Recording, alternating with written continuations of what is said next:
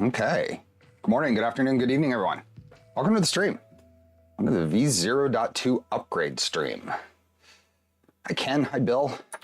Hi, Delmar and Nathan and Andres. Hi, Jose. Hi, Victor. Hi, Dominitarian and Exodus and Polar Ted. Hey, Poity. Hey, Jose. Hey, Mr. V, V8 Rick, and Bigger Fish, and Tom Tom, and Christopher, and Chris. How's everyone doing? Hi, Charlie. Hi, Andy and Scott. Hey, John. Hey, Z Sigmund, and Squirrel Brain, and TCS, and Tohos. Lashlin, Firecat, and JR. How's everyone doing? Hey, BBs. Hey, Paul. Hey, Cameron. Thanks for your help, Cameron. I really do appreciate it. That was a big help. Cameron helped me a bit with some positron stuff. So, big help there. Justin and James, Sinew and Colin. Hi, Keith and Roy. Yeah, we're gonna have fun today. More building. Hey, R3D. Hey, DJ. Charlie is already making foot. Oh yeah, yeah. He was perched on top of this printer last night while I was doing some prep work. Hey, Dustin, welcome. How was so for yesterday's stream? Apparently there was some YouTube screw up on the thumbnails. How was this one? Did it work okay? Hey, Little Brat. Hey, Fridays. Hey, William. Hey, Kevin and Rain and Clinton and Stuart. Hey, Battalion and Mr. Trilb. Hey, Evil. No, that's my coffee. You saw V0, awesome. So who tuned in for the interview stream yesterday, kind of going over the positron? That was a lot of fun for me. Oops, bump the whole thing, okay. Hey, Victor, thanks for the gifted memberships. Hey, Scott. Early Birds was good. Yeah, I had a whole lot of fun. That's going to be a cool little project to give some feedback on, and in the future, apparently build one from scratch or from a kit. So, Charlie needs his own coffee. No, Charlie doesn't need coffee. Hey, PF Dennis. Hey, Jokernut. Beartastic and Tom Tom. Ram Online and R. Chapman. Yeah, I'd like to where it's appropriate, bring folks on, because that works pretty well. And almost as cool is my connection was stable yesterday, even with a guest. If you remember the last Tridex stream with Eddie on, I was having trouble. So hopefully I'm past that.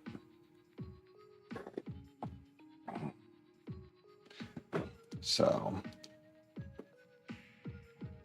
yes, the West 3D Meet the Maker with Nimgria was very nice too. That whole series has been awesome. If you haven't, if you're not aware of that, West 3D, one of the vendors here in the US, has been doing a Meet the Maker series, and it's just a chat with folks.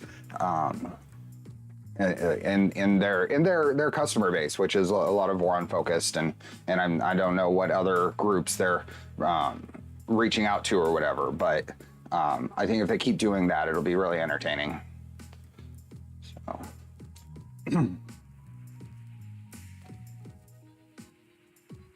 Audio is really much better for printing versus a CNC in the garage.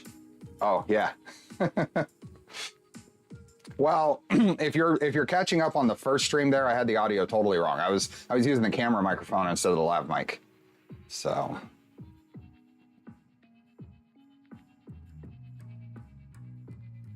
Morning, Frank.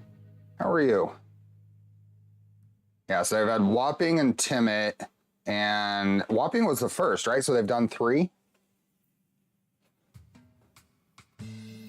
And yes, it is rather late. It is 6 p.m. Pacific time. They are on the West Coast of the US.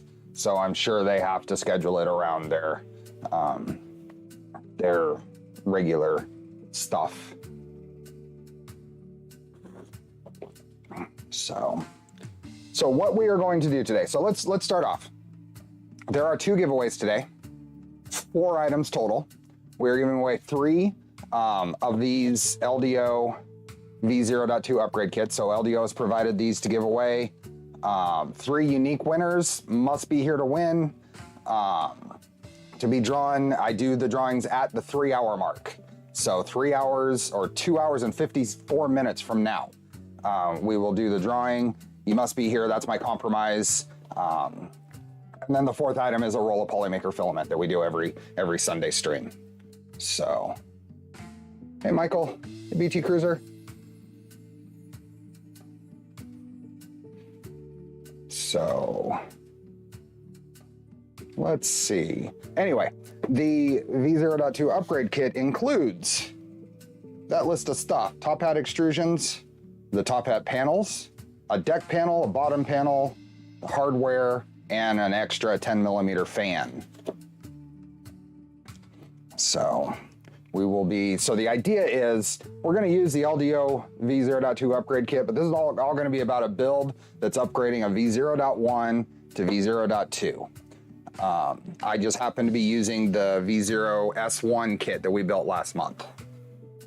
You don't want to stay there, that's nice. So all of the giveaway links are in the description. It's a little unwieldy to post them all in chat. Now I missed something. I want to make sure I thank Victor for gifting the memberships. Victor, did you give 2 sets of memberships? Because it's showing up twice. So, I mean, in any case, thank you. I saw 2 little notifications and they're both the same. So, awesome. Hi, Slim Gig. Hey, Steve. From Sweden. Awesome. I could use another roll of black today. Here you go. So there is talk about the Polymaker giveaway being tweaked. I think for the positive, but stay tuned for that. Is Charlie in the giveaway box? No, but he's found himself a comfortable spot to sit. How many streams do you plan for this upgrade? I am expecting 2 streams. We will do the same giveaway both streams. It'll be 3 upgrade kits each stream. So this may be a somewhat long one because I do want to finish this in 2 streams. I want to get back to the Micron after this. This was because V0.2 is new, I wanted to do this as soon as the kit came in. I didn't know I was getting this until barely over a week ago, or at least I didn't know when I was gonna get it. So that was why I was hesitant on committing to when we were gonna do this stream before I scheduled it. Would this upgrade kit work on a V0.0? Yes. Probably with some caveats that I'm not thinking of right now. You would need other things, but this would work with it. You would need other things though. Probably mostly in the fasteners. I don't recall what the 0.0 to 0.1 major changes were. So someone might be able to help correct me on that or reinforce that. To Charlie seat, yep. Hey, Eclipse. Very positive changes. Yes, yeah, they are good changes. I just don't want to go into details on them until they're finalized. This weekend, today's stream will go under the same rules we've been doing. You'll get an email from me with a form to fill out and go from there. The upgrade kits that we're giving away today, the default color is black, and they're about 4 weeks out from shipping. So if you are interested in an alternate color than that, then discuss it with Jason when he reaches out to you. But right now, the preference is try to take the black. So the whole keeping an inventory of anodized, many different colors of anodized extrusions, I'm sure is a logistical challenge.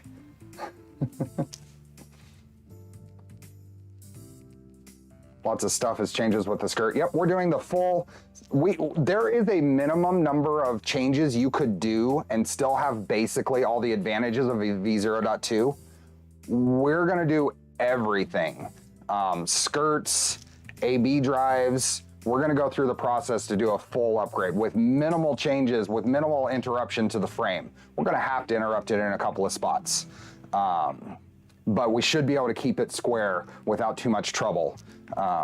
So we will be going through the full, this will look like a full V0.2 when we're done. The only things I did not print new are the parts that truly didn't change at all. Everything else I reprinted. So, but there are certain things that you could do to do like a minimal V0.2 update and get, I mean, really the biggest advantage on V0.2 is mini stealth burner.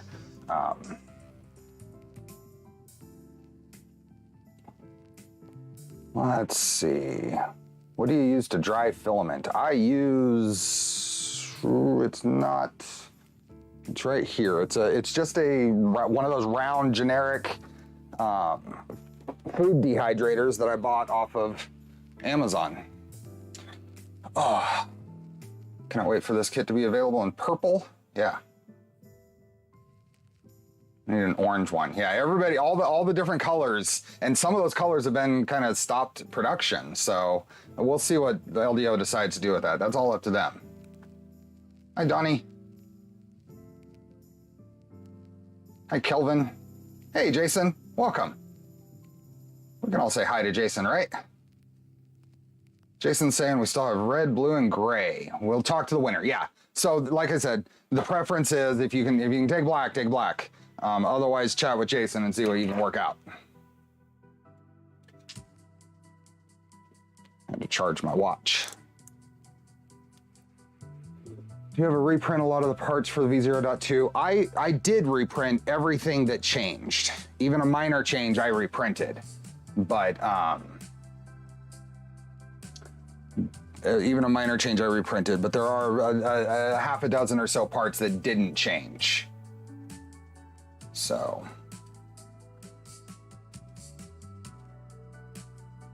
Okay, hey Tuxedo. Hey Rushmere. And Zenuk. Gabriel. Okay, let's get into this. Let's talk about, I'm keeping the color scheme.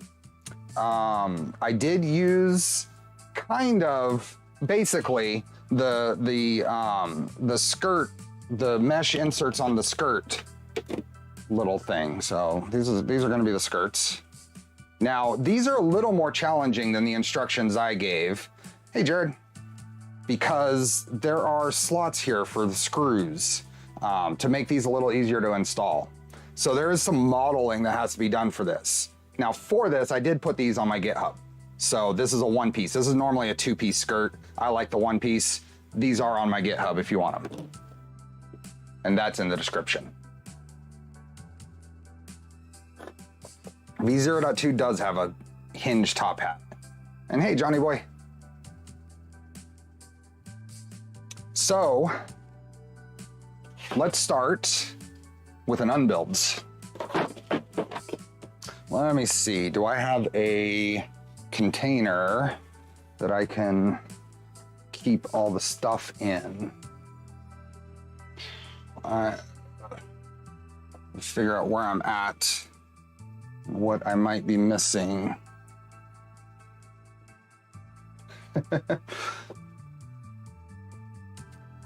Is this a mod kit or a new Voron kit? It is a upgrade kit. Yesterday you said you prefer the Trident over V2.4, and I was wondering, could you give pro and cons of the Trident over the 2.4? Also, I'm excited for the upgrade. So since Trident was my project, I have a natural bias to the Trident. But the Trident is also an easier to assemble, easier to maintain, more rigid gantry. So theoretically, peak top speed is faster. The gantry, the bed is near the top, so chamber heat up is a little better. Voron 2 is really cool. It is 90, they are 99%, either way, they are 99% equivalent. It's just, what do you prefer? Voron 2 is a little more, it takes a little more attention to detail when you're assembling it. There are more things that you need to line up when you're assembling a 2.4. But the end result, when you build it well, they're going to be equivalent.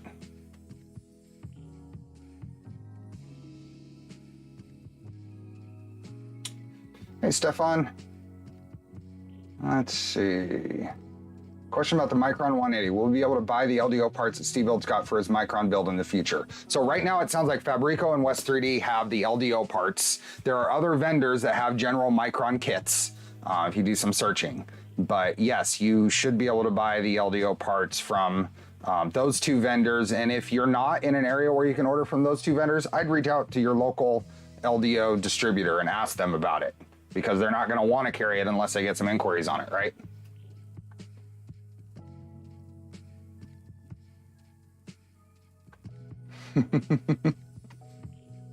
Hey, Keith. Okay, I need to find, I don't know where, I guess I'll use this one. Because I don't know where my purple parch tray went. I don't know where my purple parch tray went for this, that I used for this printer. Maybe I'll find it before the next stream. I have got a mess going on here. Hiya, Genki. Thanks, Steve, but the motion kit is not available. I'm not quite sure. So the if you're talking about the Micron, the LDO partial kit for the Micron has the motion stuff in it. And talking about giveaways, once we start back up with the Micron kit, we'll be giving away a full stepper kit for Micron every stream. Took me 2 weeks to build my 2.4 R2, but it was not doing marathon sessions. Yeah, when I went through and did kind of a somewhat modified Voron 2 build, it was about 22 hours worth of work. Okay, let's get in here and get this apart.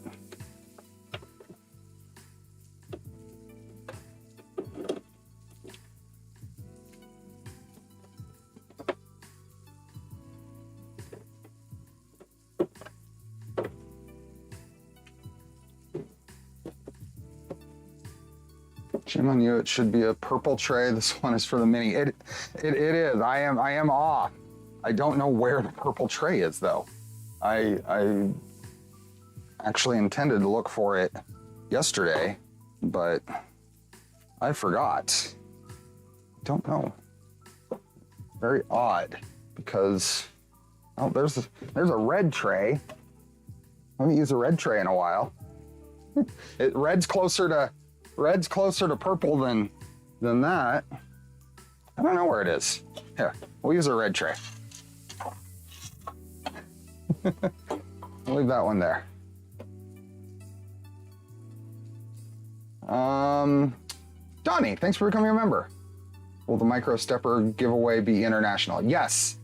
Yes, the giveaway today, the upgrade kits are worldwide as well.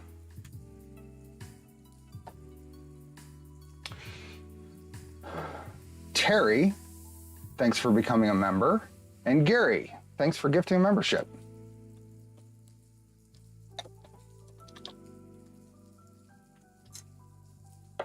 Oh, I brought this one out just for these external fasteners.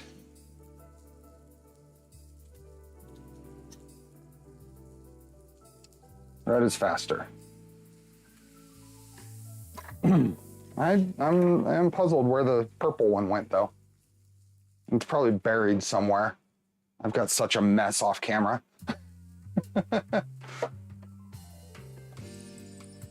Maybe we'll set these up here.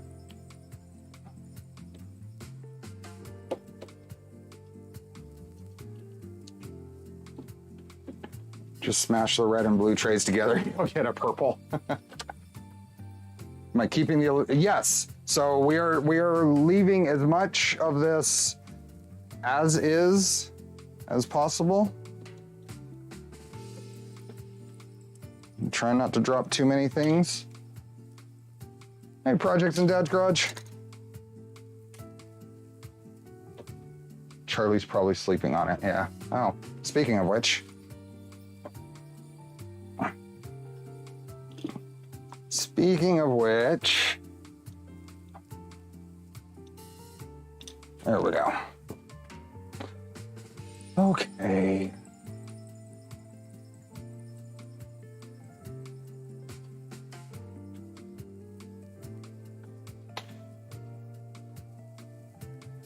Off camera is the best place for a mess, yes.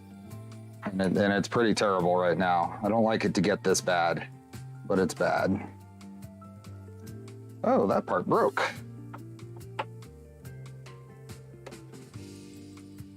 We plan on adding an expander, not on this build. Oh, both of those parts broke. Well, that's fun.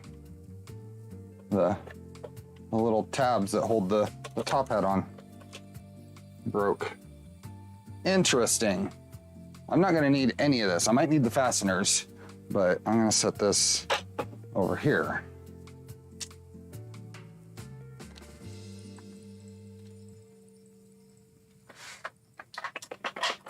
What is the brand and model of the electric screwdriver that you're using? It is the Miniware ES15.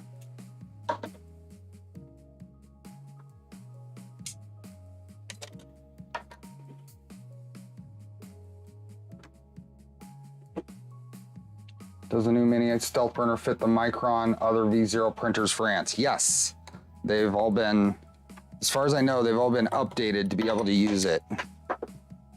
If they don't natively use the V0 part in general.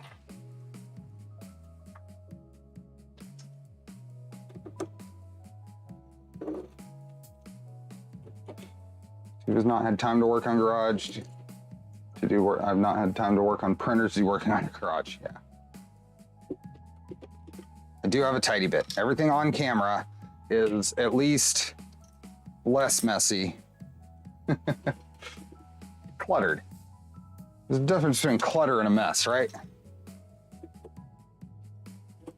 Have I been making sawdust? No. I have not yet. I bought some upgrades for that. The VFD spindle and stuff, and I've had some QC and customer service concerns that I'm hoping get resolved tomorrow. So.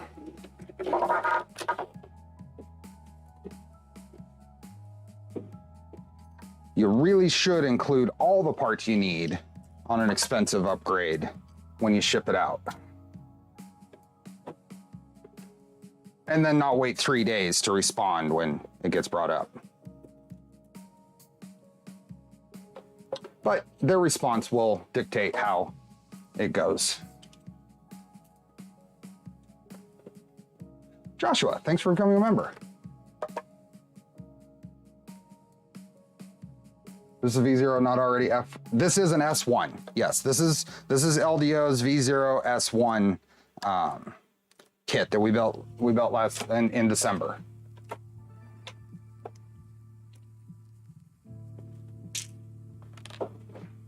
So.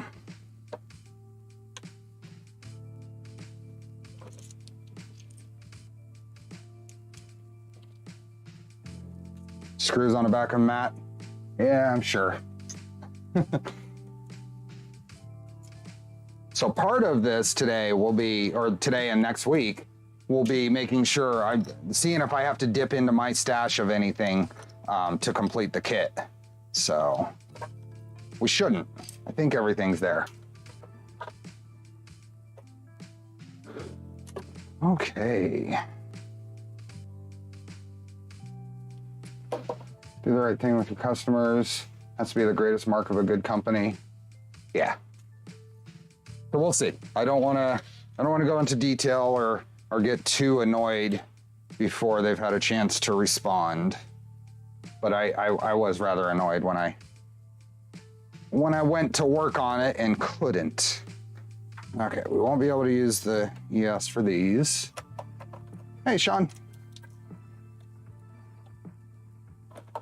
Thunder Keys, thanks for becoming a member. Victor, did you get your... Oh, there goes one. Hold on, let me see if I can find the screw I just dropped. I saw it drop right there.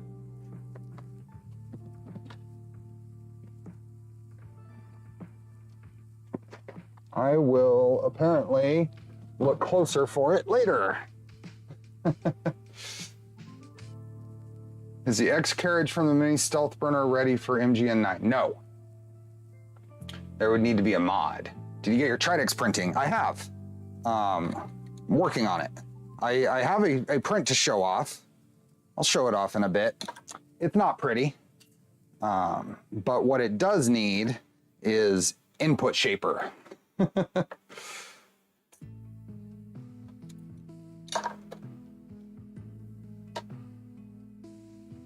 Is Boop part of the V0.2 upgrade? No, Boop is not going to be compatible with a V0 for two reasons. The loss in Y travel and the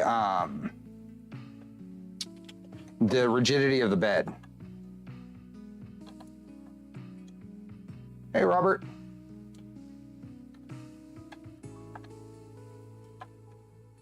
How's the Discord project going?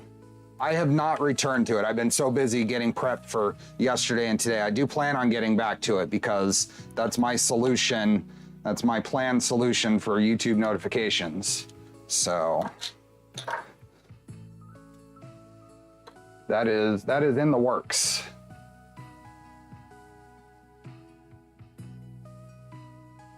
Screw fell into the future, yes. It's a good way to put it.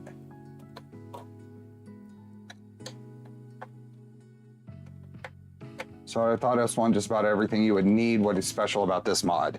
So S1 doesn't have any of the V0.2 stuff, but in general, V0.2 is mostly printed parts changes. Now,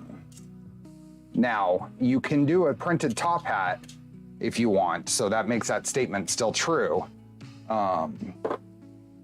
But this upgrade has the extrusions and the panels for the extrusion top hat.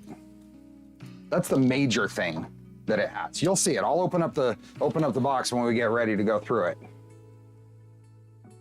Hey, Honored Twig.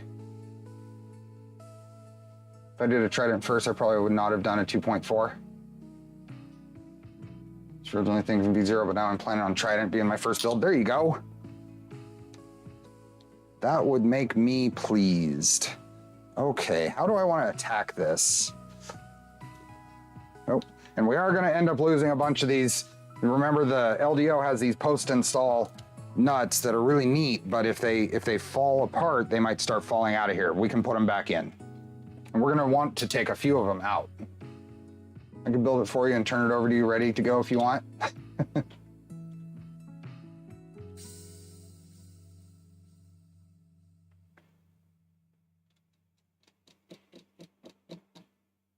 Yeah, okay, where do I want to go with this? So I want to kind of do a minimal disassembly to what we need to get the job done. I think I can work on some of the wiring. So I have a zip tie back here holding some wires out of the way of the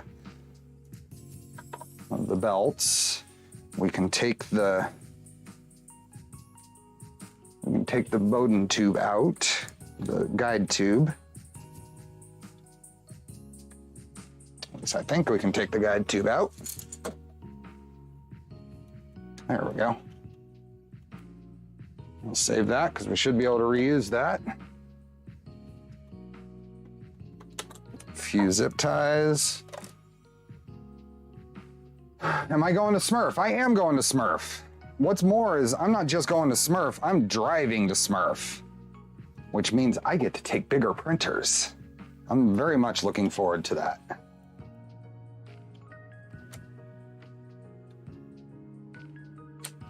we go. Little eco-billical. So if you weren't here for the main build, the electronics configuration for this machine is it's got an SKR Pico. It has a custom PCB that LDO does with a Raspberry RP2040 processor. They call it the Pico-Billical, and this feeds the toolhead stuff.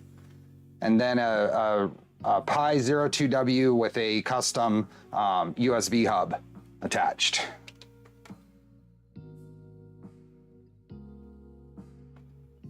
Where is Smurf? It's in Loveland, Colorado, which I understand is a little bit north of Denver. Let's go ahead and take the tool head off.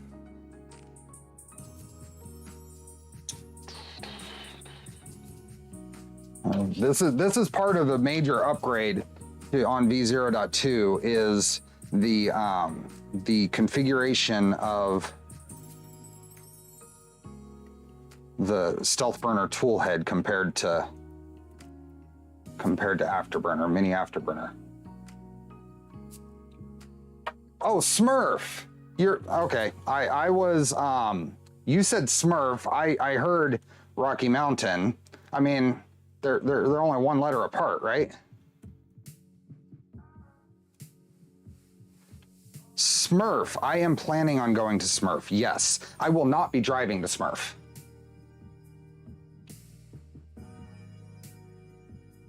Just so you know.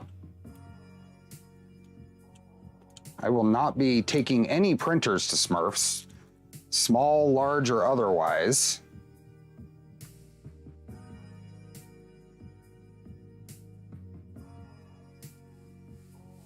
Yeah, I completely, that was a mix up in my mind. I heard, or I read Rocky Mountain, you said Sanjay Mortimer. Yes, Smurf is in Oxford, England.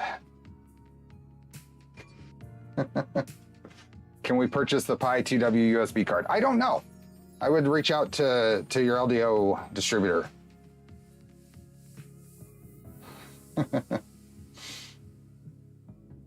Hi, Laura.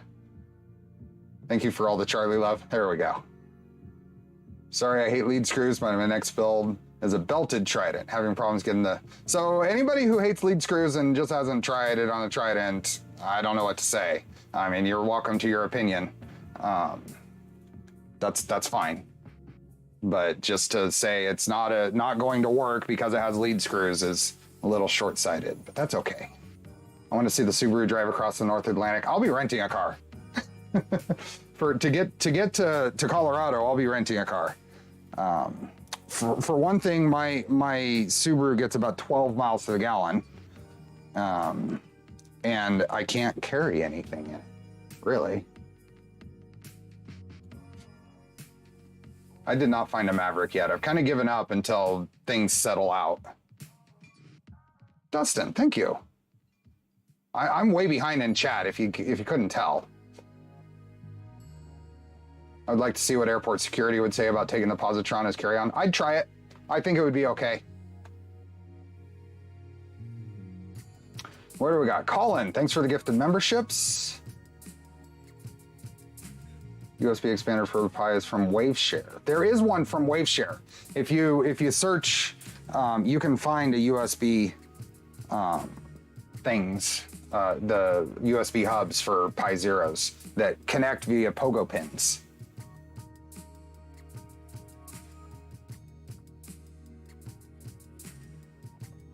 Okay, there we go.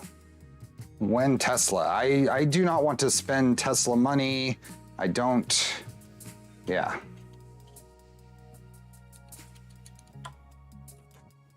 That's why the Maverick is very appealing. It's still an affordable and decent gas mileage vehicle.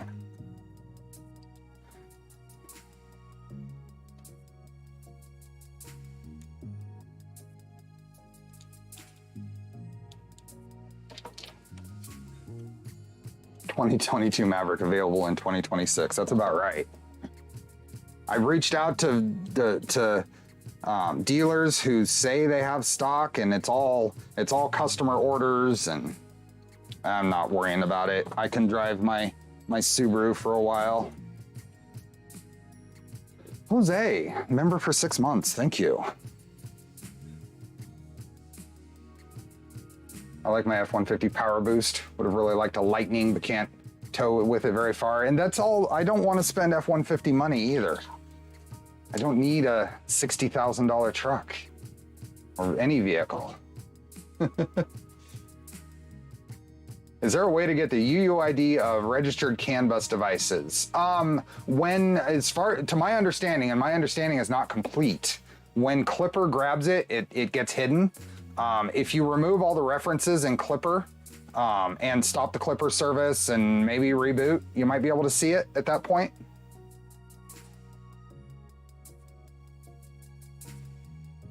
Art Chapman, thanks for becoming a member.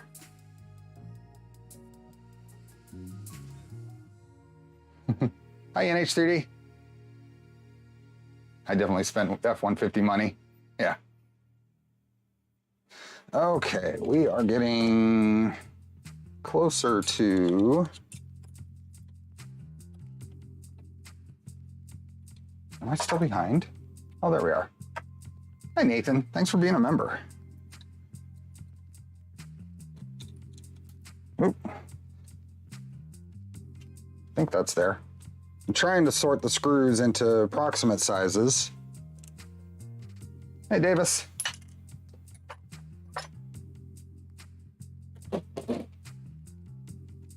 So anybody who's just joining, we are in the unbuilds portion of this stream.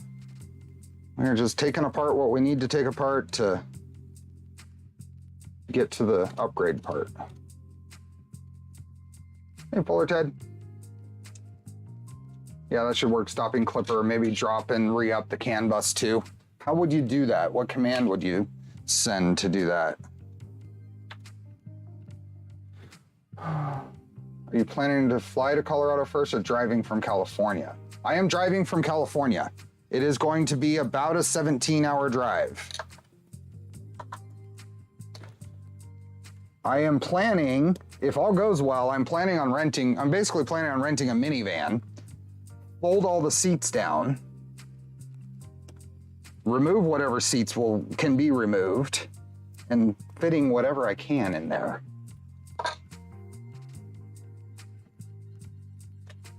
So, you have Dennis. Thanks for the gifted memberships. Hey, Steve, it's been a while. Any hack your YouTube channel lately?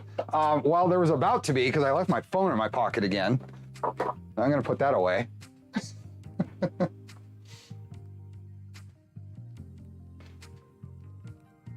Steve unbuilds back to back. I have been printing with the, speaking of, I have been printing with the Prusa Mini. I'm printing that new 1/16 3D sets RC car.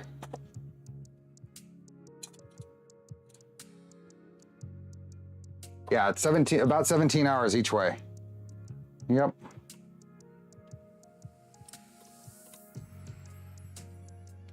How's your week been? My week has been good. Okay, now we got a loose mini afterburner. There we go. So all of this, and you pull this off and you don't have an assembled tool head when it's off the printer. That's probably the biggest advantage to mini stealth burner, is it comes off the printer and it's a unit. It just, yeah, it's way nicer. Hey, PZ dude.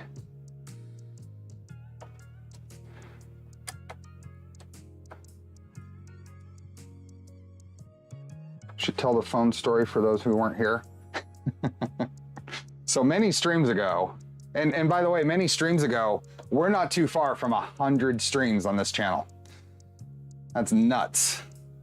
Many streams ago, I was sitting here doing my thing, and I noticed someone in chat was a moderator, and I'm like, and something else was going on too. There was something else besides a moderator going on, and it was like Steve's in chat were becoming moderators. And I was checking things. I don't remember what stream it was. Maybe someone would remember. But the long story short, it ended up, my phone was in my pocket, and somehow the exact correct sequence of touches from my leg on my phone clicked on the YouTube notification that I was live, went in there, and then started promoting people to moderator. It was all my pocket.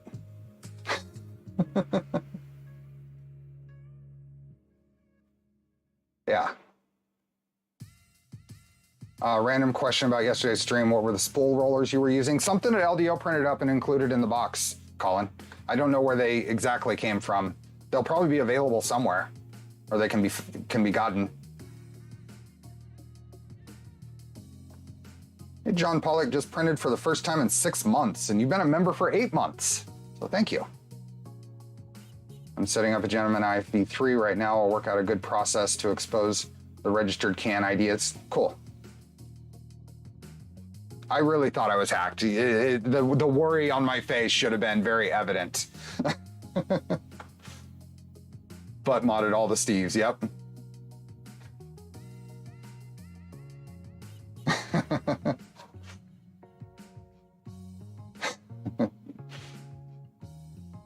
Yeah, there was a positron stream yesterday, Sean. We did a interview with Nomad, who's the general manager, community manager, project manager for the Nomad project, the Nomad project, the positron project. I had a good time with that. I want to do more. I want to do more of those types of things, not as a replacement for the build streams, but as a supplement. So we're going to start taking the top part of the frame off here because that has no alignment requirements.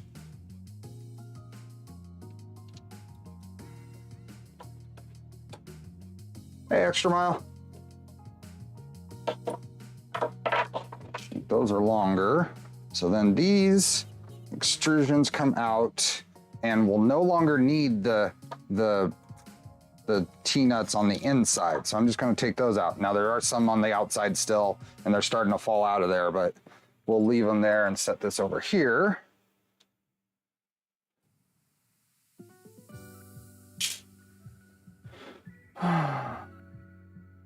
The U2C GOB1 is a mess right now. It doesn't show, but all connected to show up, but all connected UIDs are displayed. Polar Ted is your expert there. Chef Jason from LDO on. We'll see. Why the need to disassemble so much? We are doing a full V0.2 upgrade here. All the parts that changed, I'm changing. You do not need to do as much as we're going to do if you want to do a minimum upgrade. So, Firecat, thanks for gifting the memberships.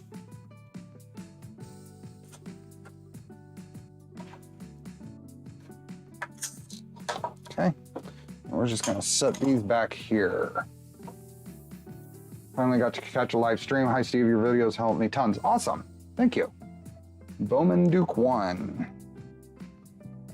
Thanks for doing this. I'll be using it as a guide to update my V0.2. And there should be some tips. I'm hoping some tips that we can hit here that will be useful for folks doing upgrades.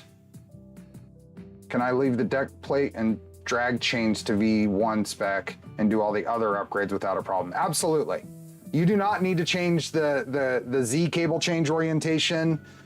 You don't need to change much of this. It really just depends on what bits of the upgrade are important to you. Much of it is cross-compatible. What's the thermistor on the V0 S1 bed? When we hook this up, we can double check.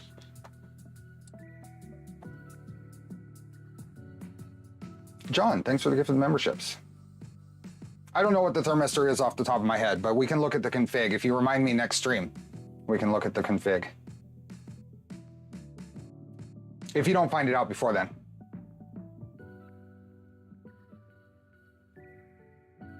Hey, Boop. Okay.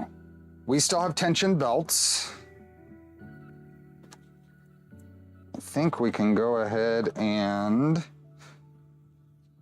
do all this upper stuff first, I think. So we are going to loosen tension. And I'm just going to pull these all the way out. These do not change. So these we're going to reuse. These did not change.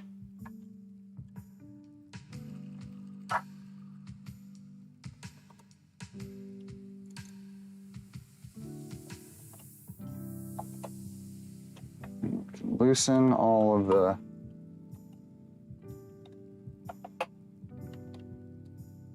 I love the printed V0.1 hat. I do too. I will be leaving the printed hat probably on a couple of my V0s. Hi, Loadcast. One of the tips we'll go through is how to rebelt this when you've cut your belts flush. It's basically has to do with leaving the front idlers completely loose during the belting process. So I think from there I can start taking the belts off. What do we got? Oh, that's right. This uses some smaller driver. Was it the 1.3? Maybe it was the 1.0. Nope. I actually used my 50,000th driver. There we go.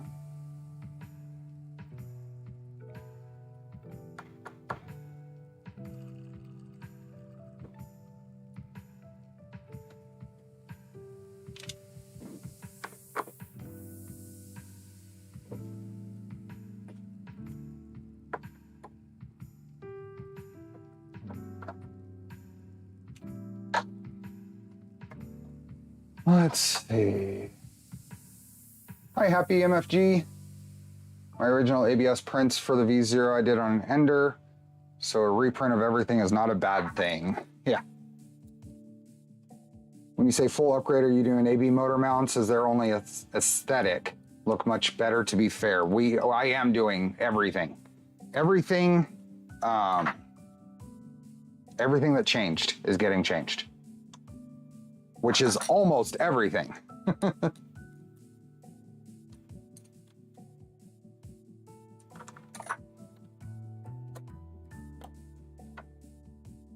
Okay, old carriage. It's going to, I'll salvage some parts from that. Just finishing the upgrade to 0.2. I only printed a cube before starting the upgrade. I mean, admittedly, this is not printed beyond the test prints that we did for the stream. Do I want to mark these? I'm going to mark these just so I put them back in the same location. It's not really important. Let's see, where do I have a silver Sharpie over here? I used to. Where'd my silver Sharpie go?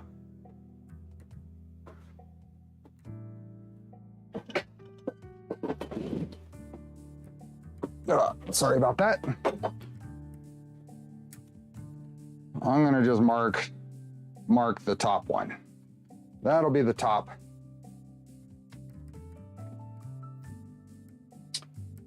Hey, Detlev and Druven.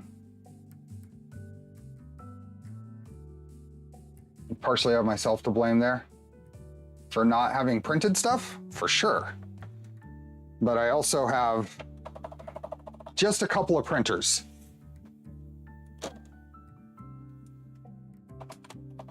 So if I hopefully remember, the one I marked is the one that goes to the top belt path. Okay, if you were doing a minimal, just want to do stealth burner, right about here is as far as you need to pull it apart, because you're going to want to change out, I mean, as far as the rest of it, you're going to want to change out the XY joints. So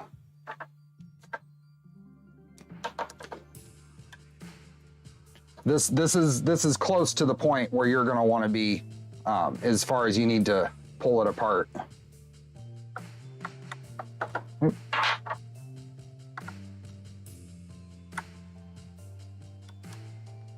Okay. We're going through all the drivers, apparently. This is a 1.3, and I don't really need $20 off an Uber Eats meal. Why is that giving me that notification?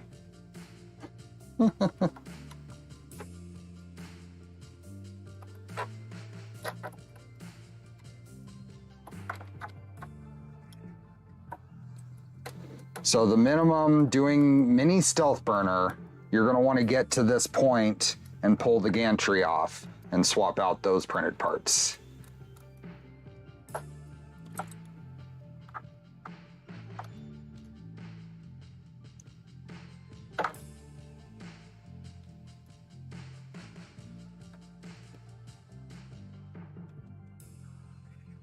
Eclipse, thanks for the gifted memberships. Welcome all the new members.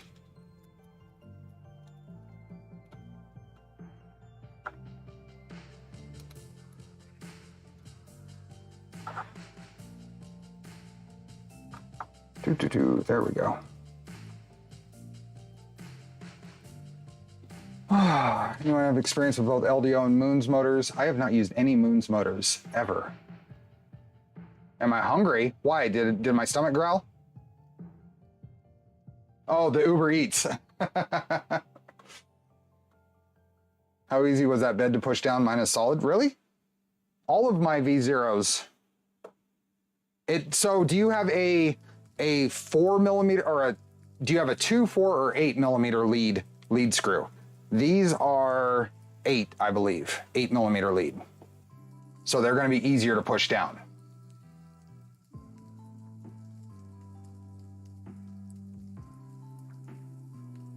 You know, I have experience, no moons, catching up. That's why the Apple Watch needs all the sensors so they can advertise to you when you're hungry. There we go.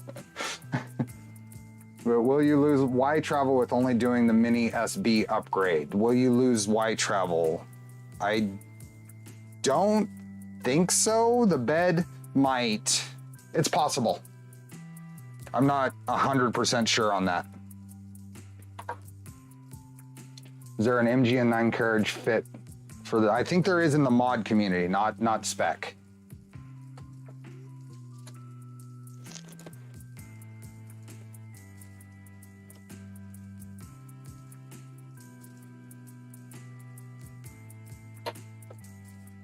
Oh, come on.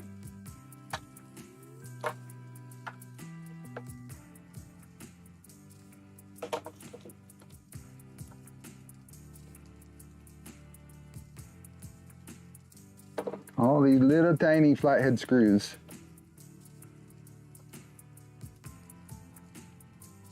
There we go. Let's come off now? Almost.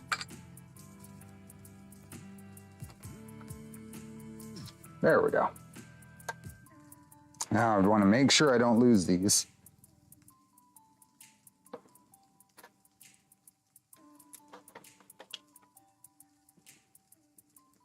I still have the spares somewhere that came with the kit, but let's try not to have to dive into those.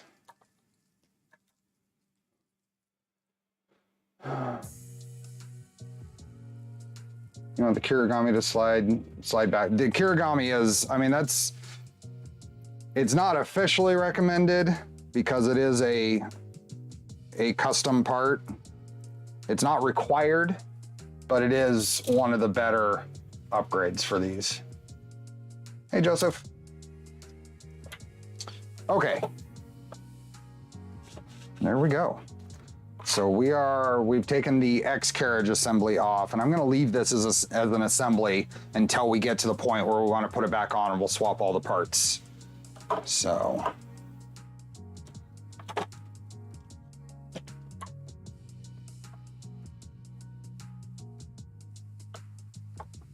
Yeah, the Kirigami bed has the slots for the bed position, and you can move it forward or back depending on what printer you're building.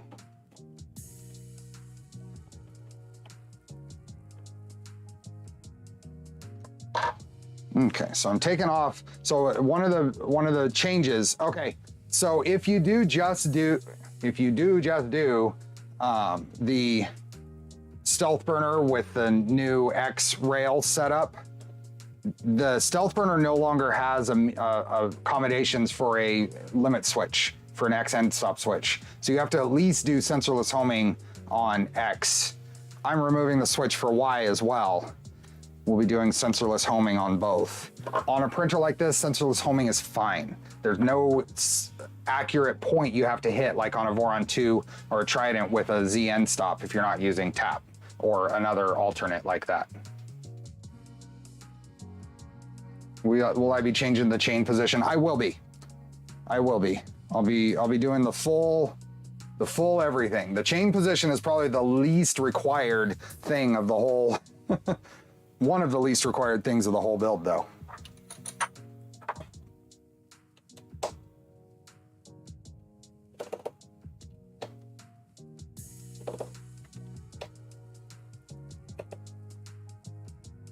Hey, don't knock it.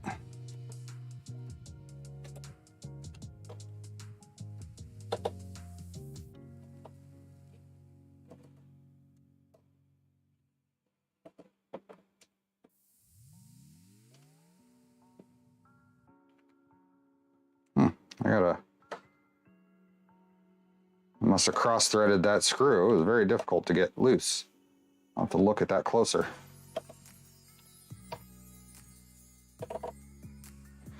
Let's see. I'm gonna pull the wiring cover off the back here so I can unplug a few things. Because I'm gonna want the, oh, I ran those all the way under there, didn't I?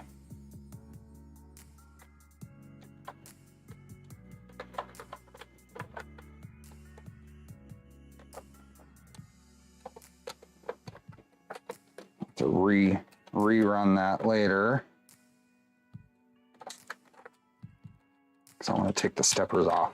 If I can get it out.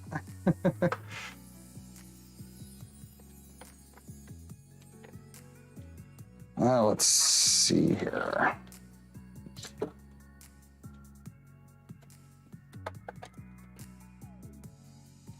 How long before the tap kit issues are resolved? I think we're close. I don't know exactly what the status of that is.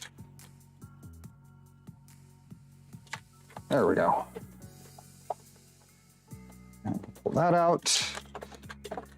And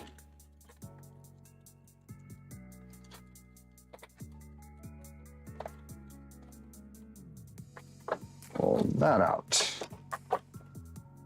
What's that electric screwdriver? This is the Miniware ES15. I can't really say, I mean, it's a nice screwdriver.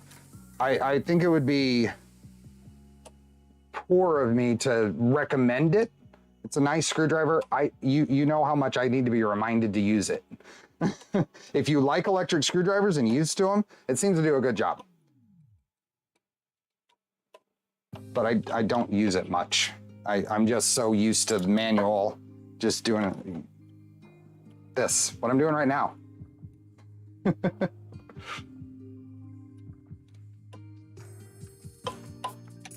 I won't say that I use it all the time and it's the best thing, but it is a nice screwdriver. I just don't use it all the time.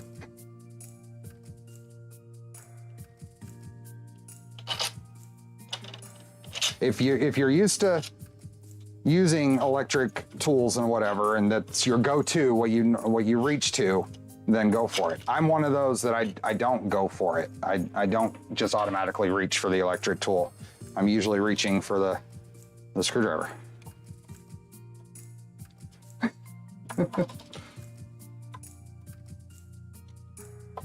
Okay, I think that pulls these off. Oops, we've got the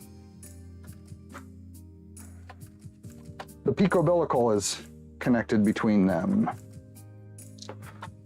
Pull this off. We're gonna get more and more of a mess here as we get deeper into the printer, but there we go. The A drive module.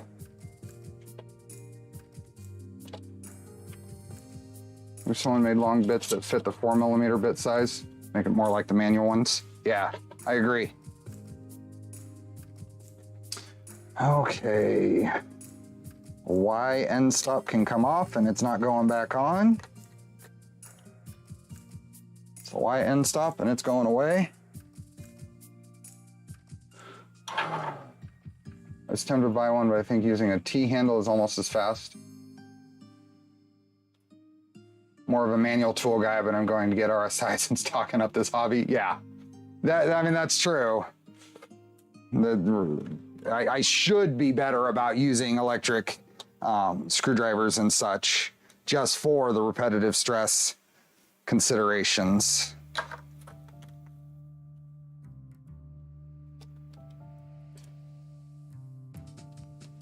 For what it's worth, who feels the 3010 in electronics compartment is needed? I haven't had any issues with heat so far in my V0.1. That's very region specific how hot it gets. I think it's a good idea to have the fan.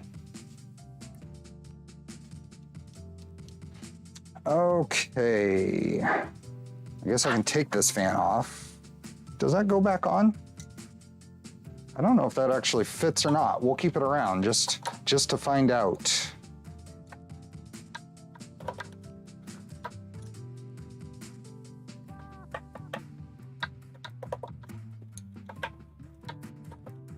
Does this whole thing come off now? Nope. Another one. All the screws. Hey, John. Oh no. Oh no. We've got a printed part here that captures wires. I think that probably should be adjusted. So there are wires that go up through the middle here. We can't take this off without undoing all of the cables. That's a bad idea. We got away from that. That used to be the case on V1.8, and that was one of the changes into Trident, was to make the gantry wiring not get captured. So I can't take this printed part out without undoing a bunch of wiring, which is not great. That's okay. We can deal with it. We'll take the major wires out of here but otherwise I'm going to leave as much as I can.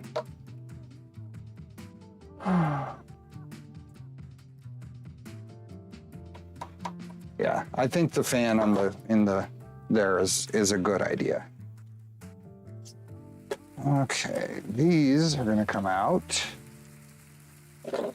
Now we're going to have to take the whole bottom panel apart because I'm going to swap the bottom panel, which is probably going to be the most pain in the neck part of this whole build.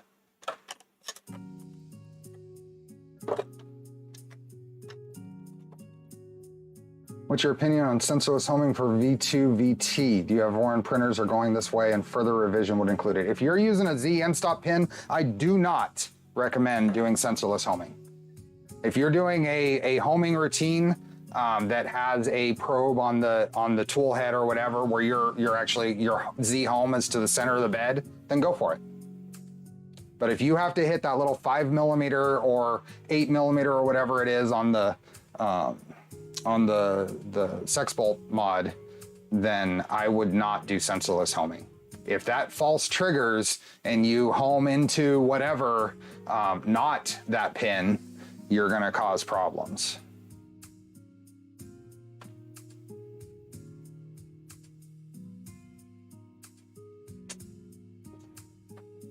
Okay. Since we are going to take, I guess I'm gonna redo most of the nuts on here. I'm gonna be redoing almost all of them since they're falling out. I'm not paying attention to them.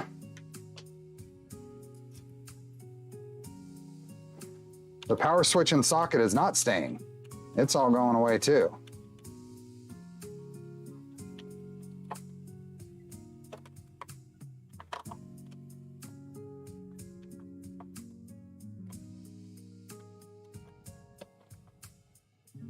Yeah, you want to be using the virtual Z stop.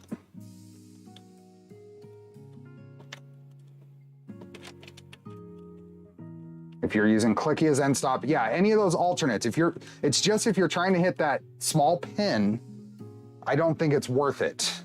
You don't get that much of a benefit. Oh, we're just gonna drop all of these. That's okay.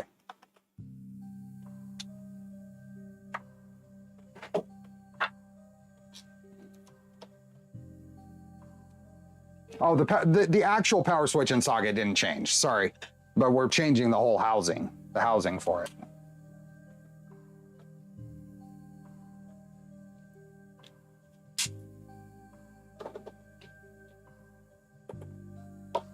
Put tape over the open end. I'm gonna end up changing the number of fasteners in the extrusions anyway. One of the really nice things about these post-install nuts that I used everywhere is that it's not a big deal. Any idea how to use the inductive probe with EVB or other CAN bus PCBs? I don't know details on that.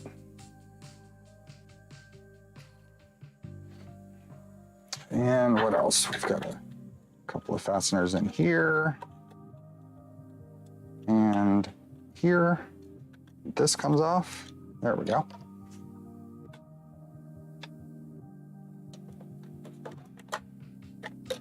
Got a lot of extra wire here, but we're gonna take this off because I'm gonna modify this piece. I might model a new piece in between streams and print it out, or I'll just take some snippers to this. In fact, since I'm not going to keep it, can we just do a rough cut here without completely nope, I'm gonna destroy the thing. Yep, I'm gonna destroy the thing, so I'm gonna reprint this. There we go. Anything left in there? Nope. We'll just reprint that. Yeah, there's lots of those T-nuts all over the place in here. Okay.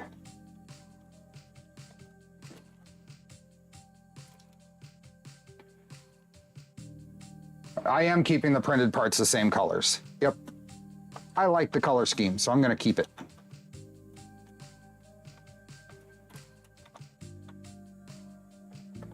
So we have all this bed wiring that we're gonna have to reroute. So I'm gonna get that out of here, and we got a Z end stop.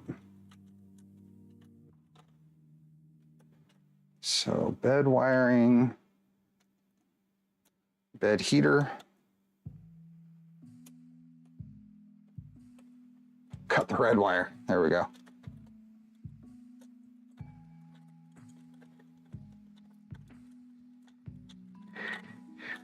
Okay, do we have everything?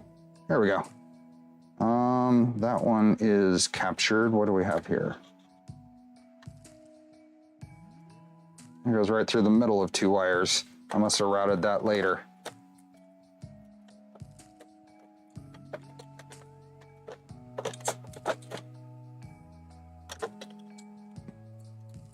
Can come back through. There. Now I've got our bed wires freed up.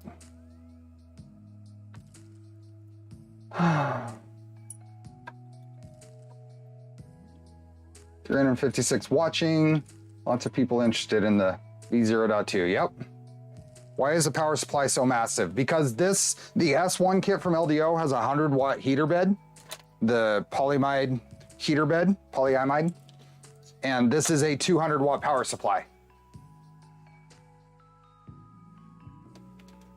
Was that part that captured the wires from the bottom to the back, an LDO part? Yes, it was an LDO part. It was modeled by LDO. It's on the, if you go to, so we're in an unbuild portion of this. The next stage is going to be starting to go and looking at things like the LDO page for any changes and the GitHub for the V0.2 and the manual. So we'll cover some of that when we get to reassembling this, rebuilding this.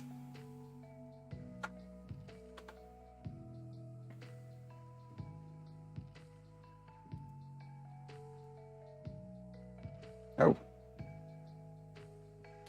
I was on top chat as well instead of live chat. Maybe I missed something. Hey, Hard K, welcome. Yeah, I was missing things. I hate it when I forget to change that too. Have you fitted the Let's Do the Mini Stealth Burner? I don't know. Jason was here earlier. I don't know if he's still here.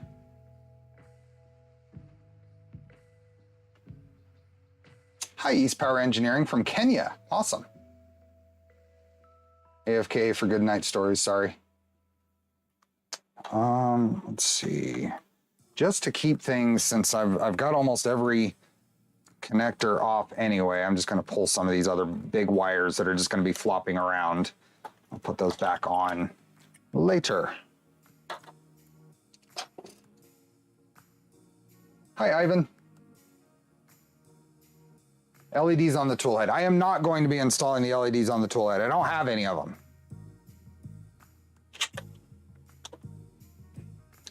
let's go ahead and make sure the peak umbilical isn't flopping around too. So we're basically going to completely rewire this.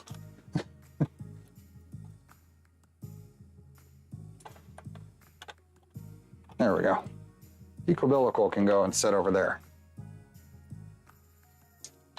Okay, back panel is going to stay. I don't think we have to touch it. We might have to take it off to get to some screws for the bed, but oh, and that time I lost fasteners off the side of the. Oh, there it is. Okay. I got to be careful when I'm flipping this thing around. Jason's not here for the draw. He will not be able to win. Jason has been lucky with those, hasn't he? Okay, lots of stuff.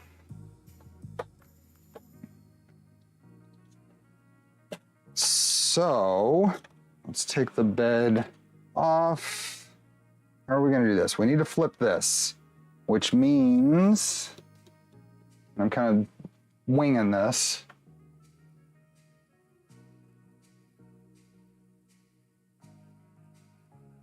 Yeah, I know Heartcase here. Hi. Are you gonna miss the old printer top hat? No, I still have 2 more V0s with the old printer top hat.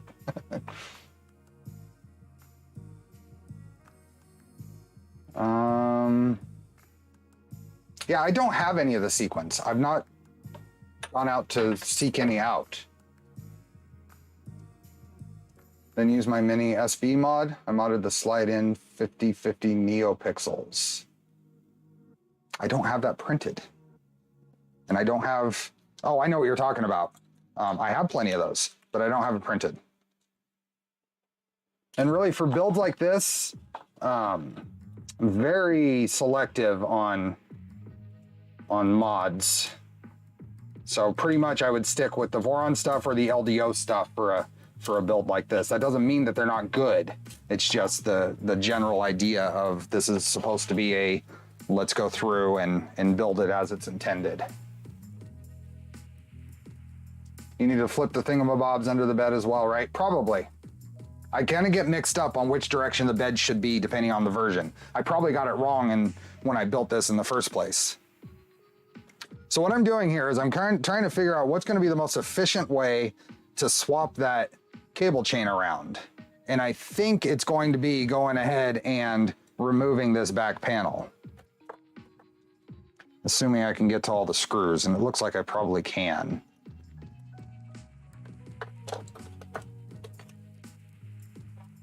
So I think we'll go ahead and remove this back panel so we get better access. Now, so far we have not interrupted the frame.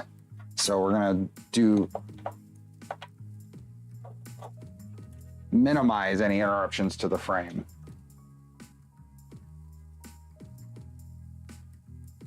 What's everyone's experience with AliExpress? They have something I want that I can't find from the US reseller. As long as you're willing to wait a little bit and are kind of check the reputable vendor, it should be okay. I've ordered quite a bit of stuff from AliExpress. Newest thing for V0 I've made is a Bowden toolhead PCB for the new mini stealth burner toolhead. You okay with me showing that off, Heart-K? I can show that. I just dropped another screw. I'm gonna have to go around with a magnet after stream and find all the screws I'm dropping.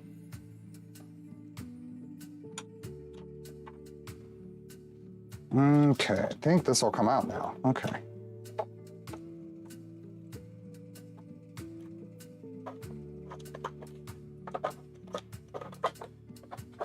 There we go. And everything can stay on here. I just need to get it out of the way. Do it. Okay. So Heart-K has been working on, you know, he's quite the PCB, toolhead PCB king, right? So this is a PCB specifically for a Bowden version of the V0 toolhead. So one of my V0s is going to end up with a Bowden setup, and this is what what's going to go into it. So it has connectors for the fans and the heater and the thermistor, and takes it all to this 8-pin connector for an umbilical. Hey, Zombie Hedgehog. I really like your screw holder thing. Is it printed? It is. So that is on, if you look in the description, there's a link to my printables profile. And I actually just updated it because there was a fillet error on it. And I also added CAD out there. So there is a Fusion 360 file as well that has some parameters you can change this, do some simple changes to the size of the tray. But in the description, my printables profile, you can find it.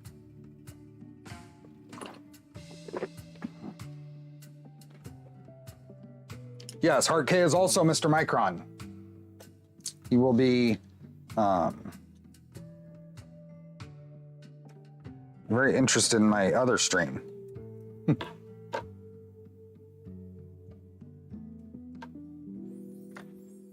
I had a lot of luck with my original V0.0 in a Bowden setup. It printed fine.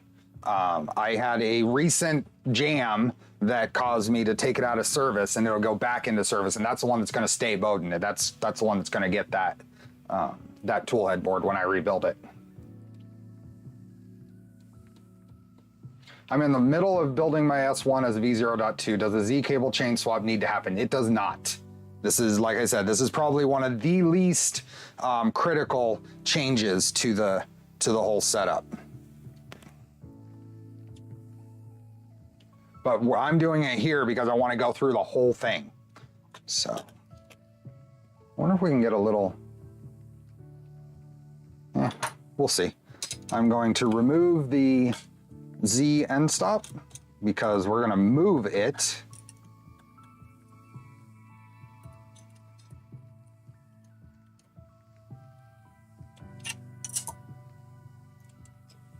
Hi, William Martin. Okay, so we're going to use the Z end stop, but it's going to get relocated to the bottom. Sure, CPAP means something different in Voron land from what I usually think of as a person with sleep apnea. It does not. It means the same thing.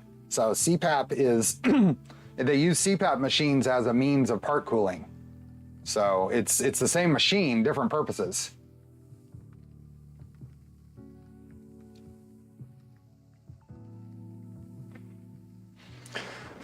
Okay.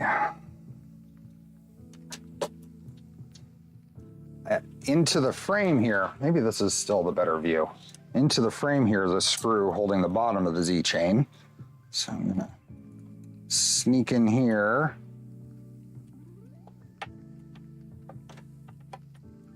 So for a fresh build, the reversed Z cable chain is much easier to assemble, and that's the biggest reason for the change. For a upgrade build like this, it's honestly a pain in the neck to do all of this.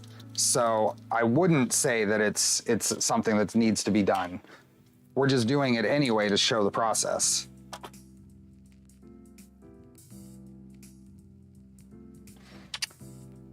I think I can leave all the cables in here. So we're gonna pull this mount off.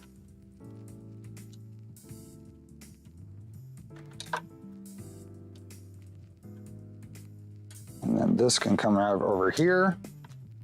And this little adapter mount comes off as well. Now I don't know if we can reverse this and it just works, but I have a different printed part for this.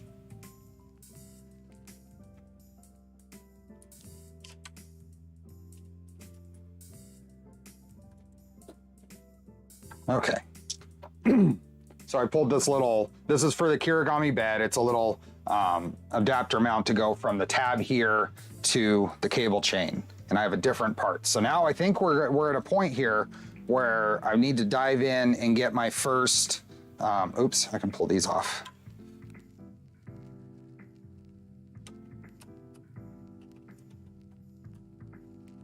I can just reverse it. Okay, we're gonna try that. I do have an alternate piece that gives a little more space, but I'm gonna try just reversing it because I was wondering if that was true or not. I do have a piece that I use instead, but I think I'll try to use this one and just reverse it. I think that's probably smart.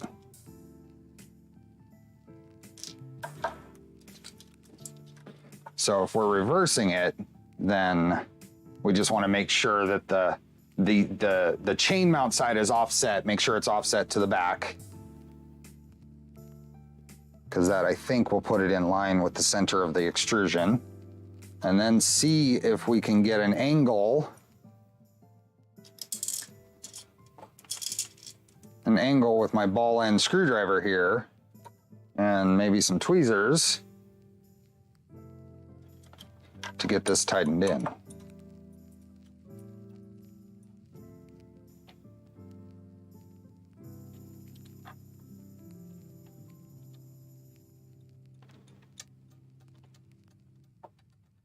I believe you can just reverse it. Are you going to use the one that was in the Discord?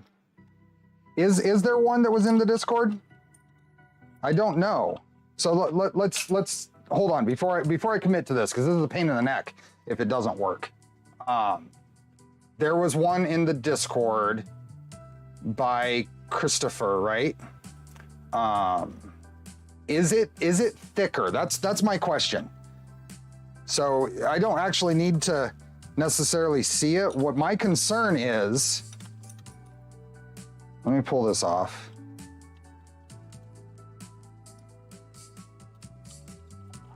Yeah, this is quite an angle to get to.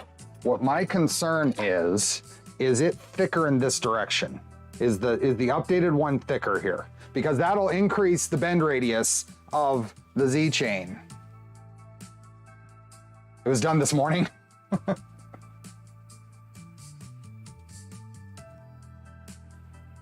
Are you going to use the one that was in the Discord? But oh yeah. Is it thicker? This one's 9 millimeters thick.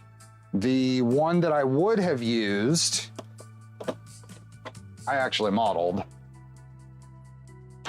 during development.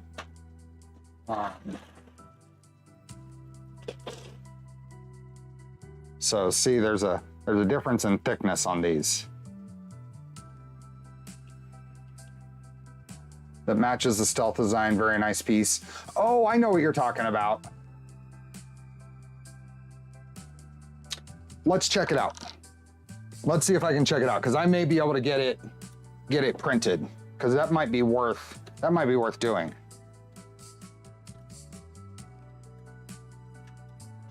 Because we might be able to find other things to do while that's printing.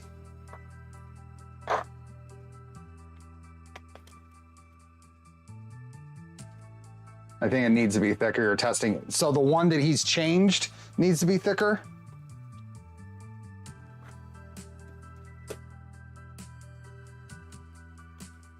If the latest one that's out there still needs to be thicker, I think I'll just go with the one that I have here. If the latest one that's out there needs to be thicker than it is, then I think I'll go with this one, because I know it works. So I'm gonna go with this, and we might revisit that next stream. We'll see what happens over the course of this. So I'm gonna remove the heat sets from here and just recycle them.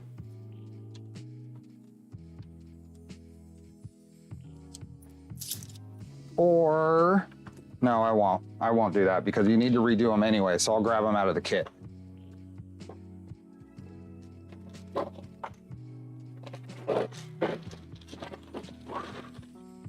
There's a bag of hardware, and it includes 50 brass inserts and other hardware, so I'll use these.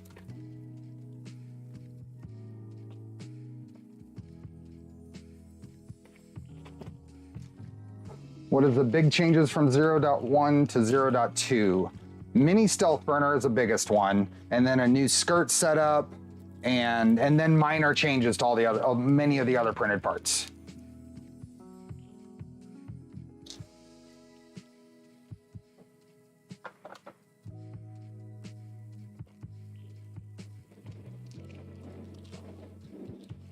Can you post that part on my GitHub?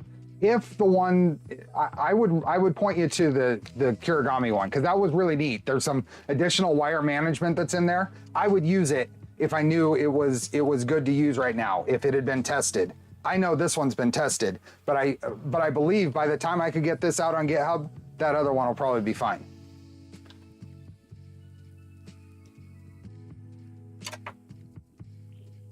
Hey, Jason. Chomping at the bit for the 0G build. So we're gonna do this, then Micron, then 0G. We'll get there.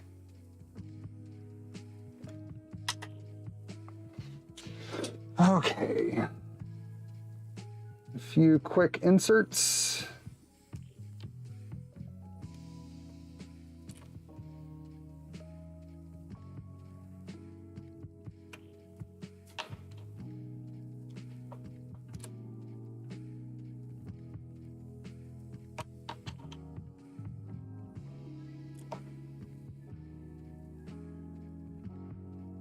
There we go.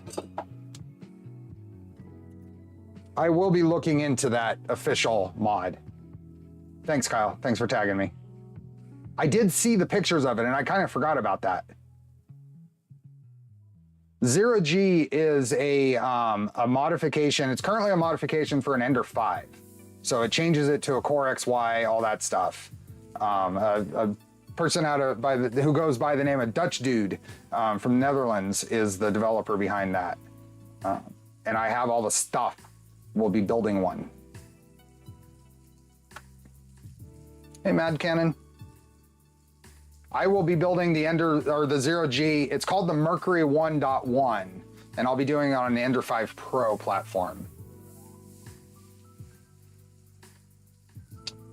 Okay, so I put some heat sets in this part. I modeled in a little dot here that indicates up, because it is offset. Mine is offset. I don't remember exactly why I made it offset, but I felt it was needed, so I did it. Yeah, this is an awkward angle, but it's going. And hopefully I can get this thing in there. Now let's do this, get it in finger tight first.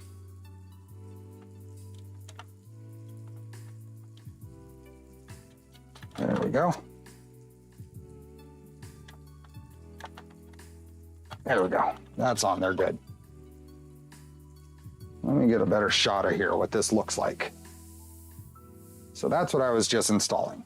So getting to these screws on the backside here to install that. Bowman Duke, thanks for becoming a member.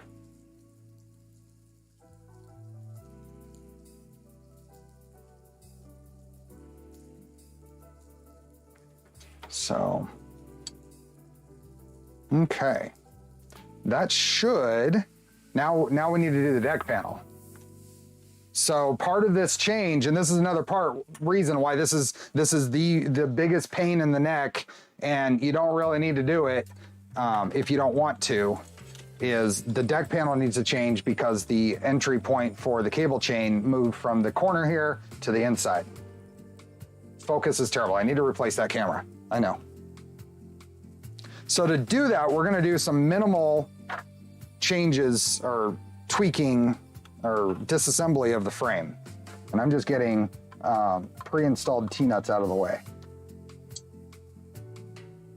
We're gonna have to redo almost all of these anyway.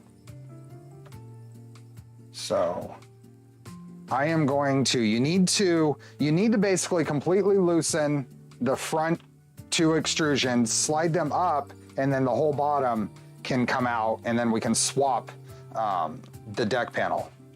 So, Altreno, thanks for becoming a member. So I'm just gonna go in here and lightly, they don't need to be, I'm just gonna loosen all of these.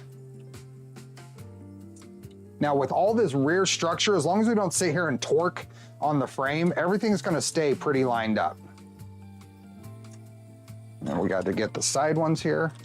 And then this whole thing can slide up out of the way. And we can just do like that. That one can come off.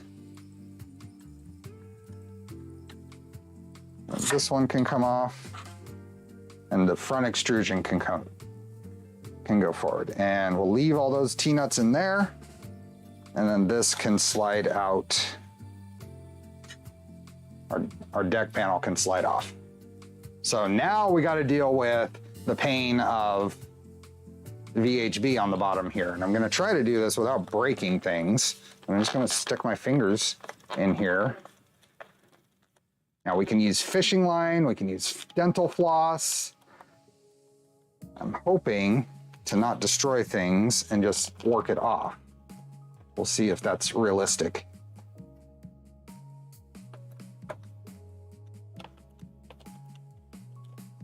So what I'm doing is kind of just pushing the end of my tweezers here through the VHB, and that's got that off.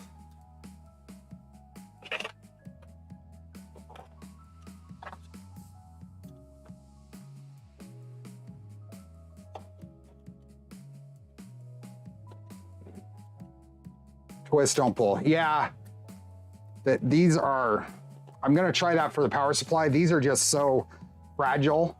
These, the wire channel here, I don't want to have to redo them. So I can tweak them. I can stretch the VHB enough to get in there. There we go. Now we can get that off. There we go. So those two are off. Now we're gonna try same thing with the power supply. And it is also not, there's too much here to twist. So I think I'm gonna do the same thing. Get in there with something thin. Maybe my little, yeah, that'll work. My little ruler here. As I kind of put a little bit of pressure here, that's working pretty well actually.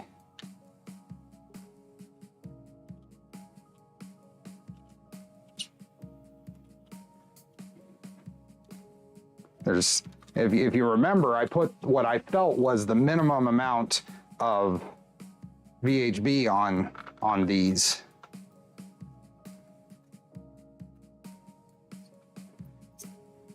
And I'm using my screwdriver here. There we go.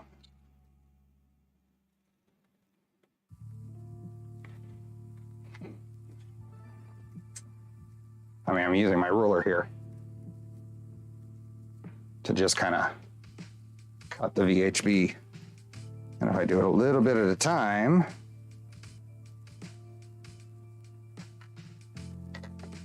that side is done. Just need this side.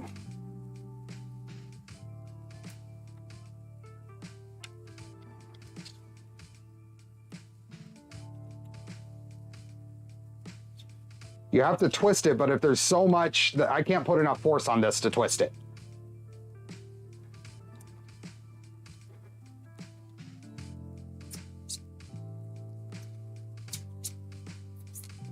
But this thin object is allowing me to kind of cut it.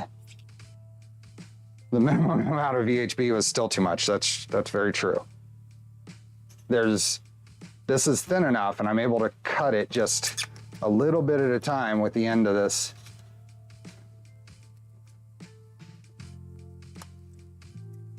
There we go. Now the middle one.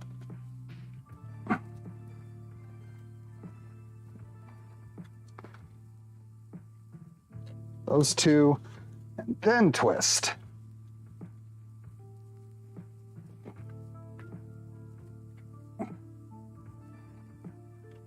That was too much VHB. Actually, it's probably just enough. That wasn't that bad. That wasn't that bad. Command straps are useful. I'm just gonna use my thumb to roll the residue off of here.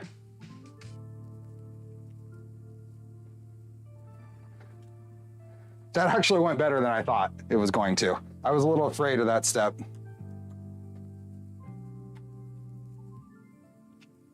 And PSU was not gonna fall off.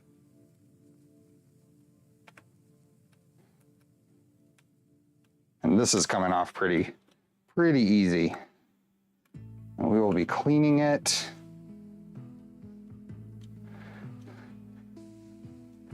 For my own builds in the past, I've made mounts for the PSU for the power supplies that the mount VHB'd to the bottom panel.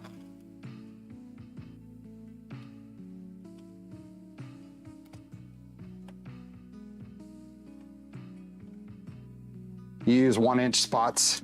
Yeah, I thought I was being pretty, I was worried that I was putting too little on. That was unfounded. Apparently not the case. There we go. Oh. Oh. Are we at the point? So this is, so let's see. Yeah, you can see a good view there. This is I think this is the maximum amount of disassembly we're gonna need to do for this project. From here on, it's reassemble. Now we switch back to the builds. Can you make a corner bracket to VHB the PSU to the deck? If I had a good way to show it, I would show you what I've done in the past. Maybe I'll prep it and show it next stream.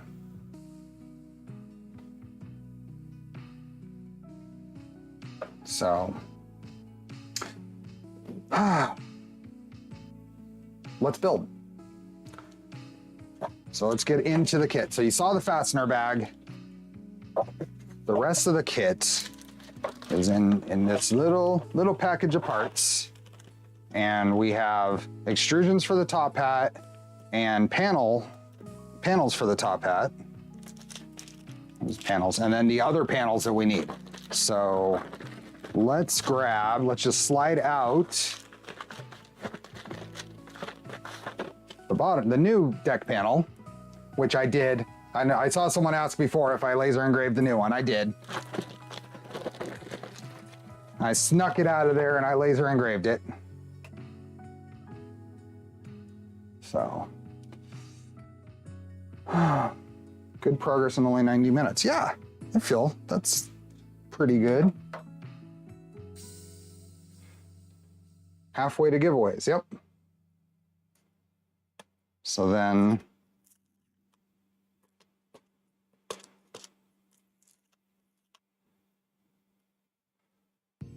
hey, Shadell. Hey, Sebastian.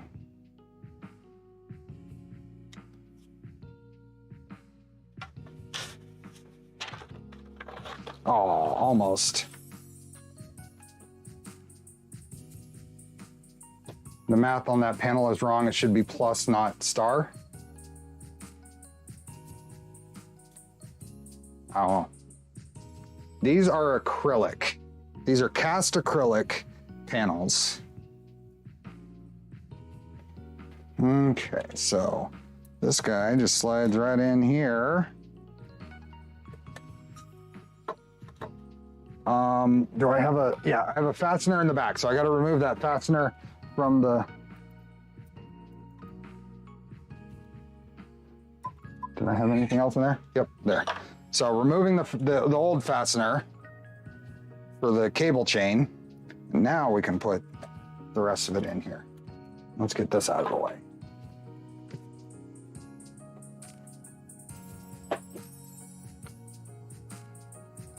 Why X and not? Because this is the graphic as it came from, LDO.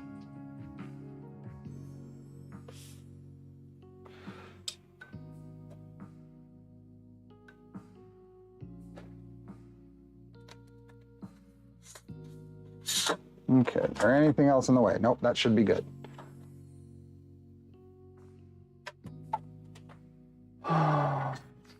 What laser engraver do I have? I have a Auteur Laser Master 3. There is a little video I did on that. So we covered that in a stream last fall.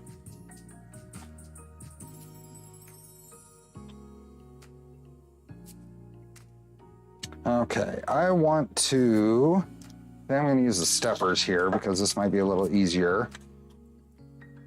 Maybe not the steppers. What can I use for a spacer? I need a spacer. 1, 2, 3 block will work. There we go.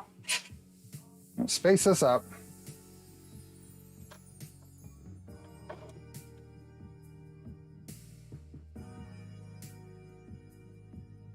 And now the front extrusion here, I want to make sure that I still have the pre-installed nuts that are down. This goes in here, and then this slides across there. And then I'm gonna lightly just kind of hold things in place. There are no, yep, we have extrusion or insert nuts there. They go there, it's not really matters. Charlie's on the move. I'm not tightening these, but now I'm gonna start tightening them. So I'm just gonna, you can feel if something is lined up. Just make sure things are lined back up. You should be able to feel. If you need a guide, use a straight edge of some sort to line these back up.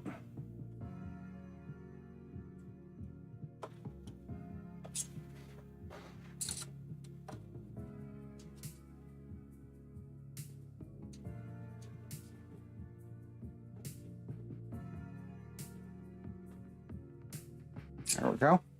Let me let him out. There you go. Ugh.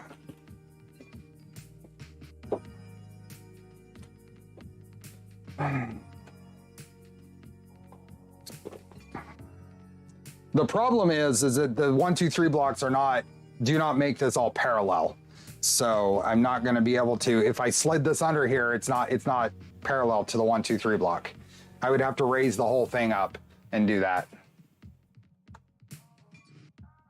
At 3 hours in, I'm going to do all the giveaways. Yep. Let's see how we're doing. We have a lot of responses for the filament, and we have even more responses for the upgrade kits. Awesome. And we have 369 people here. But I only see a 1 as a leading number on the likes.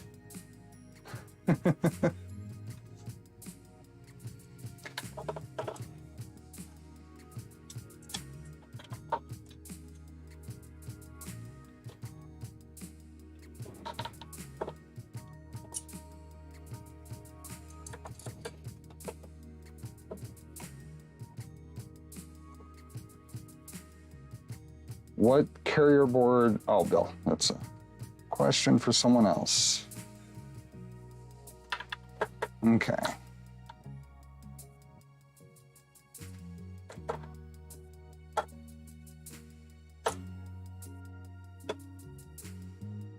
Let's get here. This is probably going to be easier to set this on its side and do it at this point. So now I can really get in here and get a feel for where things are. Yep, that one's good.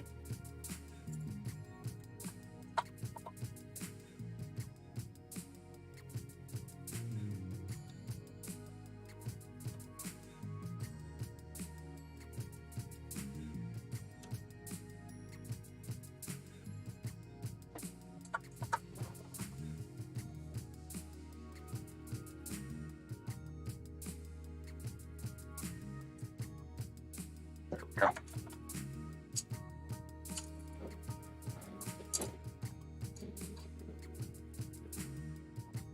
Oh, now it's a 2.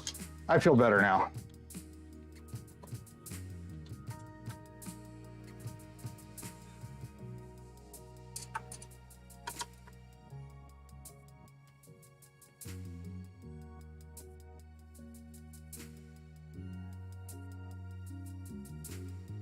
Yeah, that's right. Don't forget the links in the description for today's giveaways. We have 3, and we'll need 3 unique winners of the V0.2 upgrade kits. The same thing I'm installing today, just the preferred color is black for those.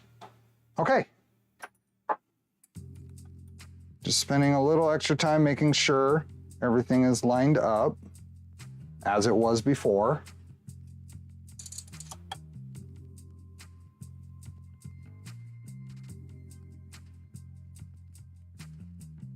Okay. So now the bottom panel, new bottom panel is in. That was that and putting this cable chain back on. And here comes Charlie, I think. Yep, there you are. It's the hardest part of the build. It's all downhill from here, or uphill, downhill, downhill.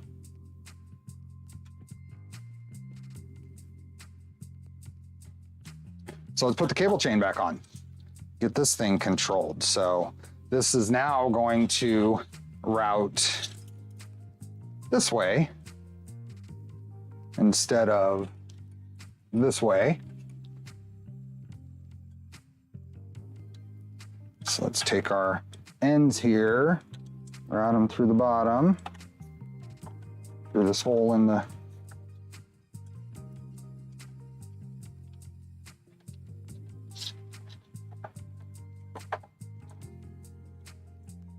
so that's going to go there. Now, one of the really nice things about this, especially if you're a fresh build, so he wanted in and now he wants out.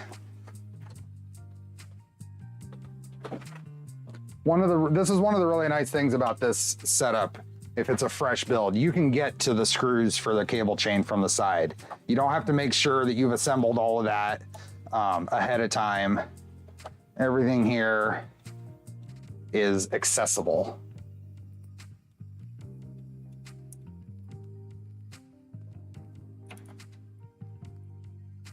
Nice and easy. And then for the bottom here, we can slide a T-nut up into there. And I think I have a regular T-nut around here that I used before. Where did it go?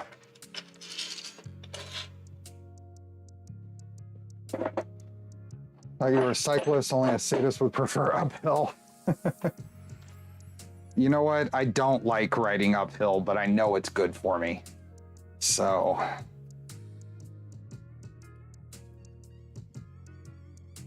I'm pulling, since I picked it up and I'm distracted, I'm pulling the VHB off of these.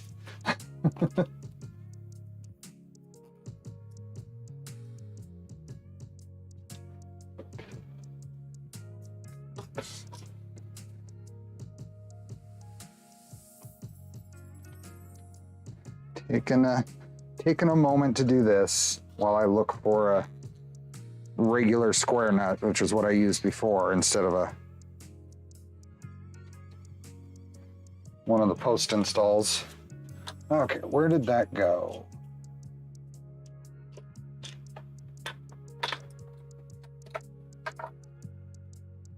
I got who knows how many. Oh, here comes Charlie. You coming in?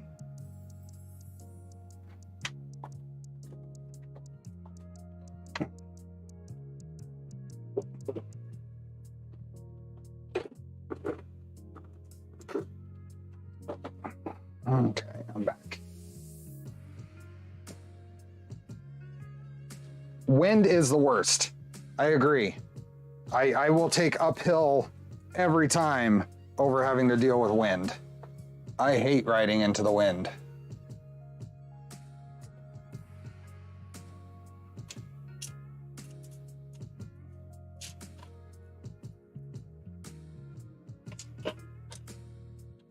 Where did that other nut go?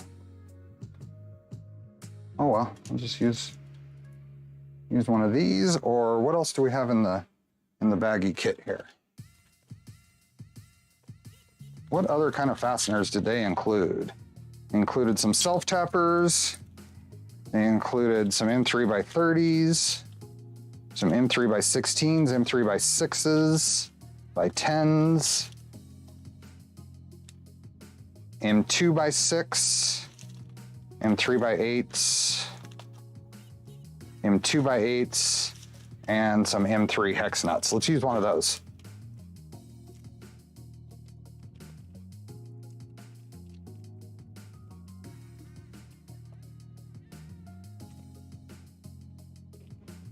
I cycle a lot around Cape Cod. Headwinds are the worst. I hate headwinds.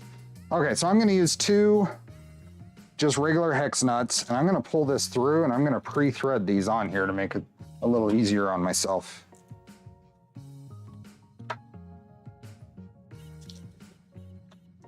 Just get a couple of threads on it.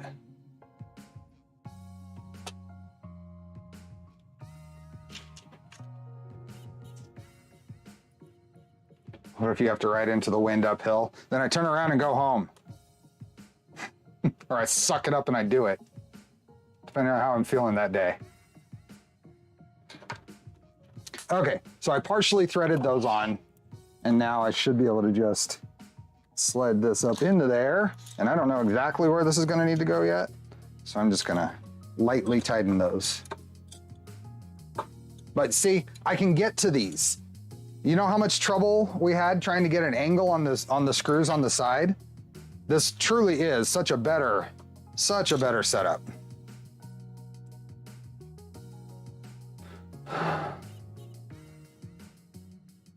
What am I missing? Duff had a question. What was your question? What colors are the printed parts? This is, and it is in the description, as I said. It's both are Sparta 3D. One's a Sparta Purple Mist, I think it's called, and the other is Obsidian Black.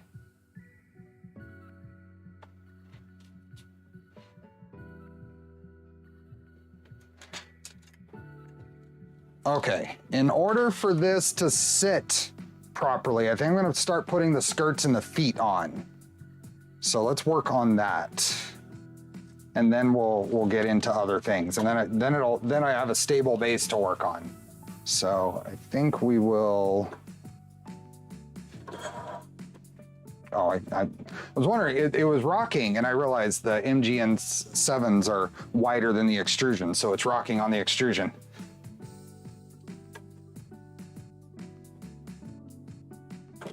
There we go, a little better view. So we're going to start putting the skirts on. So the corner feet and that kind of stuff is right now. This is not necessarily the regular assembly order. This is just how I'm doing it.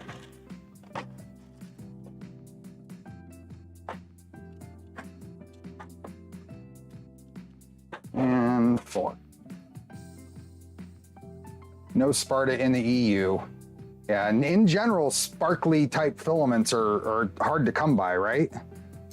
Outside of the US and Canada.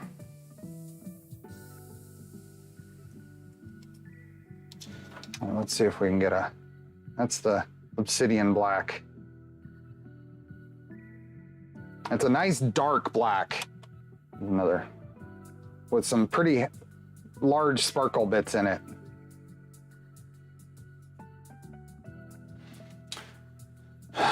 Okay, we've got some heat sets to put in. So let's do some heat sets.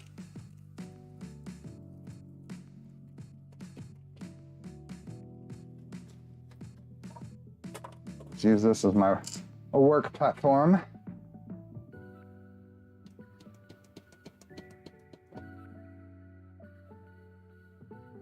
I think everybody in the world deserves sparkly filament.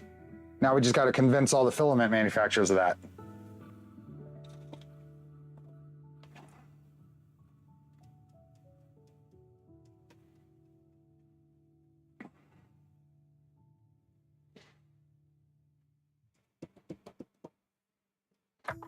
Yeah, I know Polymaker is working on some sparkly stuff. I don't know what they have out yet. I know I talked to Nick at IRF, and they had some samples there.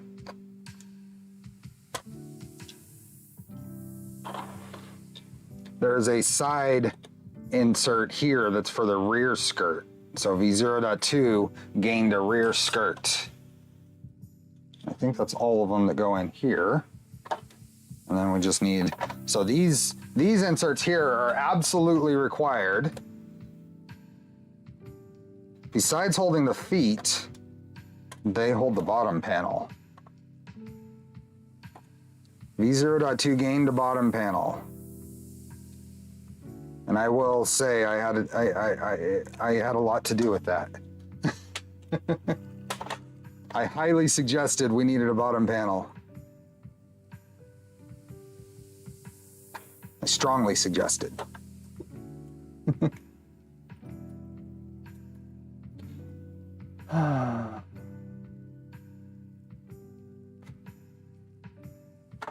What time is the drawing again? Need to run some errands. We have an hour and 4 minutes until the drawing. We do it at the 3-hour mark from when the stream starts. Because I figure about the minimum I stream for on a Sunday stream is 3 hours. So that's where that comes from.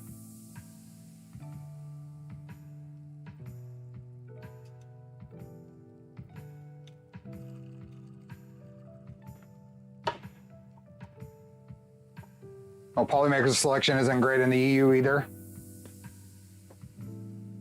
What is the advantage of the bottom panel? It completes the printer. It helps keep your fingers out of things. Yeah.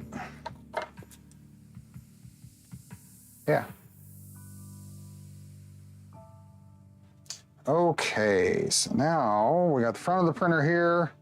These go here, and this is, so these are all unique. These are all different parts. It's not a ×2 of any part, obviously. Hi, Charlie. One of these has a filament pass-through. It's this guy. Has a pass-through, so the, or it's right there. So the filament, and I missed a heat set as well.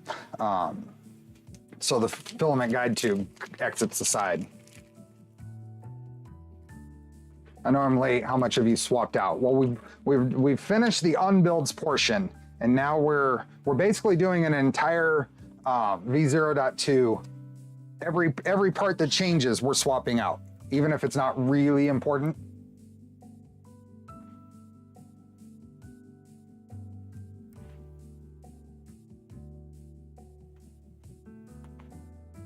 So,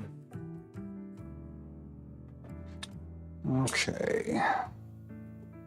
This is the other heat set that holds the rear skirt in place. Goes into the side here. So this one's gonna go back here. Hi, Charlie.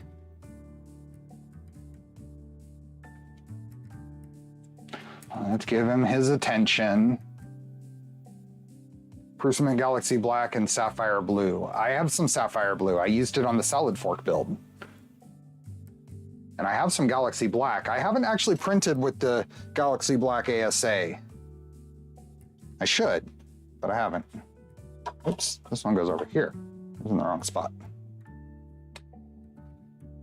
Hey, Golden Jaguar. AB motor mounts are virtually identical. Yeah, virtually. A lot of the parts are basically the same. Many parts are basically the same. All but like half a dozen of them have been updated in some way. The AB mounts are, for all real purposes, functionally exactly the same. There are some tweaks that I like to them. One I requested and got, but other than that, Duff.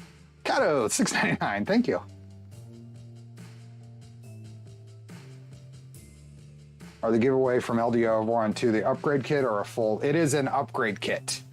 So it's a V0.2 upgrade kit. It's what we're using here. It fits in this box.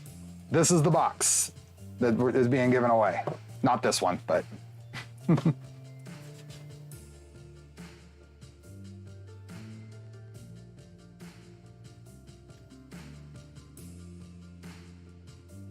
So, little Charlie pet break time. Let's see if we can get him to lay back down and fall back to sleep.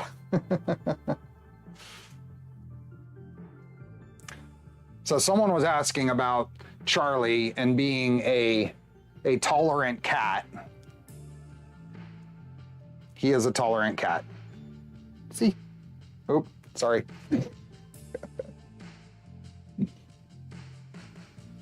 One of the streams, I mentioned Charlie's a tolerant cat. And yeah, how many cats would let you toss them around like that?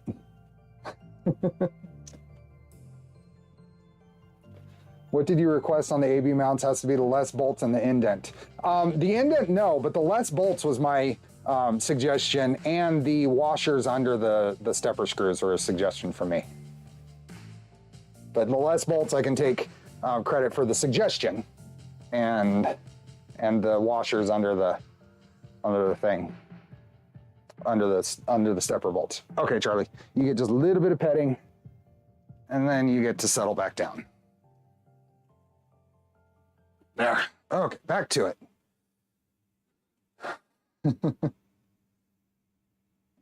Does Charlie allow tummy rubs? Oh yeah, big time. And even when he gets annoyed, it's not an attack. He doesn't go into attack mode. He just kind of fake. He puts his teeth on your arm, but never bites. Have you finished the print on Positron? Yep, I posted it to. Did I post it to the community page?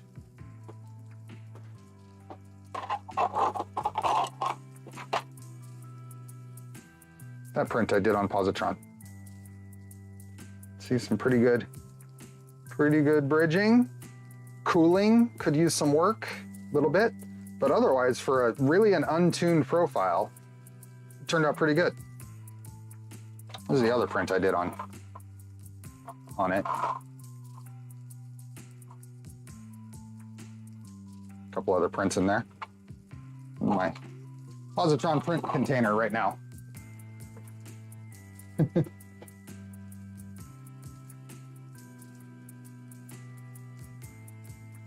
You'll have to share credit on less bolts. I put that out there too.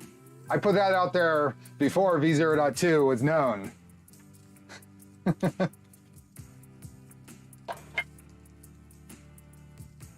Okay, let's see.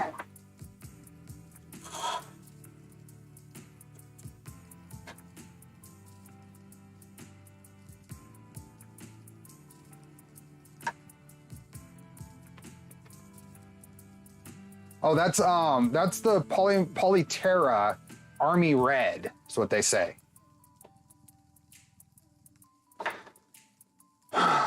Okay, we probably need some extra of the nuts in here, but I'm going to use what's in here right now to get things moving. So we are going to put that one there and that one there. So then, oh, it doesn't use extra nuts. It uses through there. So what do we use for these? Not that one. It must be the 40s. Must be the 40s from here. Yep. Okay. It does not use extra of those. It does this. There we go. Just an FYI, Nubu Fill will not ship to the US, but they have some really cool colors. I've not heard of them. Okay, so I'm reusing the bolts from the corner feet from the old feet for the new feet.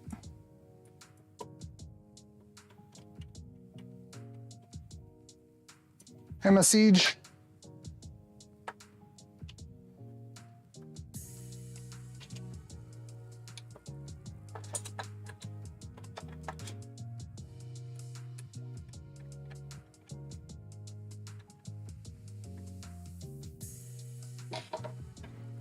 And then we need to look at this because there's a couple of nuts we're going to need for this, because this goes in here like this, and there's a couple of extra screws that hold that in place.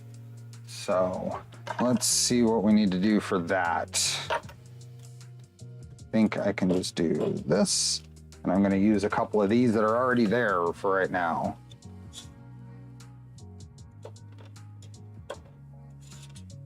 So as we rebuild, if I need to refer to anything, there is a V0.2 manual. So we're at the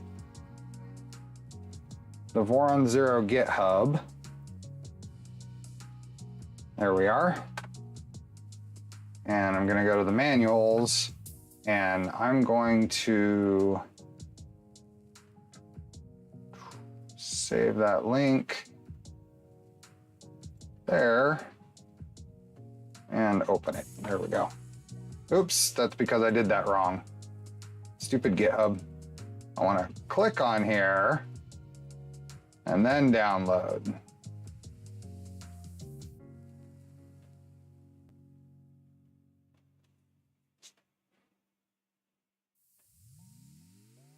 Is that for the filter? Is what for the filter? I'm not sure. How are we doing? Oh yeah, excellent connection still. Okay, now we're gonna open the assembly manual.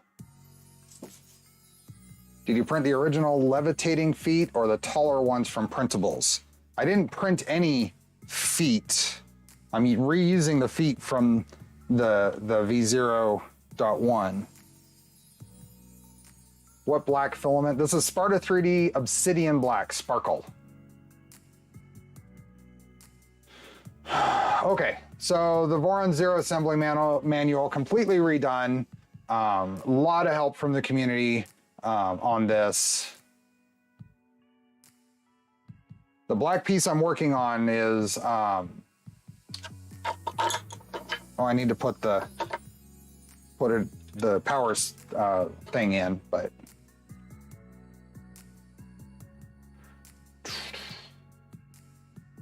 So this is basically the assembly manual. I'm gonna go and I'm gonna probably skip through parts of this, looking for pieces to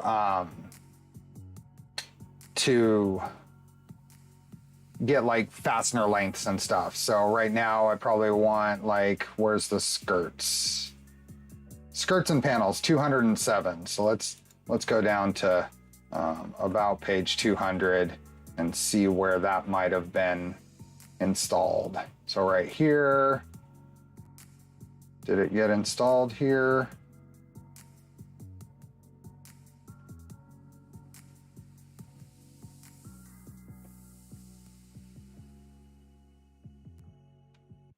Meant the contrast feet. Oh, I need to put those on. I need to put those on. I don't know where they install the screws for this, so we'll figure it out.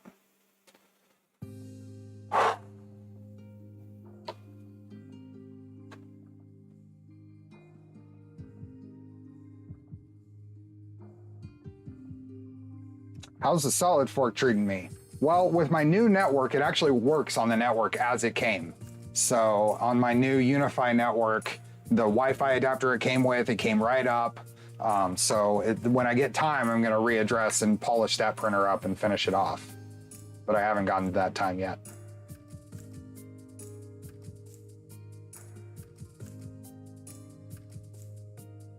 Page 101, thank you. You guys rock. Oops, here, page 101. M3x10s, there we go. So we M3x40s for the corners. I don't know why we're putting feet on it here, if it's just temporary. Okay. So we need M3x10s, and I think that's these. Where's my?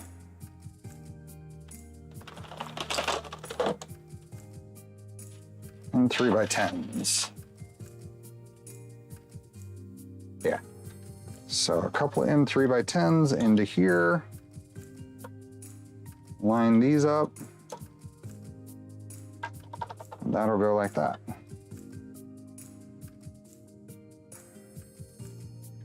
I used the Trident mid skirts on my V0.1 with a 12864 display. Why is there no 12864 housing for the V0.2? Probably because nobody that was involved is using it. And that probably just gets left to a mod at that point. Okay, so that's going there. I'm gonna leave those somewhat loose, and then I'm gonna grab an M3x40 and put this in here.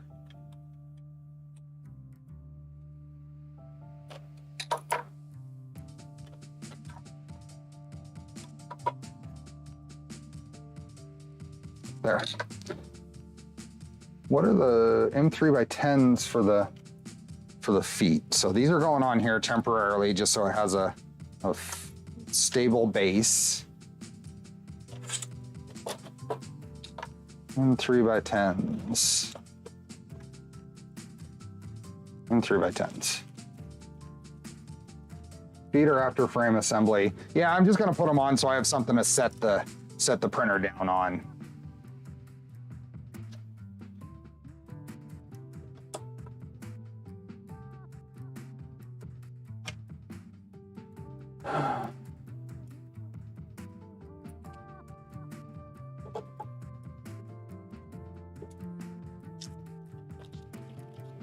Nope.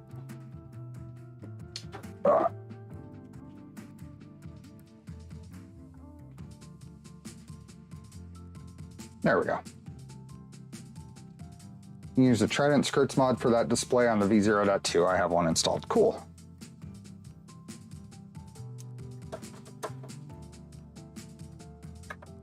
And then we have some accent pieces to put on here. So let me grab those. 1, 2, 3, and one more.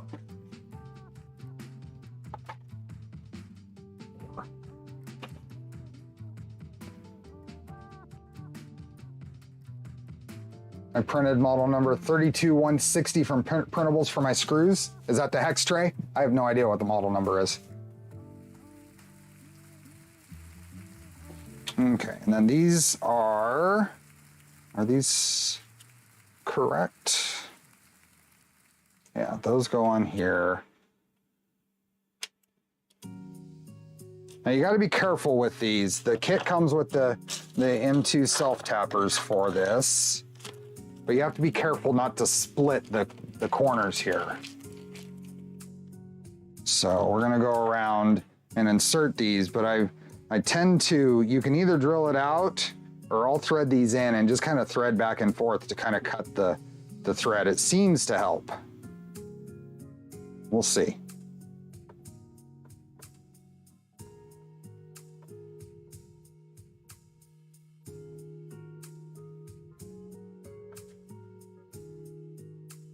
I've split these before, and I don't know if it just my print settings or if the hole could be a little larger.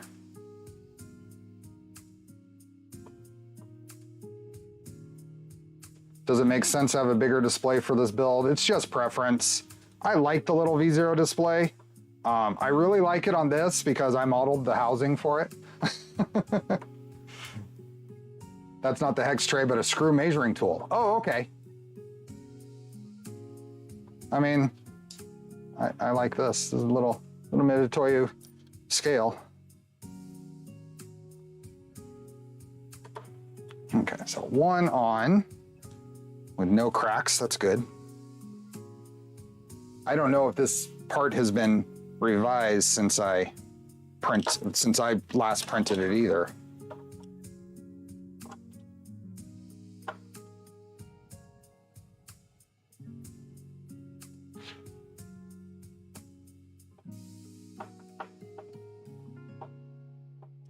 If I had the right size drill, I'd probably drill it out a little bit just to make sure, because this is right along the layer lines and it's on the edge.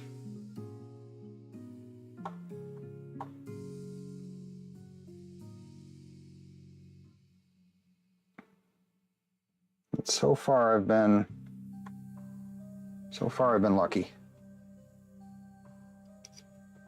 I'm not used to such smallness, so using self-tapping screws are a nightmare for me. Good driver. Use a good driver.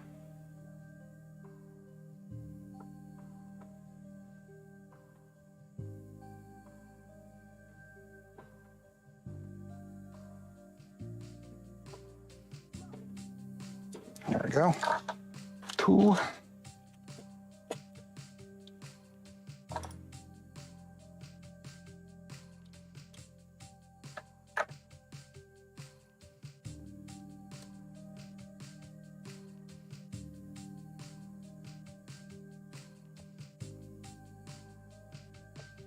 What do we have?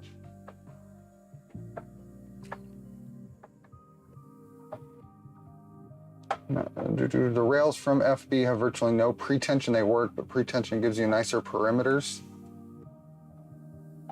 What rails? What's FB?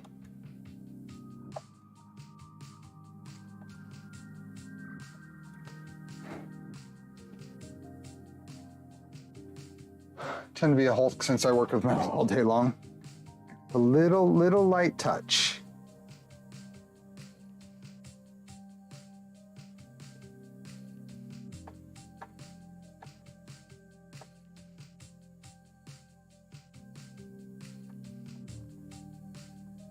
go. And the last one.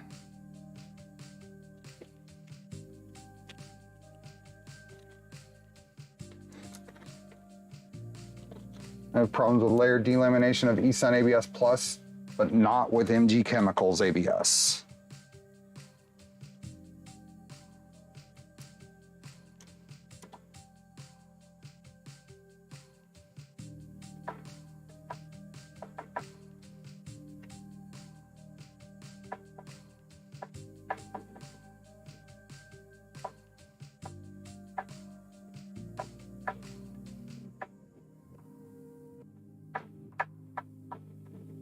Go.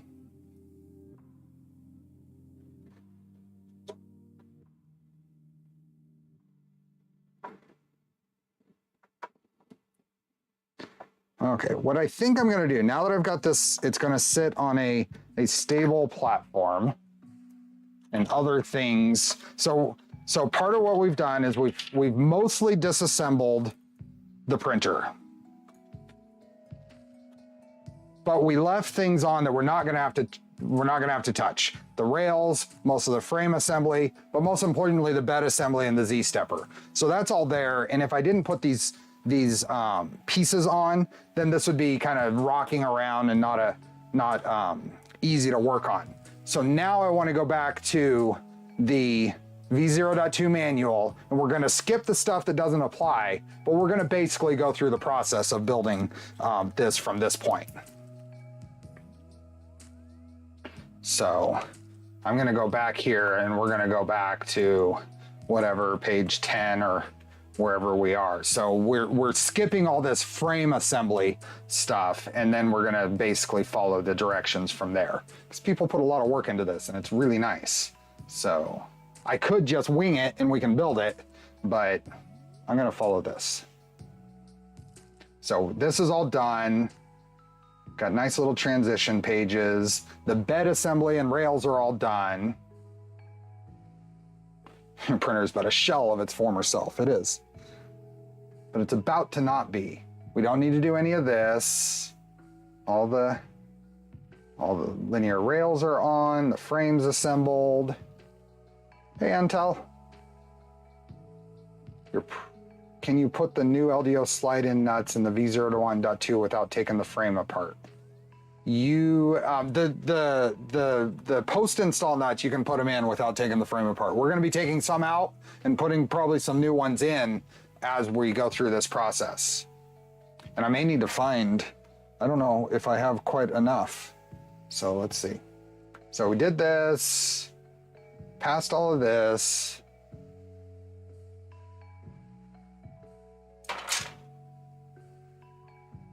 Z is all assembled and aligned. You get to skip all kinds of parts. The bed stuff is done.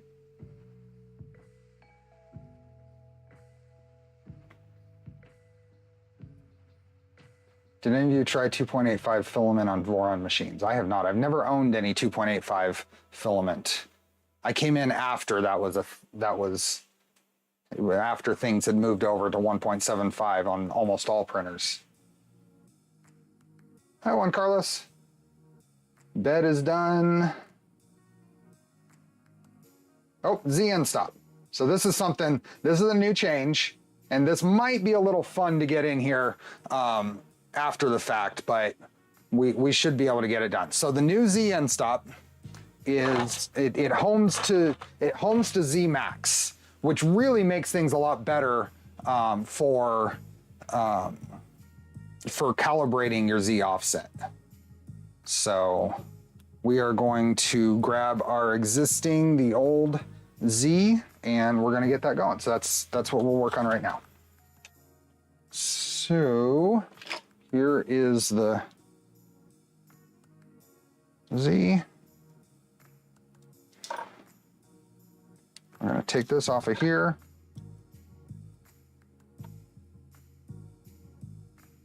I'm gonna reuse all the fasteners and hope that I shouldn't have done this before. Hopefully I can just get this going. So this piece goes away. We don't need it anymore. So the Z end stop still doesn't need a lever, but we need to pay attention to the orientation, oops, that it goes on this printed part. So we're gonna go right like that with the actuator on the switch to the side.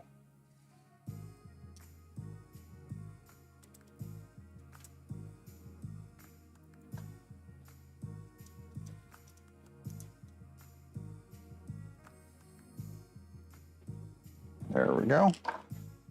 And these this is like, not even, I don't even think this registers on the Ugga Dugga scale. This is like, as soon as it bottoms out, you're done. You don't need to do any more.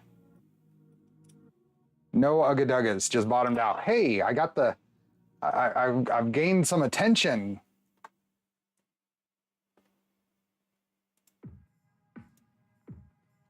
There we go.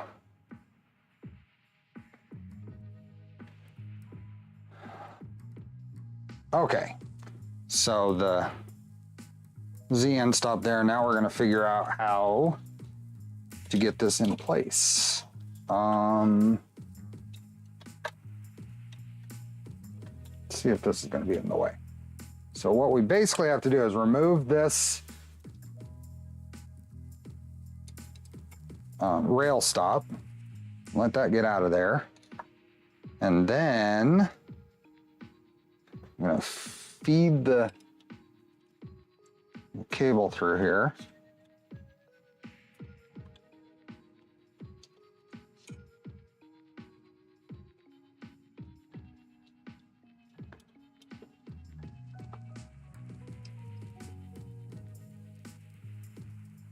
Try to get this, there we go.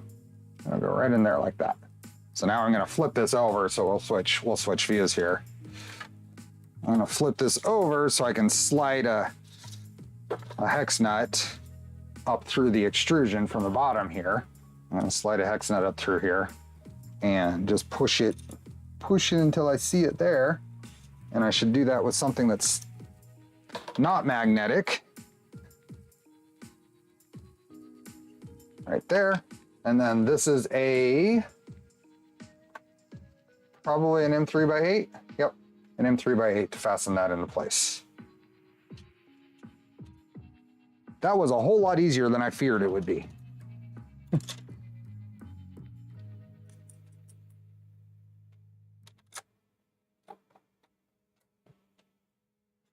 And then when this is tightened down, the switch should just be butted up against the bottom of the end of the rail.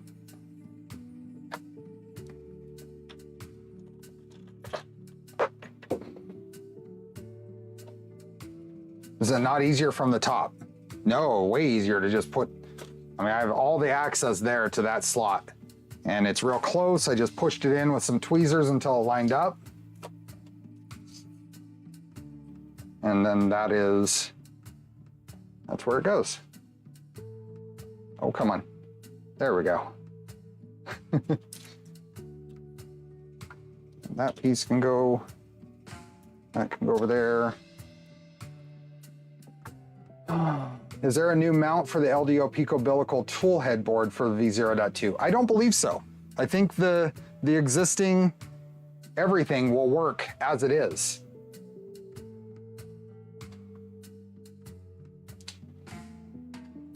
Okay, so Z end stop is able to be put in with very little drama after the bottom panel is in.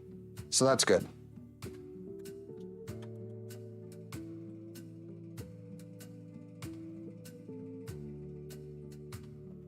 So that homing to Z max was actually a suggestion put forward by Kevin, Clipper Kevin. So, and the reason is when you have your, let's see if I can demonstrate this. When you have the old Z end stop up here, and you have a nozzle here around you have your tool head. So let's put, you have a Z end stop here, and you have a tool head here, and then you have the bed that has to hit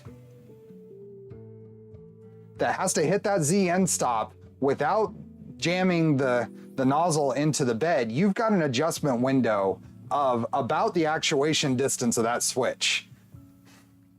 And then you adjust via your bed springs here for your final adjustment, whatever. But with the homing to Z max, you home and then you just set your end stop position is what you adjust for your offset.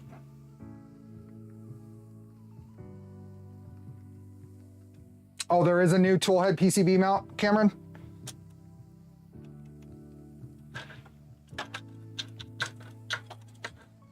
Cameron's saying they've got a new toolhead PCB mount for the picobellical stuff.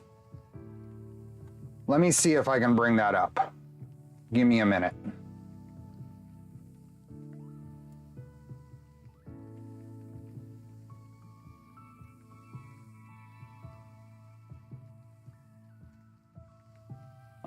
Tilted toolhead spacer. There's a new tilted toolhead spacer, but I don't have an easy way to actually show that on screen. So,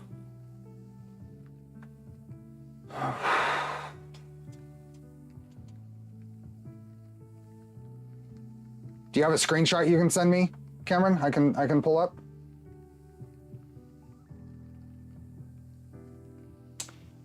There's a new SB mount for original V0 umbilical if it's a similar shape. Had good luck with Matter Hackers ABS. Do you have enough clearance on the bottom with the bed screws? On all of my builds with the picobellicals so far, I do have enough clearance on the bottom with the bed screws, Raphael.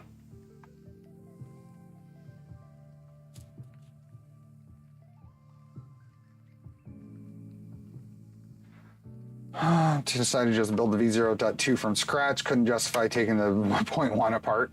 It's not too bad. I've done it many times now. Okay, let's go back to the instructions. So Z end stop is now installed, and we can confirm that it triggers when we put the bed all the way to the bottom.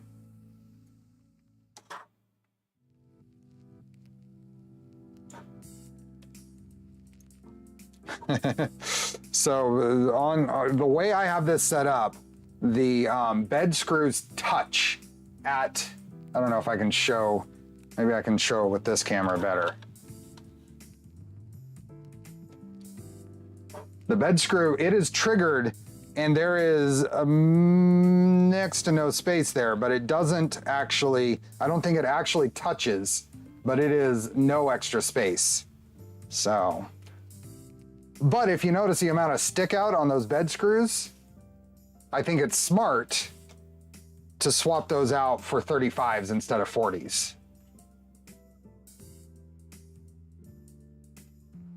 I know I had more space than that on other printers, so I'm not exactly sure what the stack up of parts is causing that. Just a thought, the picobellical and umbilical PCB lead the Bowden tube very near to the belts. Why not have the Bowden tube in the inside? Just a thought. I used a little zip tie to keep it from doing that, but I'll look at it closer when I get this to the assembly to that point. Still showing off with your smooth manual bed motion. Well, I mean, it should just move.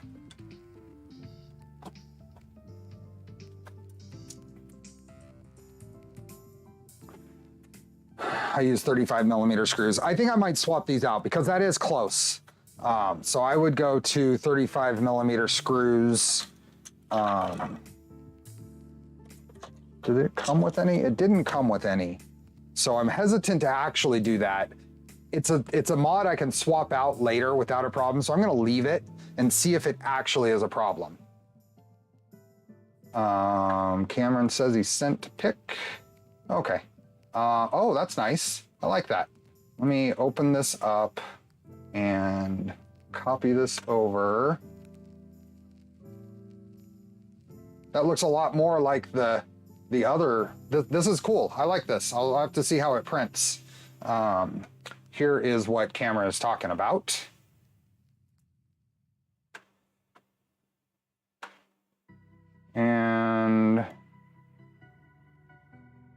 Let's see, I'll get a picture here of it.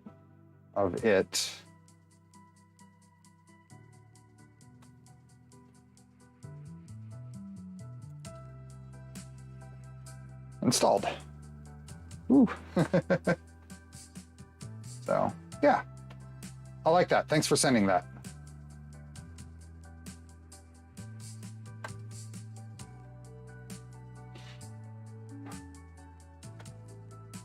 Zip with the Dremel and it becomes a 35. This is true. Might be, Cameron, it might be a good idea to include or a change to the S1 35 millimeter screws for those, if you can note that for a suggestion anyway. This is 8 millimeter pitch on the lead screw on this. You're right, 4 millimeter would not do that. And that's why I asked before if there's probably a pitch difference if it's much harder. Okay, so Z end stop is done. It does trigger basically as the screws touch, but I'm not sure they're actually touching at that point. And I may end up loosening. I've got the bed pretty tight right now. I've actually got the bed really tight right now. Probably, and I can see it's tighter than my other printers. So that's why I didn't have problems on the other ones. More frame install, which we don't have to worry about.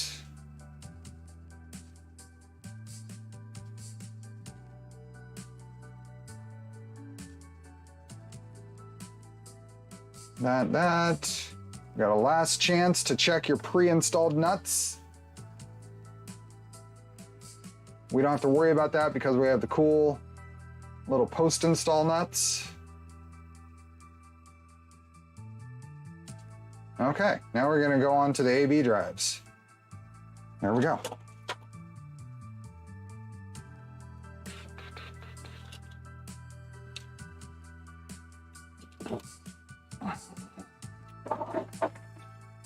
Let's see here. Raises Z stop 1 millimeter. It won't. It's maxed out. But really, looking at it, I've got my springs for the bed really tight on this printer. We'll find out once we get the tool head in and where everything lines up.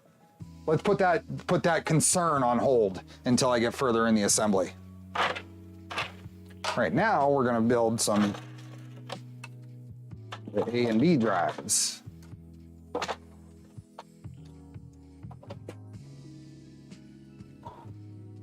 What do I have to do to get into the PIF program for Voron? Donate is the absolute last thing you would have to do. What you need to do is tune your printer to the point where you think that it is producing PIF quality parts, and then there are some instructions in the PIF channels for how to apply. But there is not a donation requirement or even a suggestion.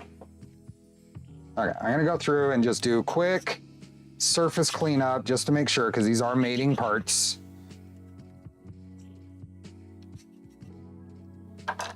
This one has a little bit of a mating part here for that extrusion, so I'm just gonna do that.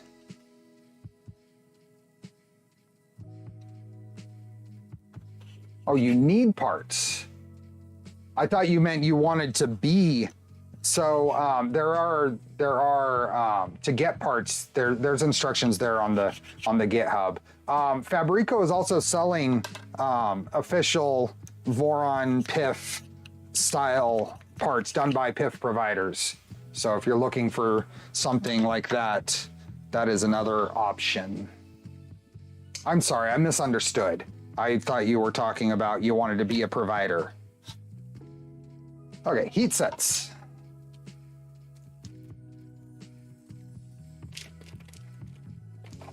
What you do not do is submit your test prints until they are darn near perfect. Yep. You will have to pay if you want PIF parts. That is true.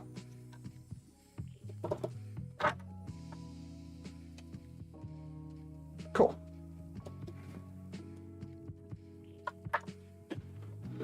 Okay, so when we are inserting these, if we look on the page here, we have, just like with V0.1, this is the same step. These two outer heat sets get under flush by about 1 millimeter. So they should bottom out in the hole. So you don't press so hard that it keeps melting through, but they end up under flush by about 1 millimeter.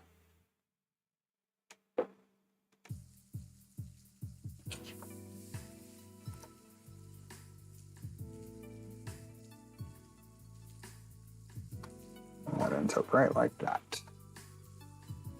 See how that's under flush. The center one is just to hold the panel between, in this case, the picobilical mounts here, but on a regular build without that, there's a panel that goes between the steppers. And then there's a heat set on the back of this piece. And that's for the rear panels. Or the rear top hat in this part, I think. Okay.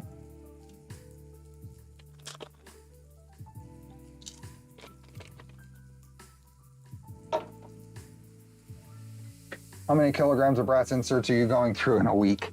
So I bought from Snadju, like 2 years ago.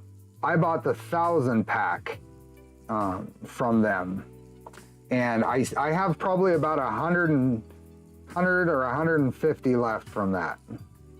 And I recycle my heat sets as well. I pull them out and reuse them.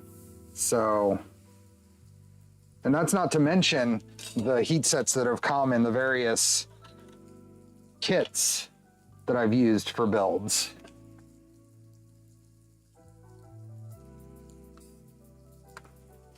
Prior to that purchase from Snadju, I had bought some McMaster heat sets that are actually oversized, and I used to ream out every heat set hole to use those.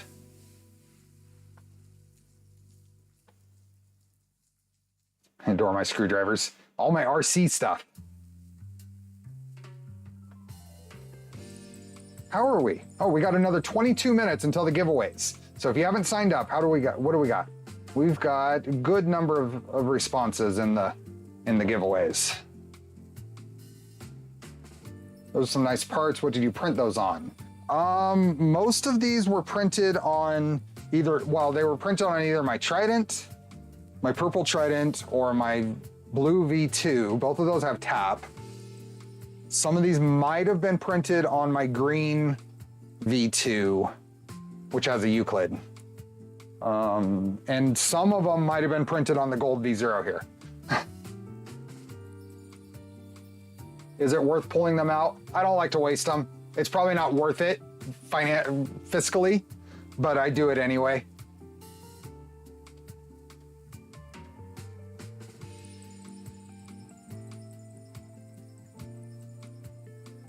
Is Fabrico based here in the States? Yes, I believe they're in Florida.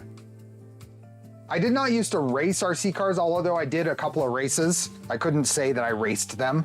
I attended a couple of races and crashed a lot. But similar to what I'm doing now, it was all about the build. It was all about the build. Okay, how necessary do you find it to use a bed mesh on your larger V2s or Tridents? I do run a mesh. For a long time, I got away without a mesh on them.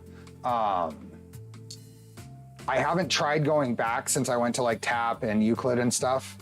But I just run a mesh. It's not it's nice to just have it be able to compensate. So we got parts. And then we have to set up some bearing stacks. So I recycle my parts, so I always remove the heat sets and reuse them. I'd like to figure out if it's worth, yeah, we'll go here. I'd like to figure out if it's worth trying to melt down some ABS and see if I can make some sheets that I then cut on the CNC machine and see if I could do something like that. I just haven't finished that train of thought. Okay, so I'm gonna do this one. So I'm gonna grab that piece and that piece, and we're just gonna swap the pieces, the bits over. That's gonna go there. So all of this, so I've got 2 screws here I need to loosen, but the rest of these can come out. So let's pull all those out.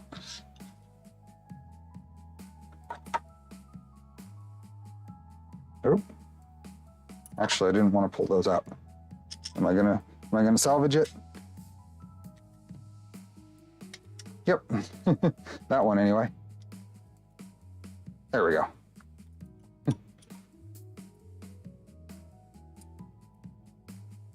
Crashing and racing is a good excuse to get more cars. Yeah, when I was into that, it was not as easy to just get more cars. We're gonna get the new mount for the Pico-Bellical toolhead PCB. I'm doing the same conversion as you. Is that available? Are you still here, Cameron? Is that mount that you showed available? I'm gonna pull this off and hope I'm gonna try to get this apart there and maintain those stacks.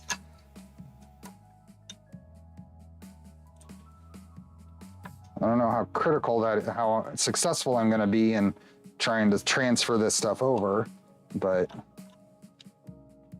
this is labeled A, this is labeled A, and it goes right there. This guy, what do we have? Some 30 millimeter, oh, well, that, I tried. Oh well, we'll redo it. What was that? That was a spacer, a washer, a bearing, and a washer. Just like that, I believe. Yep.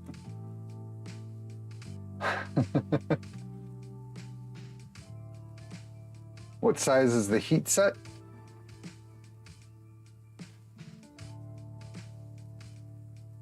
What do we have? I'm behind. If you have to warm up the heater, you might as well run a mesh. The heat sets are, what are they, 5x4 by M3? Popping in to listen while I make a manual for the printer. How's everything? Doing good. How are you, Doom Paints? There went the stack. I know. I was trying. Let's just rebuild it. Okay, so I got a washer and a bearing. I think it's 2 washers.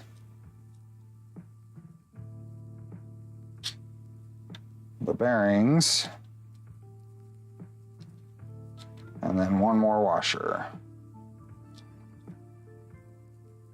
Then this can go over here and get tightened down. Is that right? Oh shoot, I grabbed the wrong screws. That's what I get for not paying attention. I need the longer ones. Let's see if I can do it.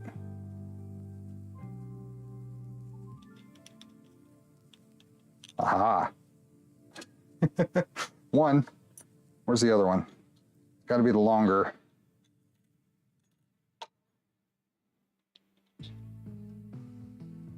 I don't think I can do this one. Nope, I got it halfway. I got it halfway.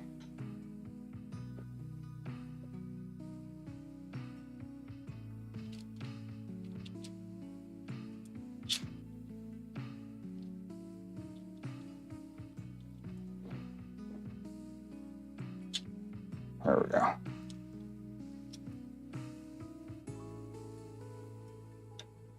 Now we can put this on here.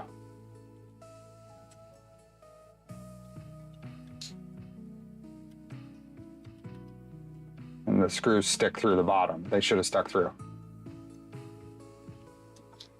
Do I have print start end macros available anywhere? Sort of. I don't generally use the print start and end macros. I do it all in the slicer. Oop, that's the wrong one. That one.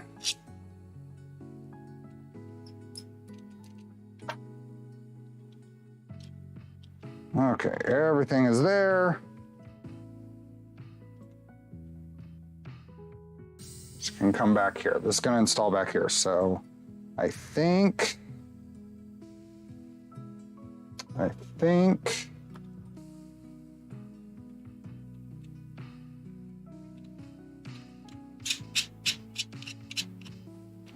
that's going to just set aside. We're going to finish these other two.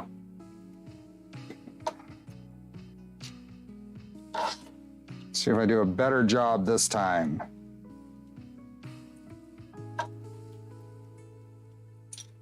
Do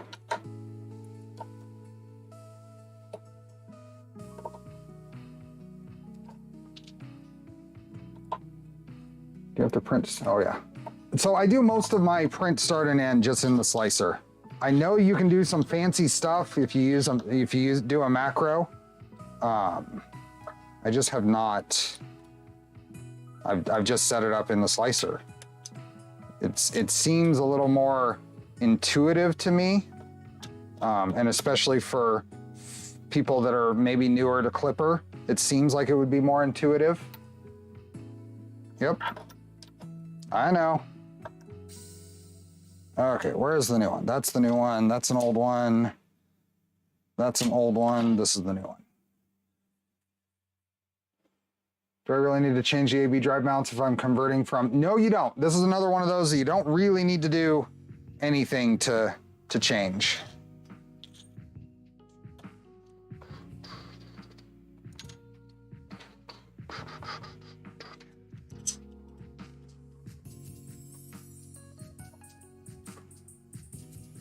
Let's just pull this out.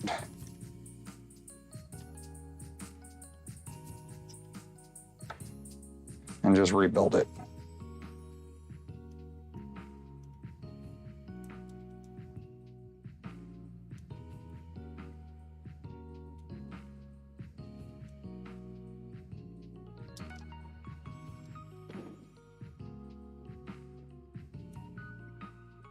There's one. I'm thinking of trying to macros, but I don't know where to start. Any good videos on it? That's a good question.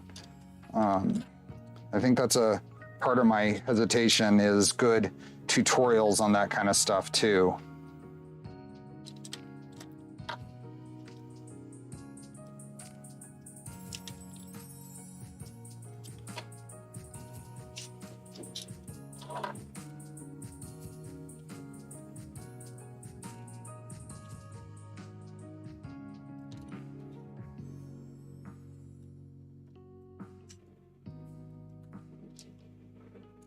For Micron, if you do sensorless without Z end stop as you should, you will have to do in Clipper. What do you mean? I don't need to do any of that in Clipper if I do sensorless and all that. Okay, there's a B and there's a B. So then all of this goes right here. There we go. And a couple of 30 millimeters.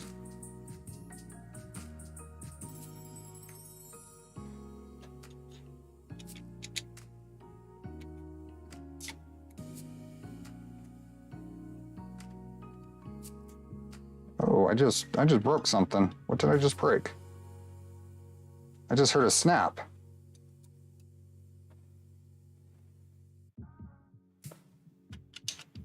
I don't know what I heard snap. Oh, that's interesting. I think the heat sets here popped, but they're tightening. That happened on both, and they're tight. Okay.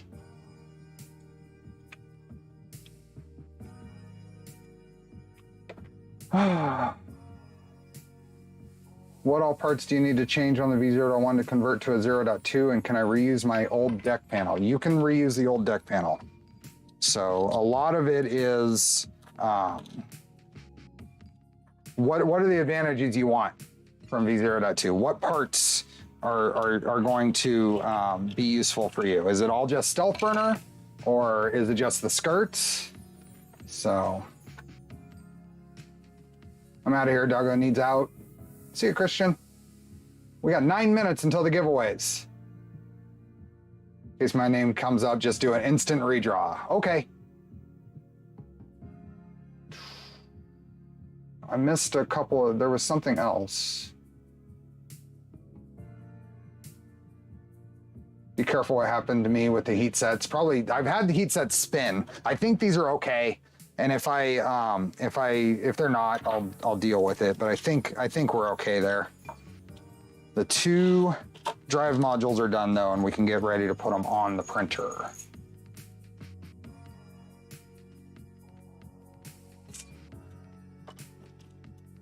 Those tighten down okay. I think it's fine. Okay, so we look at this. One of the changes, really the changes to these drives is there's no longer a mounting spot for an end stop. Those holes are no longer there on the A side. There are fewer screws holding it in place. You don't really need as many as were here. So let's move this one out of the way and that one out of the way, and this one's gonna go into place. And there is space here now for a washer, so you have a little better consistent, it doesn't squish the plastic out of the way when you tighten down your steppers and then make it more difficult to adjust later.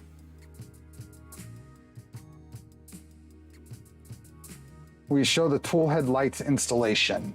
If that's something people want to see, I'll see about getting those lights, because I don't actually have them. And I know there's a mod to use the full-size NeoPixels in there, but I'd rather use the sequin ones or whatever they're called. If people want to see that, I'll see about getting those before the next stream.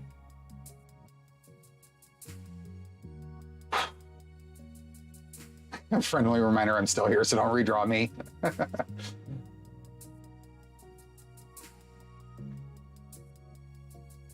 Do you still use titanium backers on your big printers? If not, how do you deal with bowing? So I use titanium backers on one printer right now. It's not been a problem on the other ones. I pre-soak to a set or consistent amount. I preheat to a consistent amount, and then yeah, so it's not as big of a deal. It is nice to be able to just print and have it compensate. Well, I guess that's the Z offset thing. Sorry, I'm getting mixed up. I need more coffee. I think everybody should say who's still here, just to make sure that I don't skip you in the drawing. Just saying. If you don't, then I might just skip you right away. Hey Jason, thank you. Good luck to everyone. Go V0.2. Enjoy the stream. Thanks, Jason. So I think everybody should make sure, just to make sure, let me know that you're still here. Because I don't want to skip you. Okay, so all of these fasteners go here, and I've set up my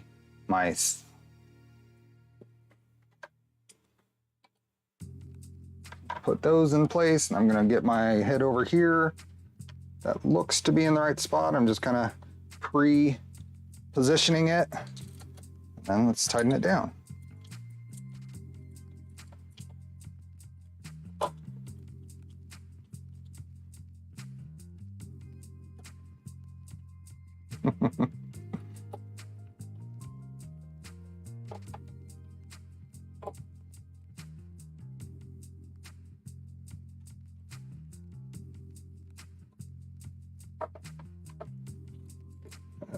Let's see. Just trying to get these lined up.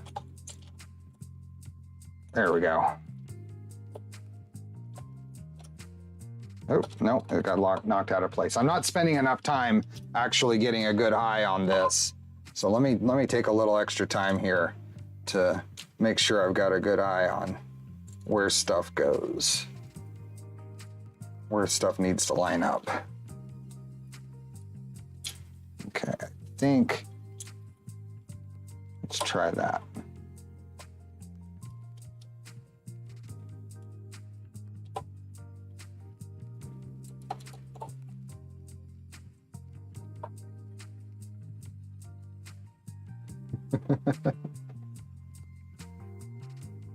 Everybody still here? Awesome. Still here, we've been cleaning and pulling an Amiga back together while watching. Awesome.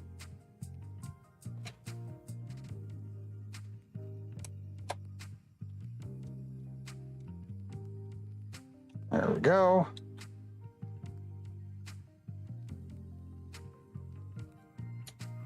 There we go. Make sure everything is lining up.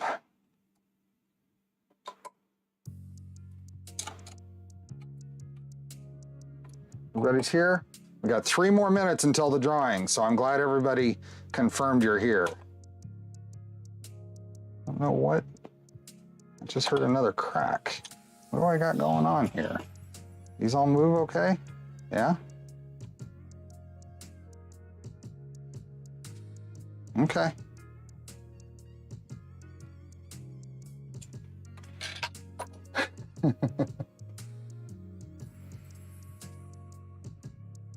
Everyone here should click on the like button. There's 461 people here. That's pretty good. What do we got? 2 more minutes. 2-minute warning. The links are in the description. So let's get some stuff out of the way over here. That goes there. These go out of the way, and this one goes somewhere over here. So now, a couple more screws. There we go. That one is right there. I think that's all the right spots.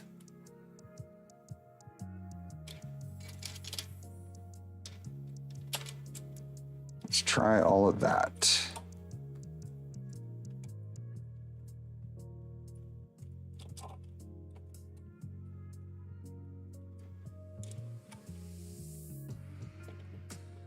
Too many ugga-duggas, apparently.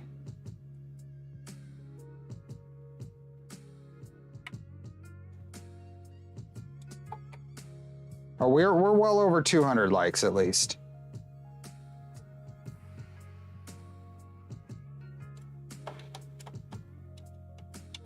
We are well over 200, so you might have to refresh.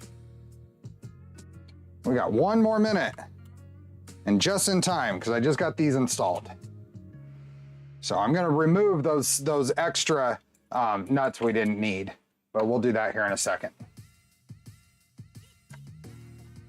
I am doing the full upgrade.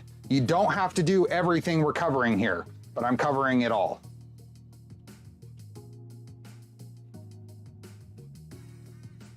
Okay, how many people do we have? We have a good number. We are less than a minute. It's the countdown. When I see the number not increase within like 3 or 4 seconds, then I'm turning it off. So if it doesn't increase in 3, 2, 1.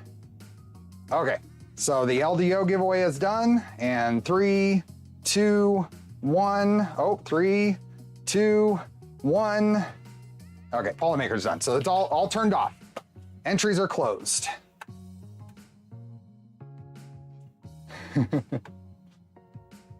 So, why is everyone saying I'm here? I needed to make sure that people are here, so I didn't skip them in the giveaway, 7. It was very important. So let me get these set up, and we need Santa Charlie. We need Santa Charlie over here. Delete the old one. We can go over here. So we got Santa Charlie. And what are we gonna do first? We're gonna do the Polymaker giveaway first. So.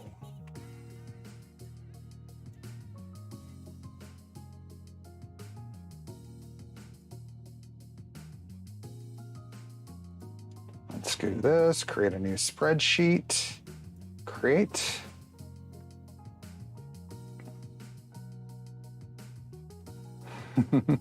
Yes, we still have Santa Charlie.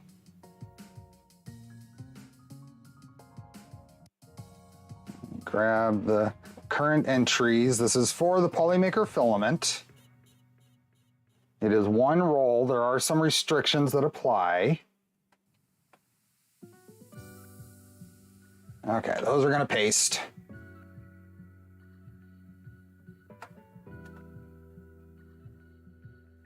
There is no Cupid Charlie. If anybody has a cool little extra graphic to paste onto Charlie's head, you can send me a message. Okay, so we have 4 rolls to do today. So let's just get a quick number between 1 and 4. But let's go 0 and 4. Maybe we don't shuffle it. Let's see how many people want us to not shuffle it. We have 5 options here.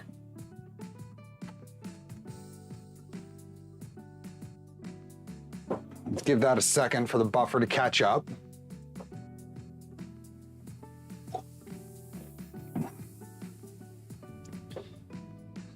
It's always an option to just not shuffle it. I'm not seeing that as the common option though. So I'm seeing lots of 3s. So let's go for it. So this is a roll of Polymaker filament. One prize, shuffling 3 times. 3, 2, 1, and spin.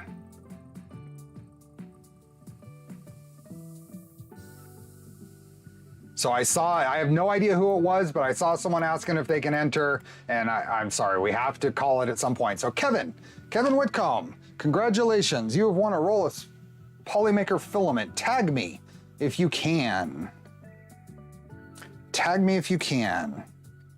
If you're here. I am going to set a 2-minute timer. And to speed this along. Wheel draw to select the number of shuffles. There we go. Is Kevin here? Kevin Whitcomb. You've got 2 minutes to, oh, there you are. I see you. Awesome.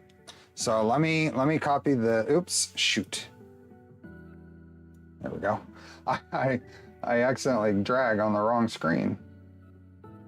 Awesome. Congratulations, Kevin. Let me double check that I have a good email address.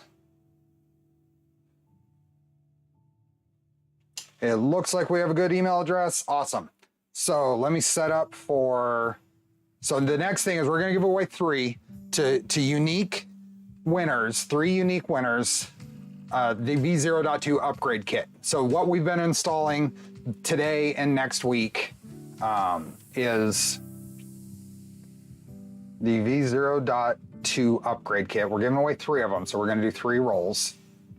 Let me delete that and let me grab the names.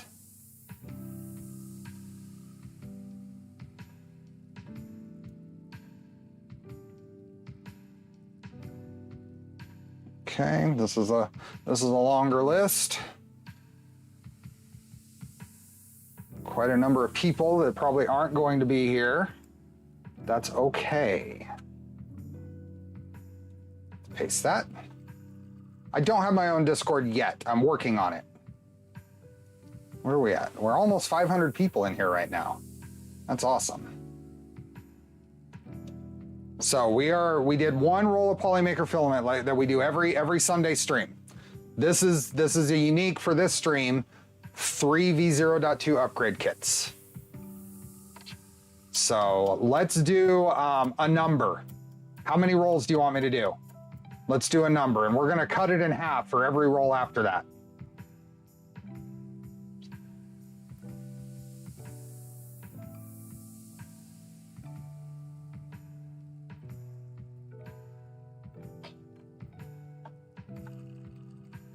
Isn't faster to just respin if the same name shows up? I don't quite know where that is. So I'm not seeing nearly as many 42s as I thought I would. I'm seeing lots of, okay, there was a 69, nice. Those go by so fast.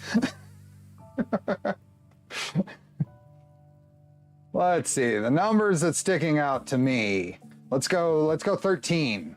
Let's go 13. So 1, so this is for the first one. 2, 3, 4, 5, 6, 7, 8, 9, 10, 11, 12, 13, and spin. So this is for the first V0.2 upgrade kit. Then we're gonna get a quick 2-minute timer. Kevin N, congratulations, are you here? I am starting the 2-minute timer. Oh, I'm not gonna repaste. I'm not gonna, I'm just gonna re-roll. Kevin N, are you here? Tag me or say something and someone will notice. So the reminder, these are gonna ship in about 4 weeks. And then the preferred color is black, but chat with Jason if you want something different. So, and we're gonna do this same giveaway next week. So we'll have 3 more kits to give away next week. Kevin N, are we here?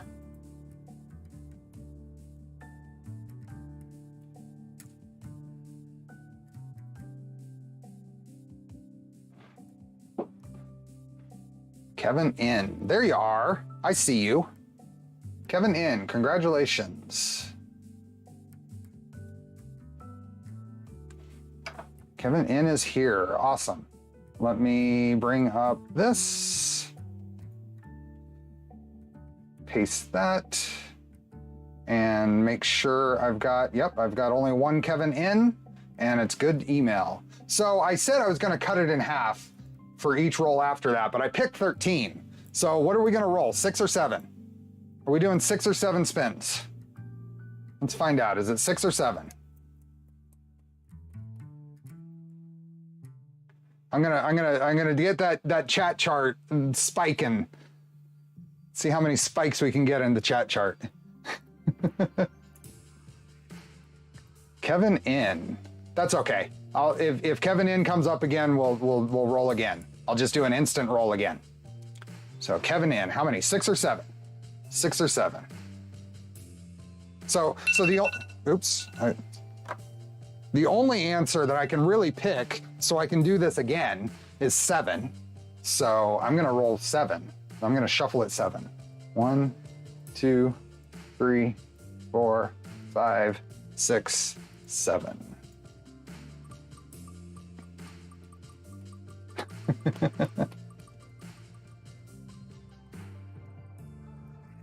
Beartastic gets it.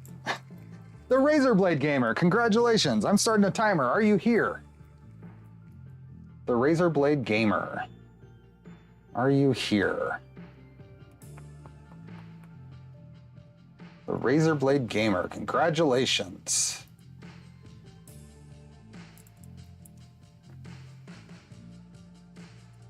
You got a minute and a half. So asking us to pick was all a sham. Is it ever not?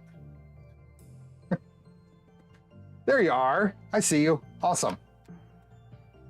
No re-rolls necessary. Let me pull up here. Let me make sure it looks like I've got a good email for you. We are good. Awesome. Congratulations, the Razor Blade Gamer. Let me cancel my thing. Okay, because I rigged this and I need it to keep going, are we gonna do 3 or 4?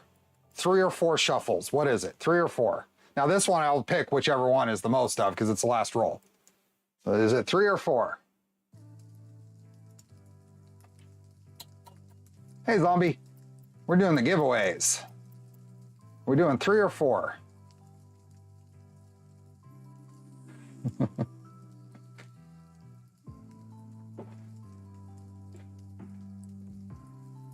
3 or 4. Someone said 5. Well, at least 42 has a 4 in it. I'm seeing a whole lot of 3s. Let's go 3. 1, 2, and 3. And spin.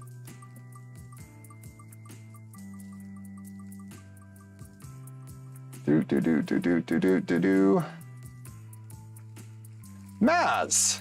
Congratulations, Maz. Are you here? You got 2 minutes. Congratulations, Maz. Are we gonna get 4 for 4, everybody here? Nobody's at lunch? Nobody's getting a sandwich? Is Maz here? Ooh, my stomach is growling now. I need that Uber Eats. Unpin the drawing, I will. What do we have? Has Maz responded? There you are, awesome. People are following directions. They're actually tagging me. Let's see, oops. Oh, we have 3 names that come up as Maz. Okay, awesome. There we are. It's because it's in your, I've got a good email address for Maz, and there is only one Maz in here. It was not often the email address has the name and what I'm searching for in it as well. So it usually comes up with 2, but awesome. Everybody was here. All the giveaways are done. Let me unpin remove the pin. Oops. Well, I guess I retracted it. Let's unpin the message now.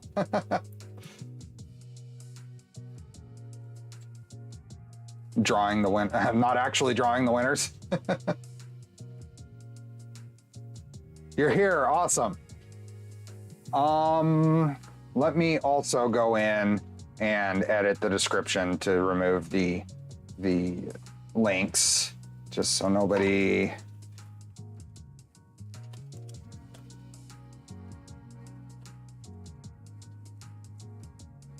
So nobody's asking about that it might be coming in here from this point. Oops.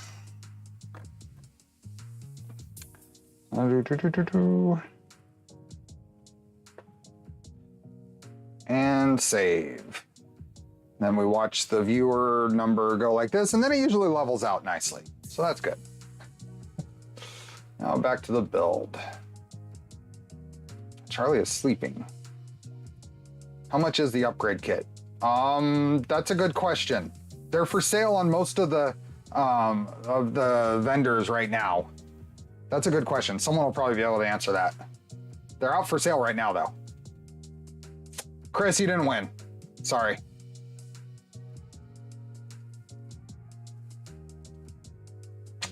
Let's see. Okay, we are back to the assembly manual. What's our next step? And I need to, this is gonna be a while, because I really need this to be 2 streams. So we're just gonna keep going. Heading to a buddy's to play some board games. Awesome. Have fun. I can turn off the Charlie cam now then?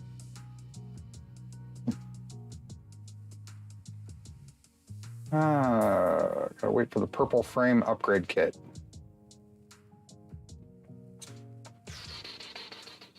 Okay, so this is done, that's done. All my steppers are gonna be lined up. The stepper, the pulley alignment doesn't change, so I don't need to change any of that.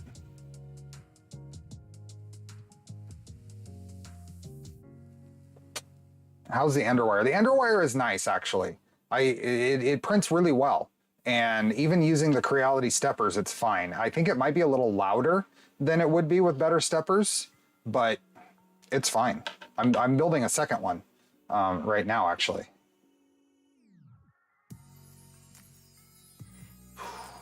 You're here as long as Charlie is. Okay, so those, we don't have to do this because we already did that, and then we can install the steppers. So we're gonna use some M3x35s and some M3 washers. I don't know that washers are in the upgrade kit. That's another one. If you're still here, Cameron, washers are a new item, and there aren't any. So I don't know if I have extras from I don't know exactly where those went. So I'm gonna grab some out of my stash. So we are going to use washers and M3 by 35s.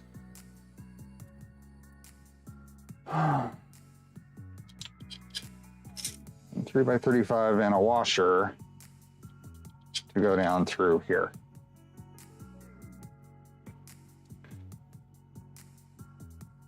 So is V0S1 the same as V0.2? No. So, but it is any V0.1 to go to V0.2, and if you're doing a fresh build, there isn't a whole lot different required. Hey Zero G Design, hey Dutch dude, how you doing?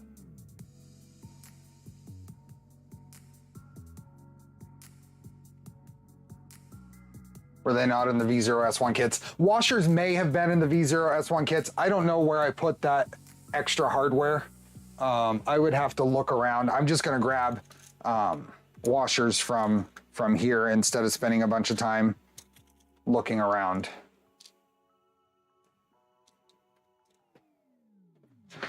I'm gonna grab out a selection of, what do we have? 4, 5, and one more. There we go.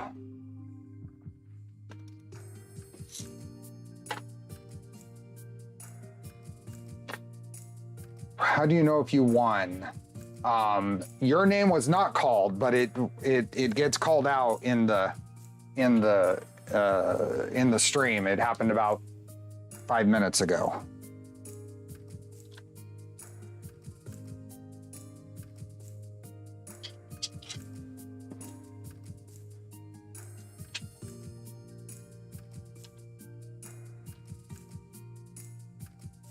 I'm just making sure I'm grabbing the 35mm screws. I like the new top hat. I've upgraded mine already. Just finished up the mini stealth burner and the front door. Awesome. No washers in S1, shims only. Well, it's the same. It's basically the same thing. Basically.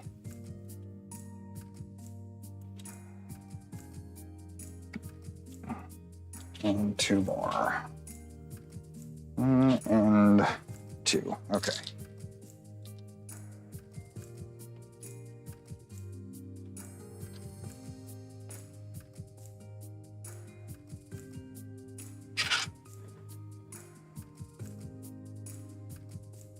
All this is distributing the pressure from the head of the screw, so we're not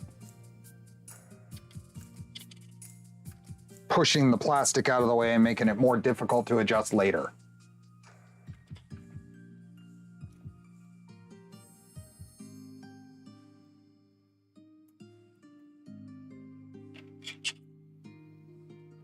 Okay, I got 4 in each. Yep, okay.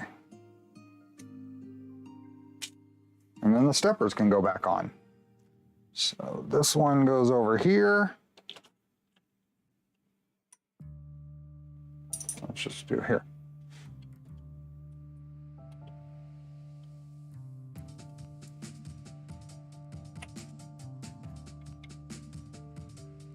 What is going on? Why is... I'm looking at the YouTube preview and it's got a... Is it really far behind? What's going on? I'm looking at my YouTube preview here and it's got Charlie spinning on the... Does everything look okay for folks? I was actually behind in my preview. How does that happen? I didn't know you could change the preview. I didn't know I could rewind in there. I was not live in my own preview. That's hilarious.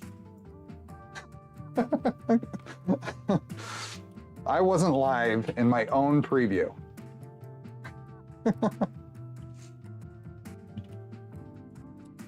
I was just noticing I'm working and then I see the wheel of whatever names come up and I'm like, hmm? There isn't a live button in that interface. There isn't one. It's just a little preview window that's in the studio. I've never had that happen. Okay, where's the other stepper? There it is.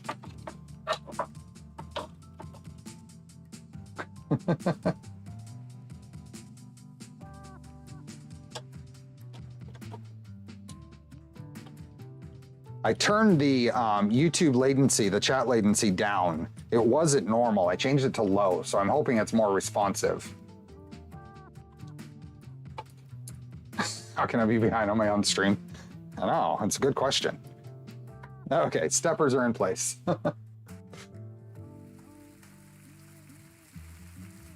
You know, if you wanted to go back and look at what folks saw in your own preview, I guess that would be useful, but.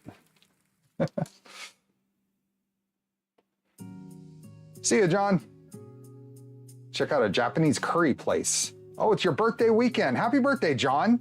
Can everybody say happy birthday, John? That deserves a happy birthday to the funniest guy in here. At least he thinks so.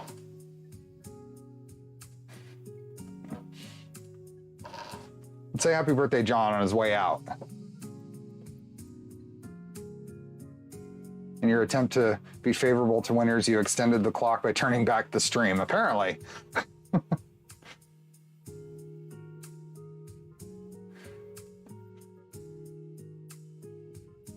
I use it to find drop screws. I mean, I need my glasses to see it. It's this tiny window on my screen.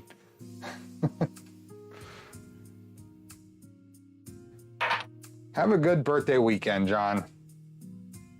Since you didn't say your birthday was today, I'm guessing your birthday was yesterday. So happy belated birthday.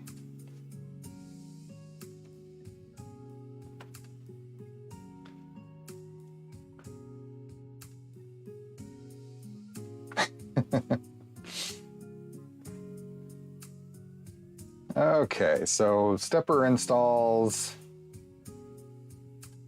Did the other one, and stepper install.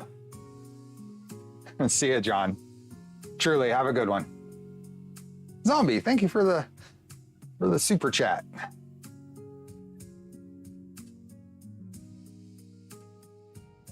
Okay, we did these, and now we've installed them, and now we're on to the next part. So we got front idlers to put in. Those are just a quick swap over, and I don't think we need to worry about anything. So let's put on our front idlers. One, and a two, and a four. We got 4 bits and pieces. It was Wednesday, but this is your designated birthday weekend. I see. I got it. I have to pick the one before or after for a Wednesday birthday. Okay, that makes sense. Just do a little bit of top surface cleanup here.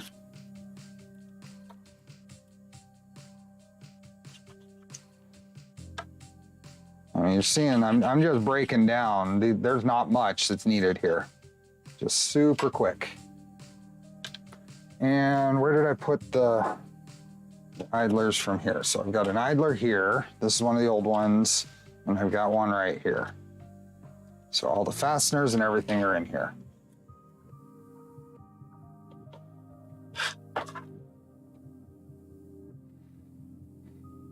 So this one goes on this side. This one goes on this side. So we'll work on this one first. Front screw. Back screw. That. And oh, that goes.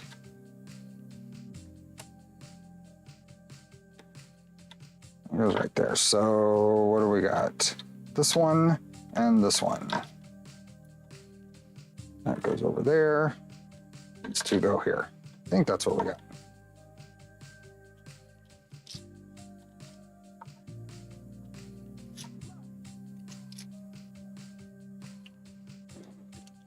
What do we got? I am old, now the same age William Hartnell was when he started playing the Doctor in Doctor Who. Nice.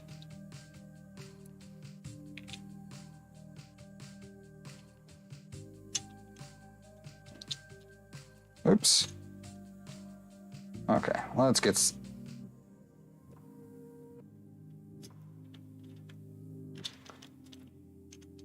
Goes there, and there.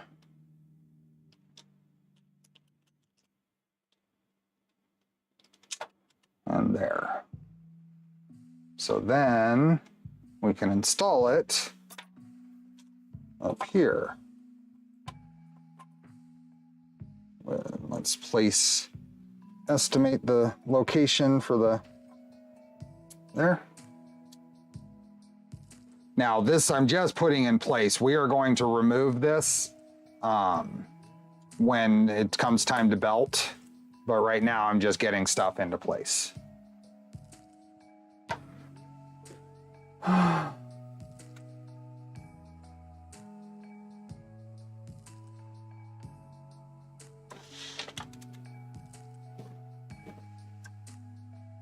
What are the pieces? I got to make sure I don't get the various pieces mixed up with each other, the old pieces and new pieces, because they're very similar. The difference here, the real difference here is in this top piece. This has room for the cam lock for the top hat lock. So I suppose this bottom piece probably didn't change, but we're going to swap it out anyway. So I've been looking at the 0.2 manual. The render looks like the mini stealth burner has LEDs, but I don't see any reference to it in the manual. It is kind of an optional extra feature that it sounds like folks probably want to see me install. So we'll look at doing that. I just need to obtain the correct lights. The sequin or whatever they are. Got that right on there. What do they call them? There's some name for what they're using. Okay, and then this guy comes all the way back up here.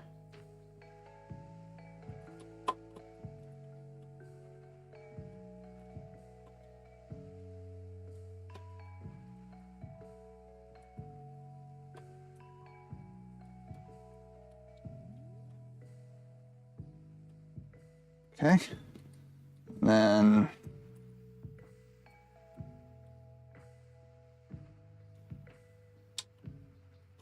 there we go. What do they call Adafruit sequins? Okay, I had it right. What is the mod for the V0.2 to use full-size NeoPixels in the mini SB? Someone was mentioning that in chat here. Someone has made a version that does that.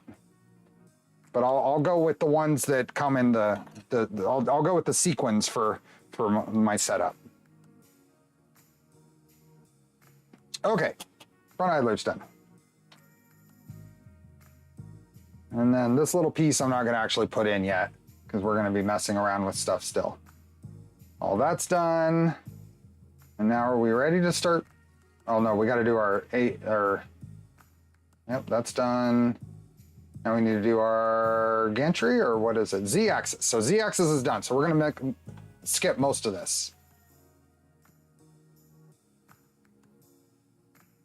So all of this is already done with the Kirigami bed. We didn't take this apart, so we're gonna skip all of this. Preloaded nuts, all this stuff. Last chance for preloading all the nuts. So that's it. Mike 4D has made a 50/50 mini stealth burner version. Yep.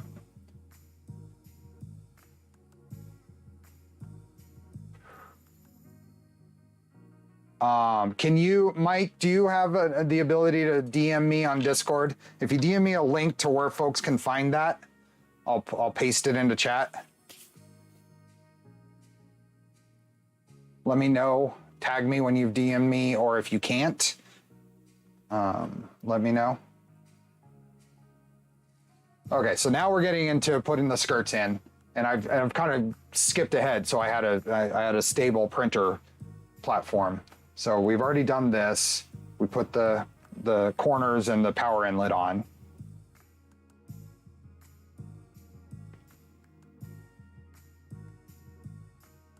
The Z stepper is in. This is all stuff we didn't pull apart. Okay, Mike's gonna send that to me and I'll paste it in.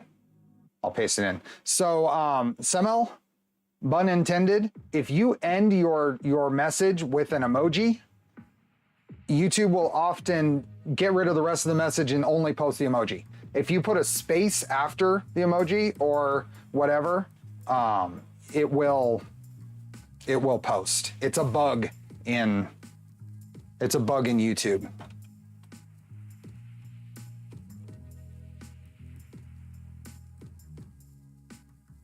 Or just don't end your comment with a emoji. I mean, I do it all the time, and I'm addicted to smileys, I guess. It has been for months.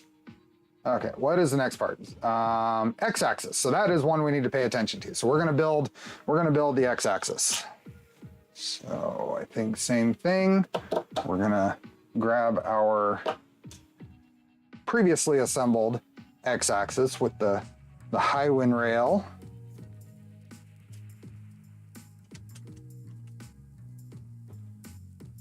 And then we grab all the bits and pieces we're gonna need for this.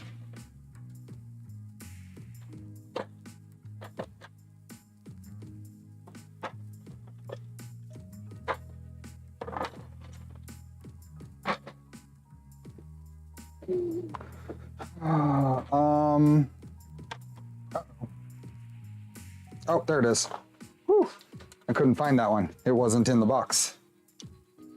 That gave me a little bit of a start.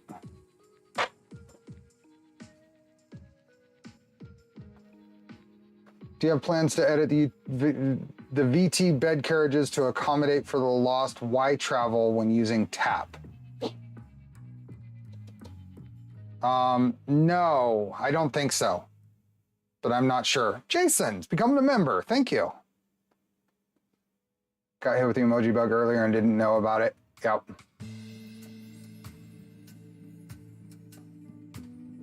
Posted a link on GChat. On the Voron GChat? You're making me work. What's up with that?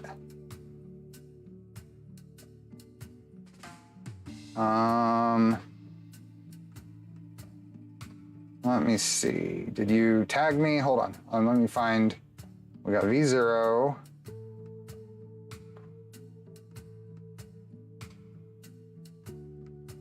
That's the chat. Did you tag me down here? V0 questions. There it is. Okay. So let me copy this. Oh, nope, not that link. Copy that link. And there we go. So this is Mike 4D's mod for the full-size NeoPixels. Jason, become a member of Charlie's Angels. Thank you.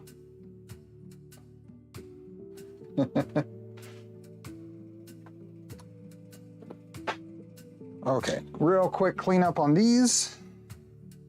Make sure I'm nice and square.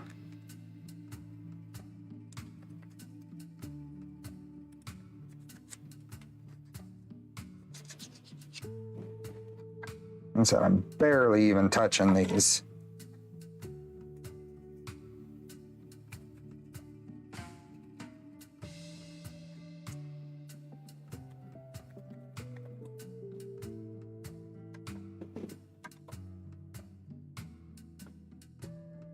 You have it running on your Micron? Nice. Will there be a loss of wide bed area due to the new mini stealth burner? There shouldn't be, because we can adjust the bed forward and back with the Kirigami setup. If you were upgrading a another thing you could do is replace the bed stuff. The updated version from 0.2 should line everything up. But we're not touching that because we did the Kirigami bed on this setup. So let's see what I can do here without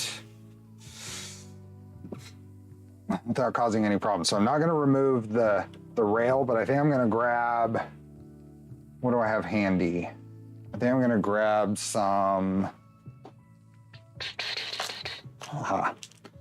These might be it. I keep all of these little stoppers. I keep all these little stoppers. Let me see if these are the ones for, there we go.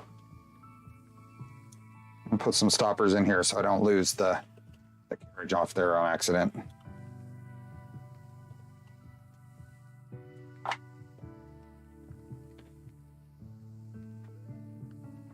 Green chat only, I feel excluded.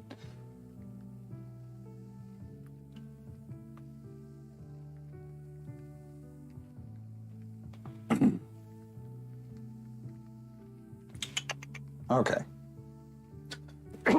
Excuse me. Don't need the end stop for that.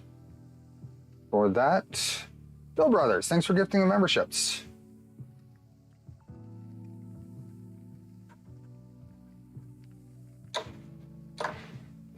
Okay. All the members. Why no accent piece on rear Z carriage on the Trident? Because the stack up of parts and how thin they had to get didn't quite work out in order to keep maximum travel. So because it's in the back of the printer, I decided not to make an accent piece for that. So it's in the back of the printer, you don't see it. To put an accent piece there, you either make the part thicker, which means you lose Z travel, or you make the part thinner and you lose strength. The parts on the y-axis that mount to the linear rails keep cracking on my V0.1. You don't need a lot of torque on those screws. I can see how they crack, but you gotta be really few ugga-duggas. Hey, is that Troy? Okay, I'm gonna pull these apart. Here, I'm gonna do this as it sits in the printer because that just makes it easier for me.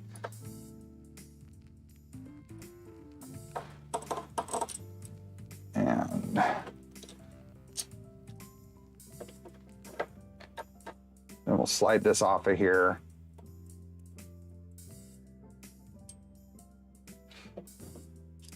And we're gonna have to redo all those anyway, it looks like. The nuts. Okay, so that's gonna go there. So we're gonna work on this side first. And that is this one and that one. So I'll move these over here. I've done the get up, back up, and how do I add it as a project? Not sure. Can you get the link for the rear mount, the Patrick looking thing? What rear mount? The Patrick looking thingy. I'm not sure what you're talking about. Which Voron is my favorite? Can everybody in chat answer that? Can everybody in chat answer which Voron is my favorite? While I put some heat sets in here. How do these go? Those go there. Heat sets.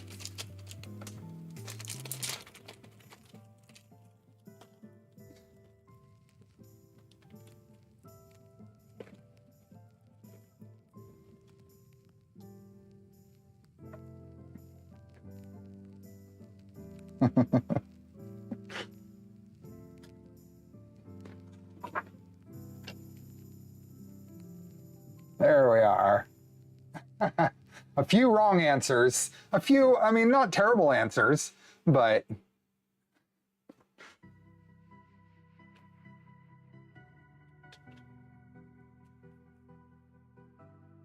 you mean the rear mount from LDO looks like a starfish?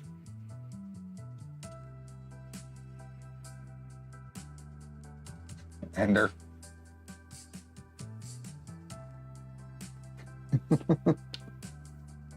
Okay, I'm gonna put heat sets in.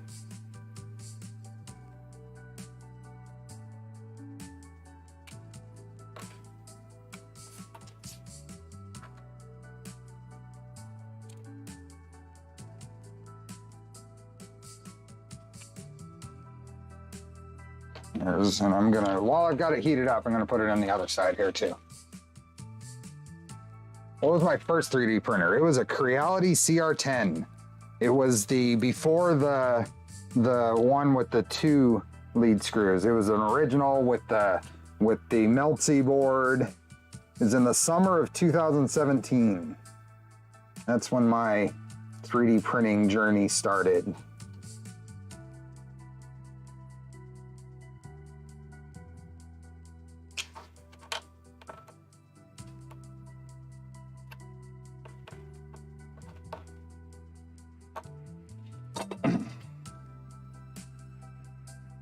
Okay. Oh, the Picobilical Patrick is a starfish from SpongeBob. Are we looking for that mount? I don't know if Cameron had posted that or not. We'll get some information on that next stream when we actually build Stealth Burner.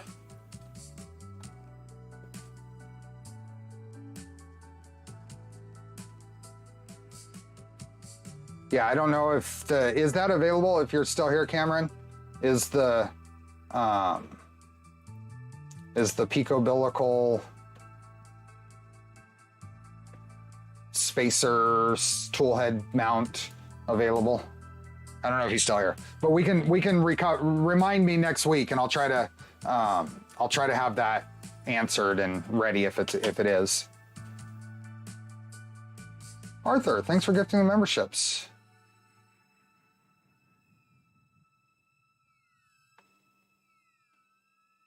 CR10 Mini. Yeah, I was debating between one of the Monoprice Minis and the CR10, and I'm glad I went with the CR10. Okay, that, and a couple of those. Who has been 3D printing longest? I started in 2015 with the Lulspot 5. Awesome.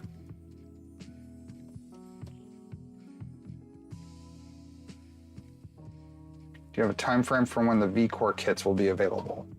I don't know anything about that. Okay, let's pull this screw out.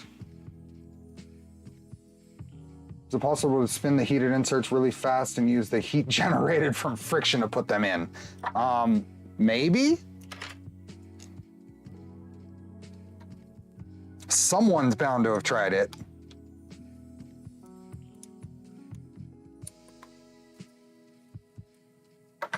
Okay, so that is coming out like that. So this one I'm gonna get out of the way.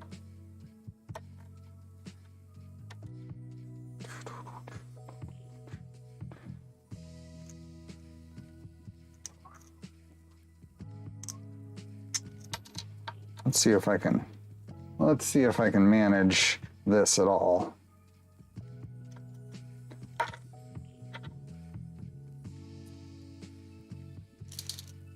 Nope, I missed a washer. It was close.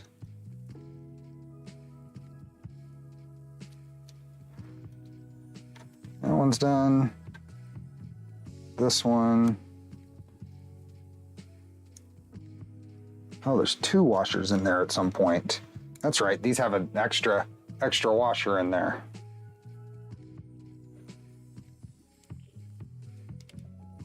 (2015) with a Maker Gear M2.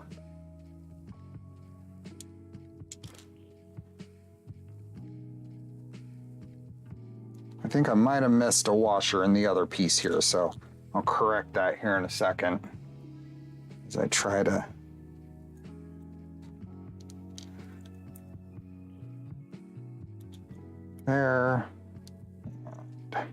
There with 2 washers and that, and I think I missed one. Oh, yep, I've got that backwards.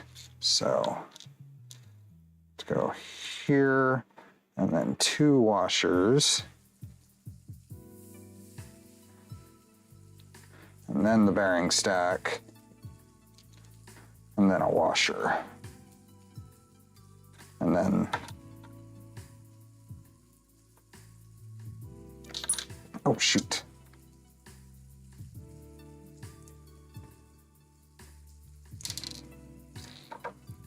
Ah, I dropped it. There we go. Now what is this? What am I missing? Let's double check, just so I don't screw this up. Let's double check the manual on these.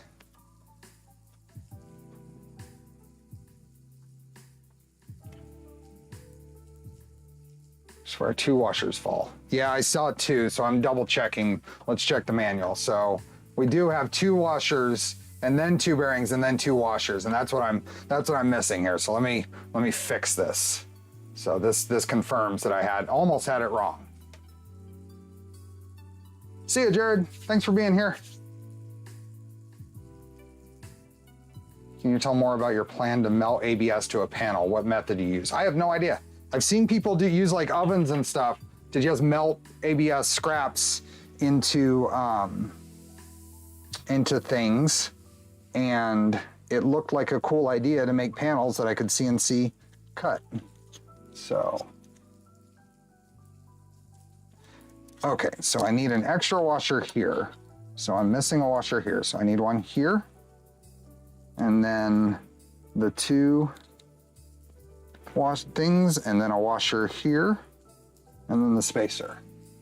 And on the other side, I've got them correct. I just need another washer on top, and then I'm good. And then this is gonna go right here. Now I can turn this over.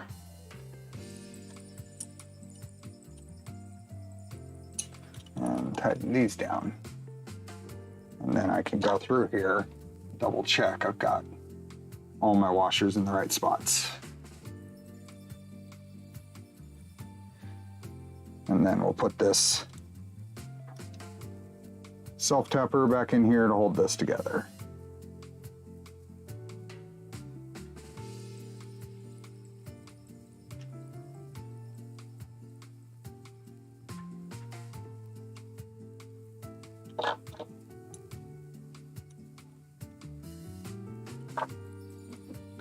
Then this will go on here. Those are correct, so let's put this back in.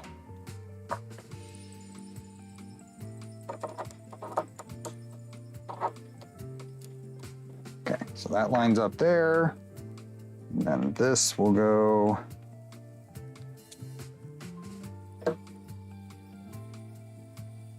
back on there, and a screw through here, and these are not tight, so we're going to leave those very loose.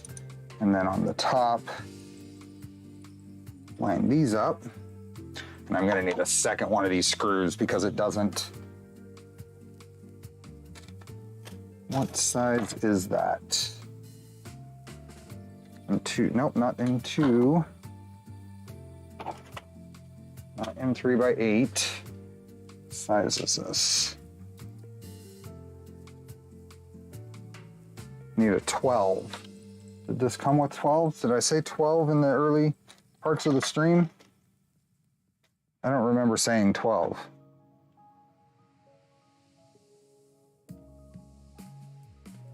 I have 10s. I don't have a 12.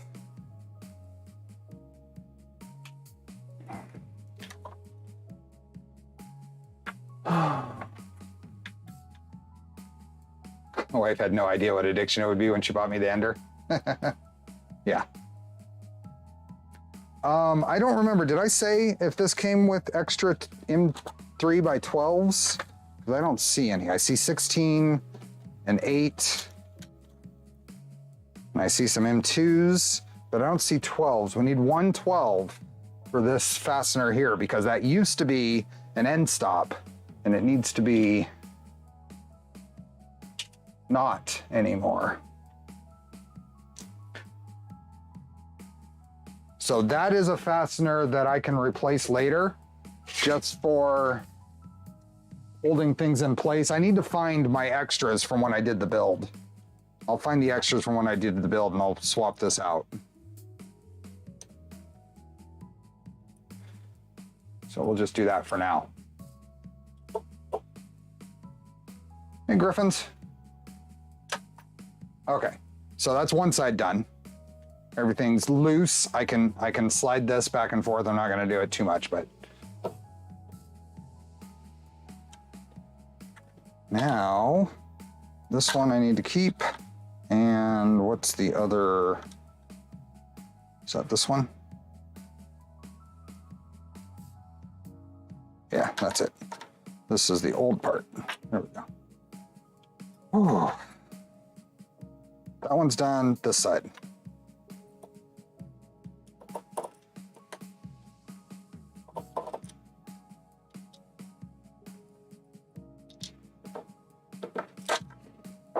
That was not good.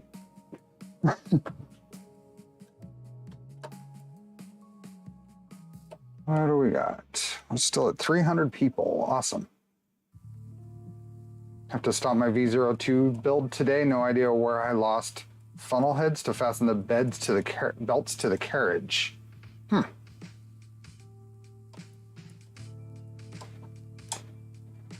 Okay, so now we'll pull this off the end, which means we're probably gonna, yep, there's the nut.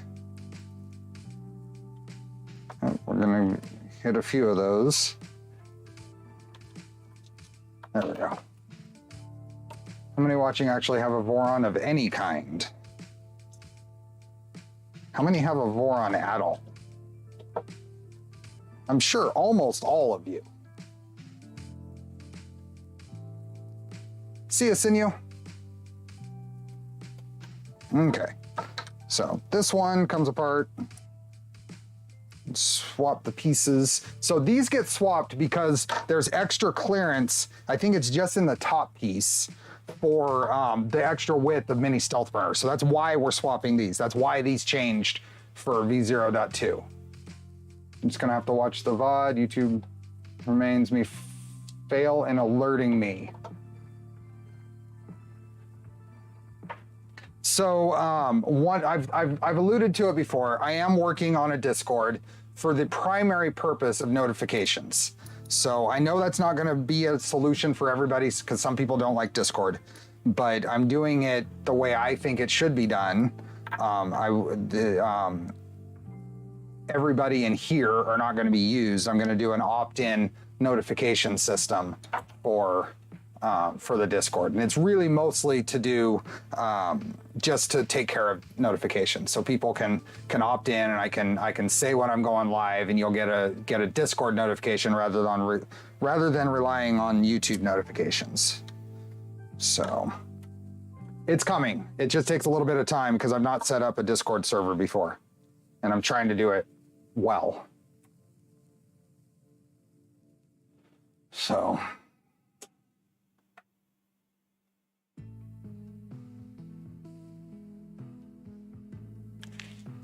Okay, more drink. And coffee's gone. So, yep. Okay, get the glasses on and get these swapped over. So I'm just gonna pull these off because there. Let's see if this will manage to stick together. Nope, there's the two washers. So remember, we got two washers first, and then the stack, and then two more washers, and then the spacer, and we get rid of the Charlie hair. I don't understand why people need notifications or stream at the same time every week. I would definitely myself appreciate notifications if it was me, because even with knowing what time something is, that ping is useful. Okay, there, and so 2 washers and the bearing stack and the washers. Hold these together. All right, like that. Tighten this up. Old brains forget, yes. I'm sure we can figure out something else without turning it into a monster to maintain. And that's what I don't want, is a big giant mess to maintain and take time. So.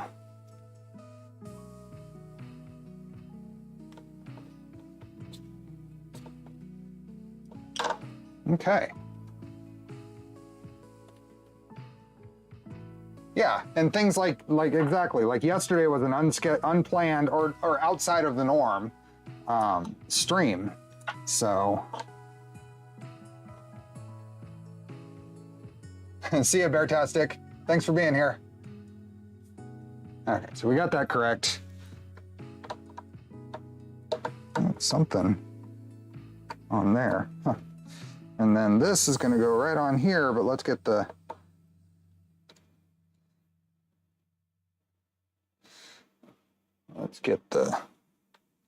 pre-install nuts or post-install nuts back in here. And we'll do the same for the bottom.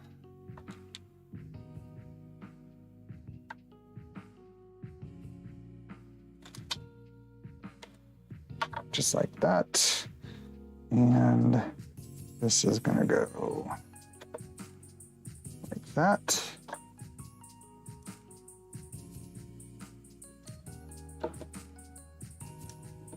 Let's see. There we go. Oops, I'm not actually showing any of this.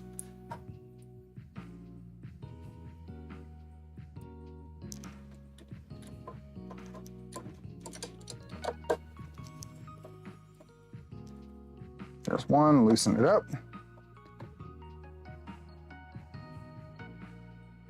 And then bring these in here.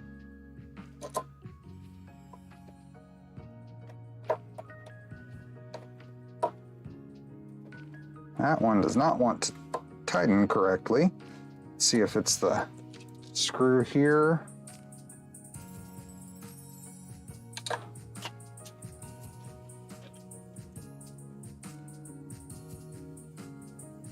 I think the screw might be, oh, no, it threaded. Let's try it again.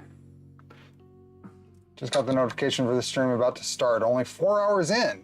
That's really close. I mean, it's okay if I stream for like hours and hours and hours, right? Ah, that does not. Okay. That one is probably. So I'm checking these out. I've got one of these that's liking to strip.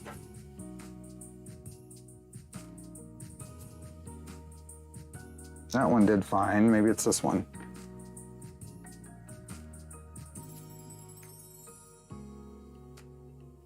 Huh. They both thread in. It just must be cutting at an angle.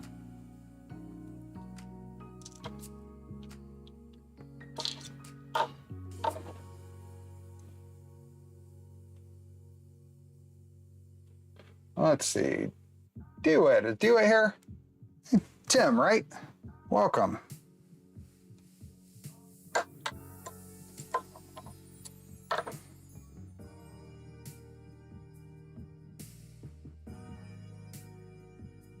Let's see. Get these back in and we'll try it again.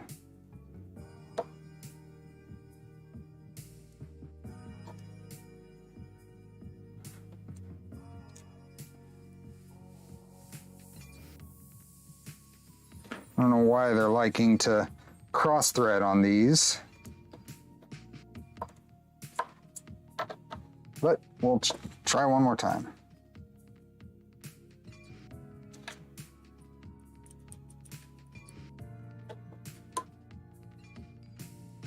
That one goes in fine.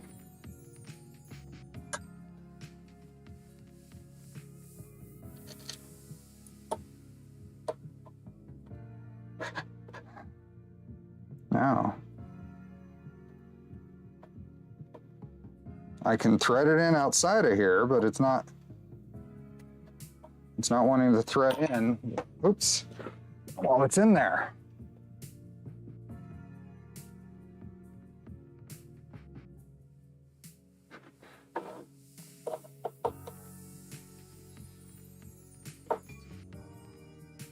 I don't know what's going on here.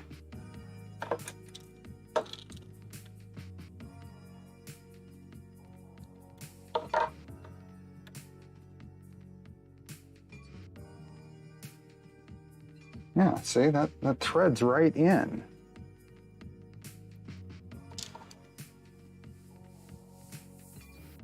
That threads right in. Okay, let's try something. Let's thread these in partially and just slide it on and not use a little plastic piece.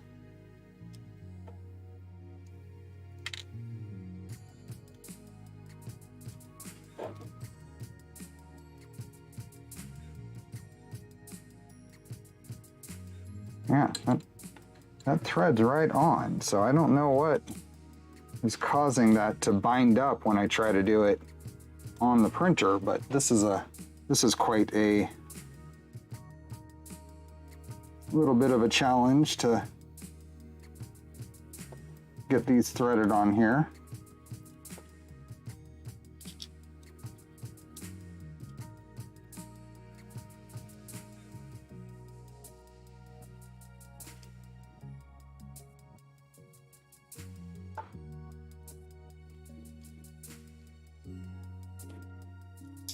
Oh.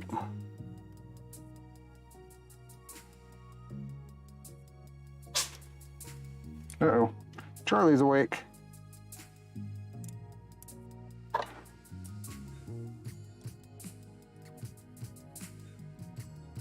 There we go. Okay. So now with those like this, I'm going to slide this all onto here and just use some tweezers to line up the...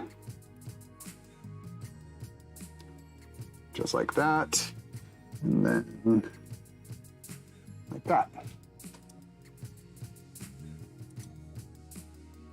Then they all tighten down fine. I don't know, it's maybe this printed piece below it was allowing it to get cockeyed when it was trying to tighten, but that's okay. The little plastic holder is probably causing it to go off to the side, but now it's fine.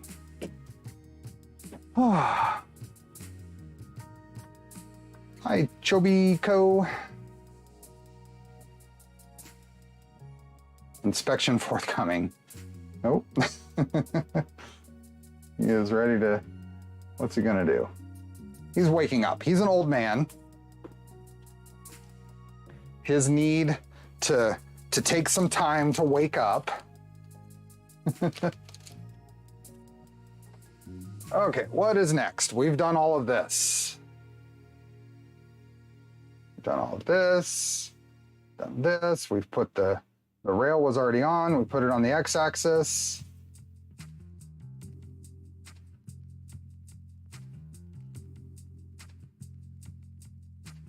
All the things are in the right spots, and now we can put it in here with the little M2x6 flathead cap screws. He will be 16 in June.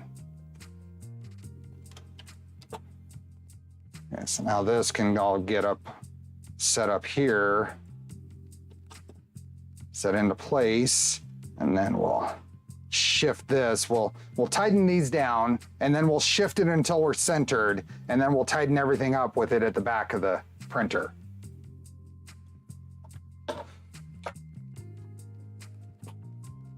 So let's go maybe this view.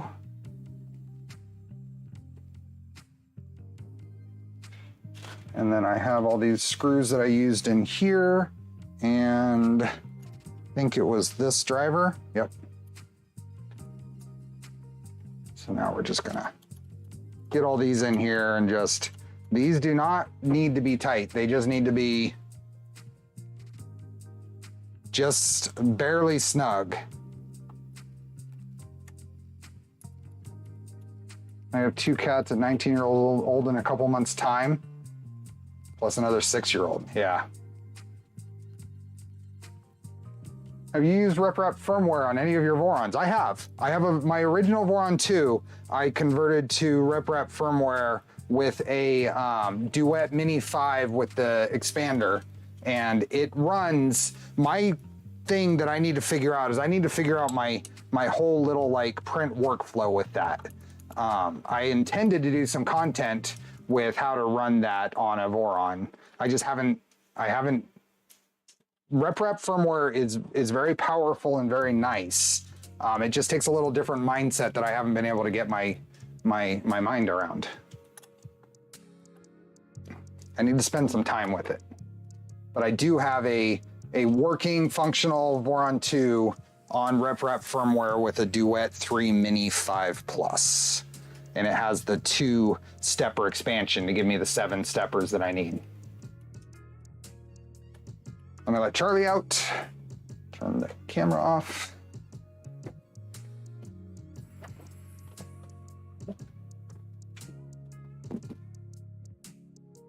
Does the LDO toolhead PCB even allow for LEDs? That's a good question.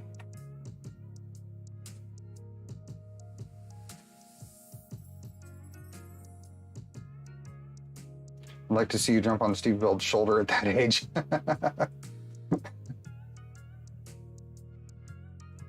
So RepRep firmware, you don't have to compile firmware. You have a configuration similar in concept to Clipper. So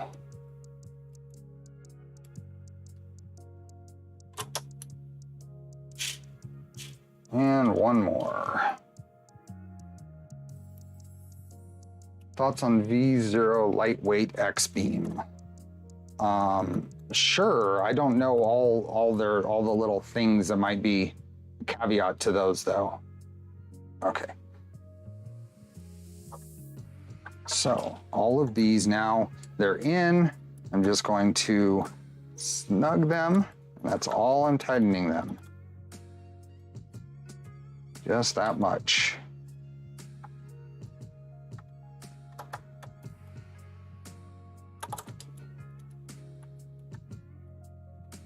Just ditched my Duet 3MB for a Manta M8P because of inconsistencies. Interesting.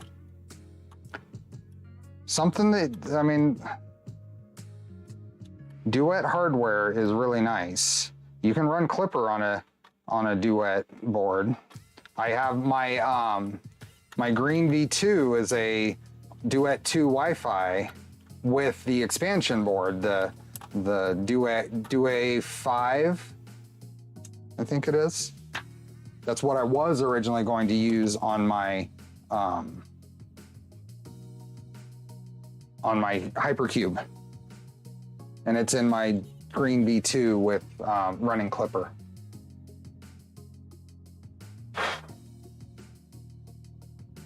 Okay, so this is moving good. I'm going to, since I had already centered the X linear rail on here, I'm just gonna visually center it between the printed part, and then we'll start tightening things down. And we'll tighten it down with it back against the rear motors, and that looks actually pretty centered.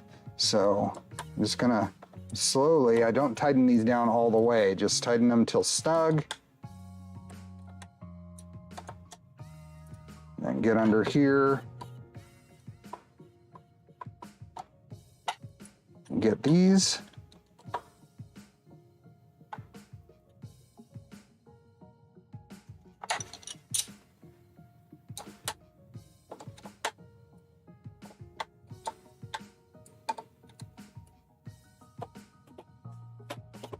There we go. And we'll do the final setup with the belts. See, Evil? The issues with Duet is that they have different versions, and one command works across all versions, even if there's a new command, but others do not, so it gets weird at times. I don't have enough experience to know those little things like that. Is a similar thing? I mean, all things get revisions, and new revisions break old things. Is the problem is that new revisions replace old things with different functionality, but don't necessarily tell you that? Is that what I'm hearing?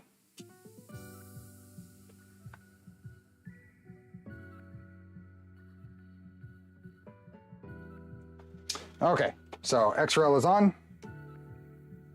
All those are tightened. getting close to be able to belt this. Put the top extrusions back in.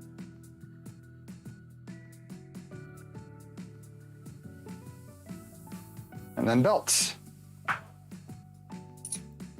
Clipper changes, but it's consistent, okay.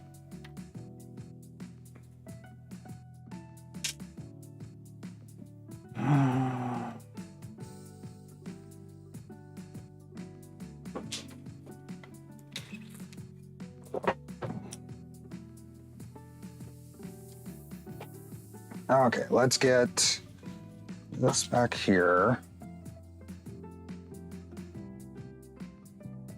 And we have a new X carriage. I've got a little printed, a little built-in spacer here, or support. So I'm just gonna snap that off. I don't know where it went. That's gonna go in here. I do need to put a couple of heat sets on here, so let's do that.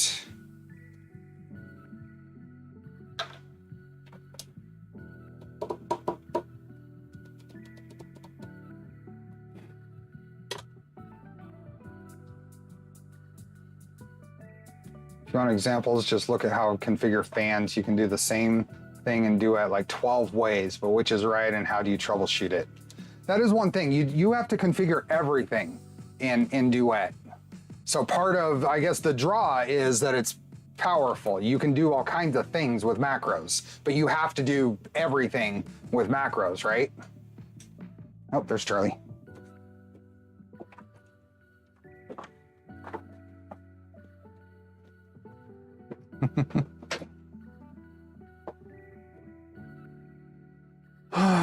Okay, that's heated up. Heat sets.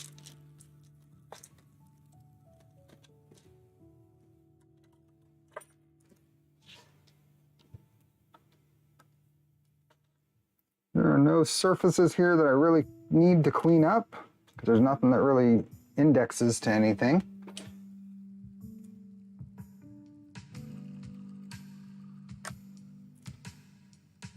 And these help support those tool head boards and stuff like that go into this spot. How do you add built-in supports in Fusion and or CAD programs? Is there something you could demo in future stream? CAD stuff is just really hard for me to demo in stream because I'm so scattered when I'm doing it. Things like the skirts is something that I can do because that's a very, I've already gone through it. But for each like detailed CAD stuff, that's just not where my head goes. Okay, carriage is here. Let's grab the old one, and we need the belt, these maker beam style nuts for the belt retention. It's the same basic setup.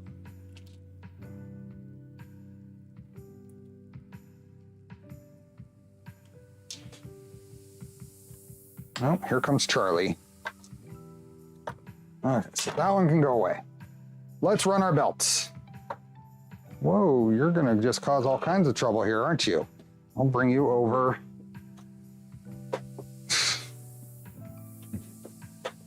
He was gonna try to jump and he was gonna cause a mess.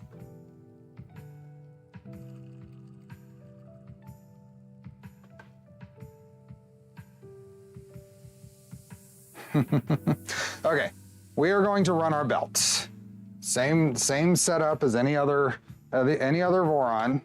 So let me grab the old ones and let's find the one. Okay, so this is the bottom belt. And gates is visible, is readable, it's upright.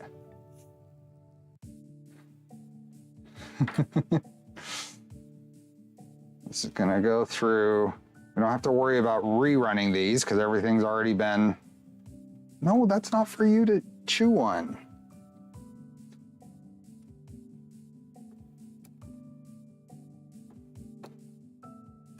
Oh, come on. No, not there.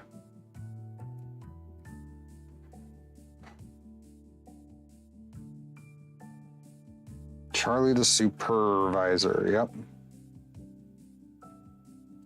There we go. Okay, around there, I've got that backwards. I've got to go this way.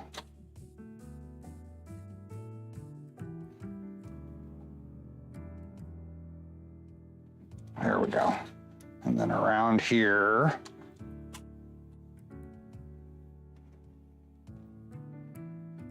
and then this one goes through here. We'll just go up through the top here. Maybe this is the better view. The top, around through the bottom, and we can get that in there.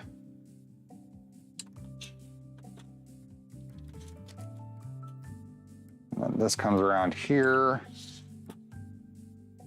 and in this way. So that's the bottom belt ran. The top belt is right here. Make sure I got the gates the right way up. That's important.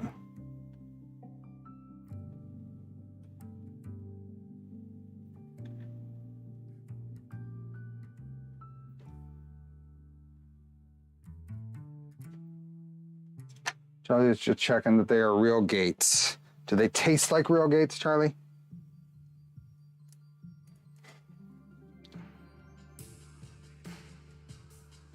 Let's see where I'm at. This one is there, and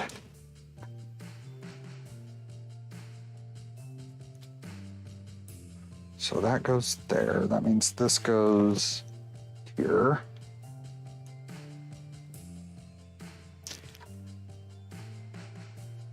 There we go. Okay. So there, up through here.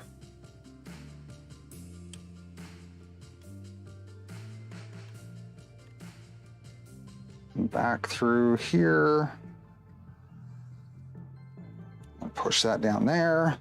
And then back and around. And through here. So that's basically ran. All right. Now we gotta get Charlie petted.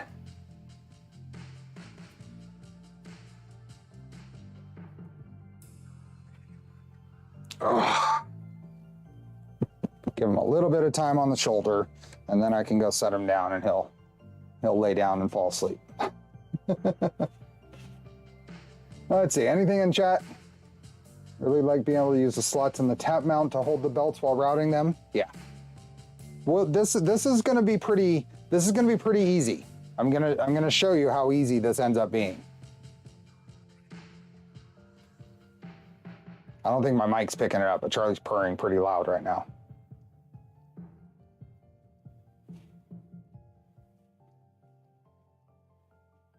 Okay, now we're gonna try set you down.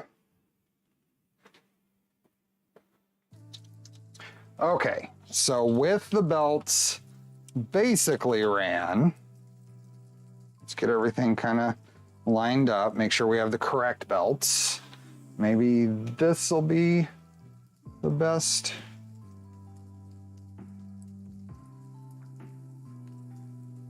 Let's try that. So we're gonna take our new carriage, and what I'm going to do is just grab these two, this belt, this side, and get my glasses because I need to be able to see. And we're going to push the belt through. We're going to push the belt through this side. So that's the top one. And we can push it through a little further than it's going to be. It was cut flush. We're going to push it through a little further just to make it easier to work with. Then I'm going to bring this around and grab one of my maker beam style nuts. And we're going to tighten this. We're not going to tighten it all the way. We're going to tighten it partially. Now we can pull these back through to where they're almost, oops, see that one I screwed up. I pulled it too, I was in too much of a hurry and pulled it back out of there. So let's start over.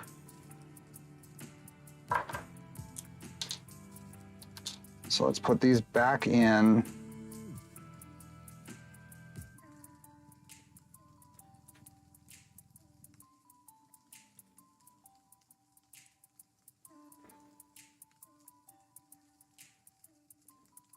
Okay, let's do that again. I've got the wrong, okay. They changed fasteners, I'm realizing. They changed fasteners, so. They changed fasteners, so let's figure out what that fastener is. This is a change in fasteners. So if we come down here, we routed the belts. There are a couple of M3 hex nuts I need to put in there, but I don't need them right now. We put those in. These are M3x8 flathead cap screws. Those are not in the kit either. So more comments for the kit. We need some M3x8 flathead cap screws. I have some, but we need M3x8 flatheads.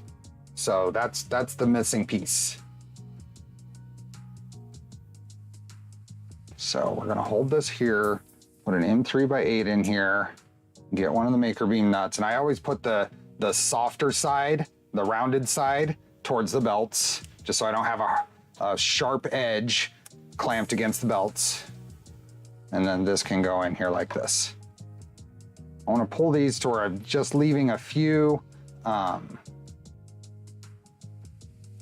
teeth out, and that can stay like that. And I'm just gonna tighten this down so I don't actually pull them through. I'm not gonna tighten a lot, just a little bit. So now we have one side of the belt attached to the X carriage. Now we're gonna go to these front idlers, and we're gonna loosen the front screw completely. We're gonna just loosen the rear one. Now we might need to, there we go, pull this back. And now this idler can slide along this top extrusion and give us all the room we need for this.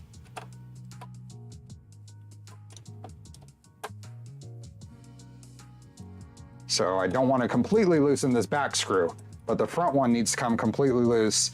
And you might want to, if you tweak this part while you're unthreading it, it'll pull it up out of that front extrusion. And then push this back, and now this can give us all this room, right? So now we have all this extra belt now, all this extra room for this belt, to where now let's make sure we're lined up on all of our belts, because we've got all kinds of, and I think I might actually have it crossed. Let's pull this forward just a little bit, just so I can get everything lined up, because I think I'm not lined up. I think I've got my rear belts. I might have my rear belts crossed somehow. Nope, it was just sitting there. So I'm still good. So now this goes here. And if I pull these,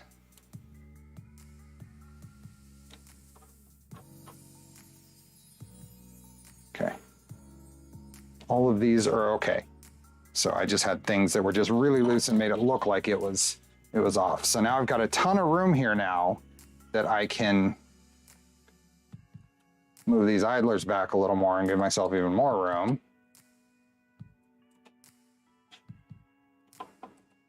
This type of idea can be done on all kinds of printers. This isn't. So now we've got all this space. Now we can fish the belts through right next to the other ones, and sometimes I use the tweezers, go in there and push, and kind of push against the teeth on the belt to get it through that hole. See. Now we can pull that through. We've got a few teeth there pulled through so it doesn't quickly pull back out.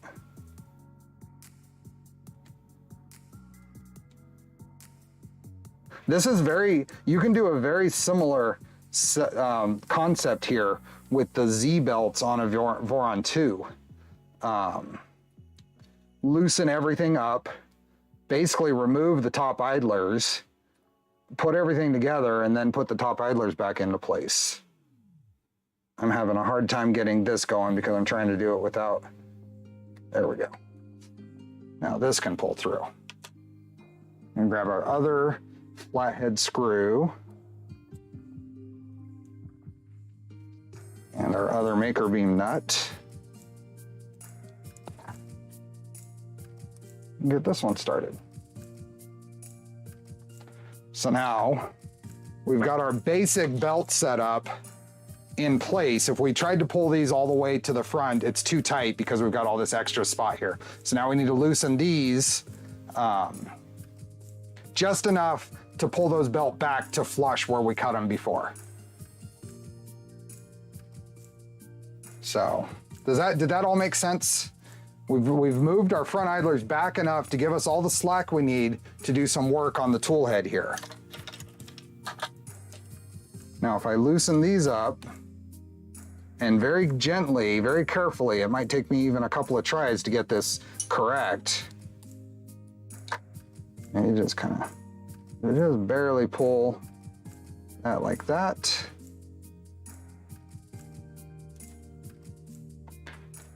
We do this one side at a time. And then I'm gonna tighten this side. And now I can pull the other one without accidentally pulling it out.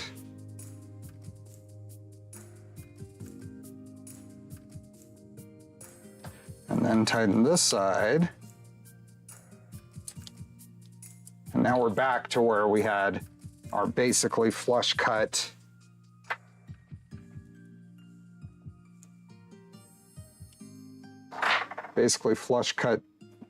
belts there. And now we can tighten up the rest of the belt. So this can go on there. As we pull this forward,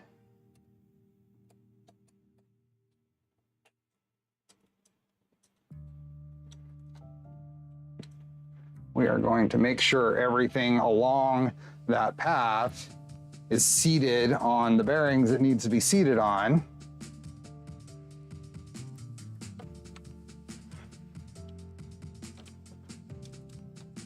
And this should, when that happens, be able to be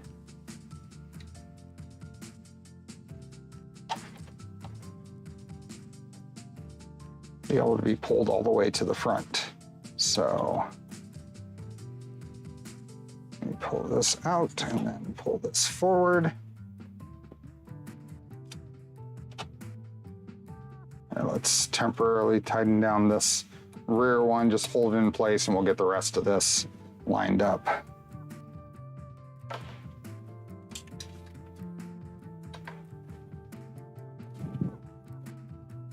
Okay, so now this one, pull forward, get everything on the belts it should be on.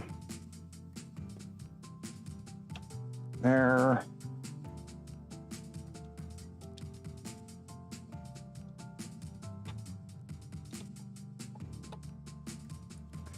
Let's see how things are setting. Hi, Kyle.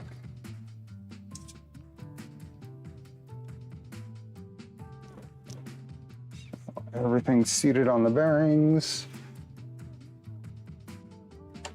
And I might be one tooth outside of flush, which might be making it difficult for me to get the other fasteners together. Oh, and I'm probably tight on this side. Yeah, that's what's going on. Okay, I missed a step. I missed a step. These have to be completely loose. That's where I'm running into a problem. these have to be at the completely loose position. So loosen these up. That's where my problem is. Now that's at the loose position. I was wondering what was going on.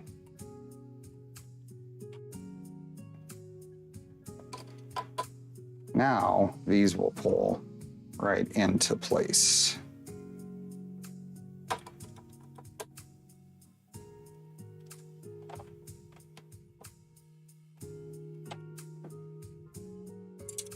Why is that? Why is it not pulling into place? What am I catching on? I'm actually not hitting a, oh, I see what's going on. Okay, so I've got a very specific thing here. What's happened is I've loosened it enough to where the little plastic spacer underneath those post-install nuts fell out and was causing me to not be able to pull that piece all the way through. So we will take this just all the way off and sort that back out. That's what's going on.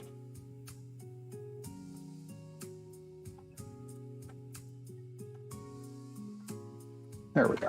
Put that back. And then we want to make sure we put this on with the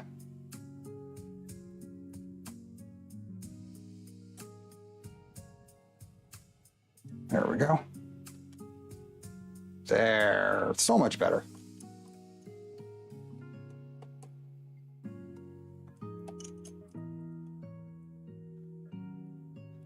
Yeah, the A and B nuts were tight, and that was my bad to forgetting that little step. I'm just gonna make sure this is all square and lined up with the front before I tighten things down. But that little plastic spacer for these nuts was what was causing it to get in the way. Hi guys, just to know, who would like to use something else in their 3D printers than a Raspberry Pi? Who uses something else because of the shortage? Banana Pi, old computer. There are lots of solutions out there and lots of cool things that you can use.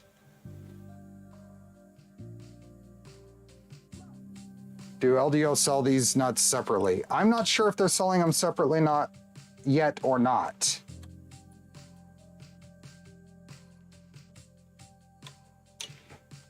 Okay, so now this one, here, go back here. This one did not fall in like that other one.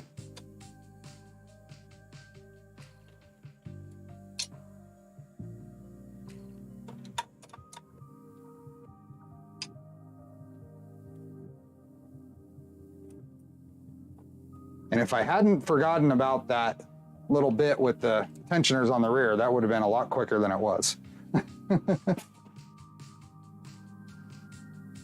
But there we go.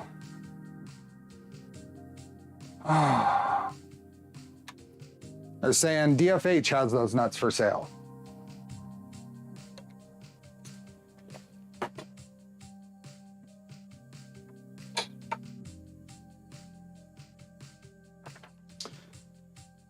Okay, we're gonna attach the, can we attach? Yeah, I think we can attach the X carriage to the rail, and these little stoppers can come off because I'll forget about that and I'll wonder why it's not getting full travel.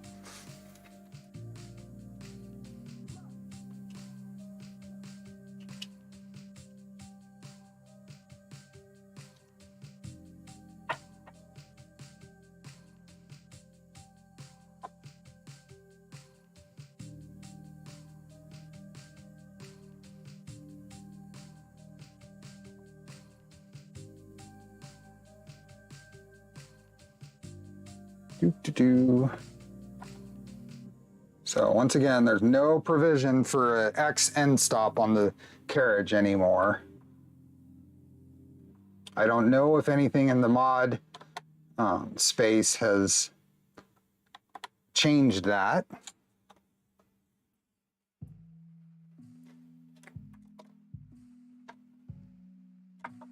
Okay, so now we're gonna tension our belts. So just tension things.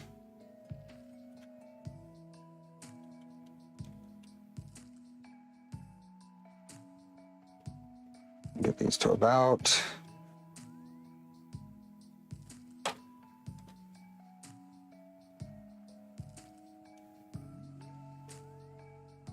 There we go.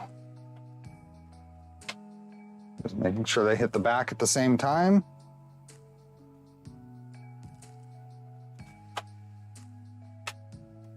I'd call that okay.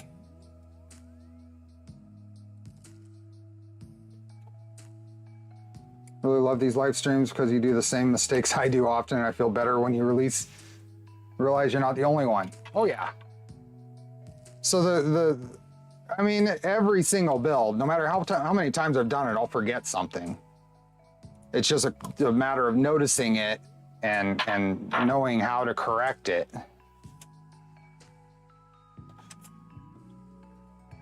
That's good. Don't forget to remove old Z-stop screw. Which Z-stop screw? I gotta remove these. I need to remove these nuts here. There's nothing. Oh, that Z-stop screw. You're right. Good job. Might as well. It doesn't hurt. It doesn't hurt to be there. Hey, that's a 12mm screw, isn't it? That is a 12mm screw. It's going right here. 12mm screw. There, now we're not actually missing one. There we go, all fixed. You can get rid of that stainless steel piece. Pascal, thanks for getting the memberships. That's awesome. 12mm screw that I can put right there.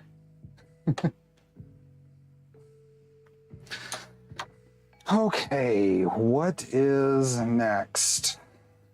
What does the instruction say is next? So we did the X carriage, and we did all the belting.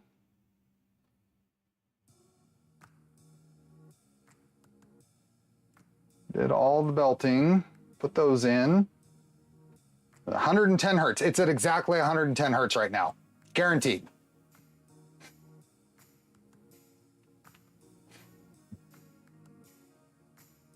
Belt tension.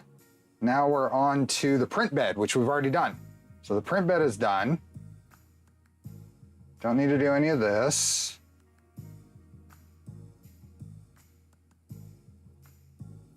Cable chain is done.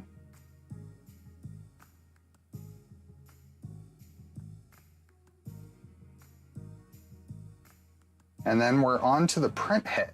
Huh, do we want to do the print head right now? Or do we want to do the print head tomorrow? Or not tomorrow, but next Sunday. What do I need to actually get done in order to... Let's do the print head now. Let's go ahead and build mini stealth burner. And we'll basically next week will be wiring and panels and print, I think. So... Let's get the mini stealth burner built right now. I think I've got everything I need to do. I need to do that.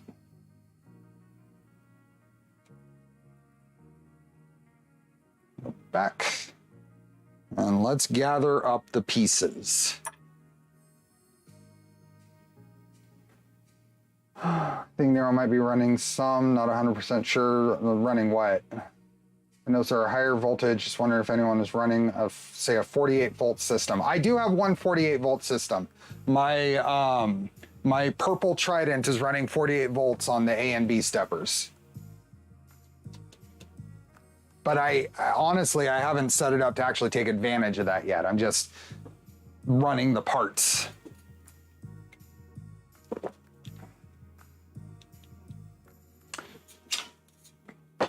Yeah, I want to keep making progress because otherwise I'm afraid I'm going to run out of time next week.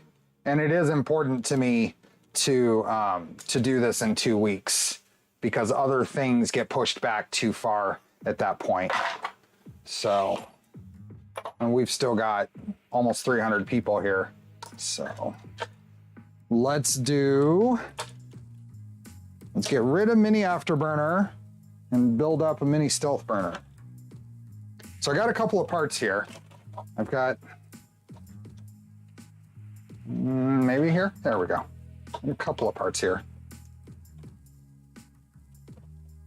Plus, this gives me an opportunity. If I screwed anything up, I can reprint in between. I think that's the majority of them.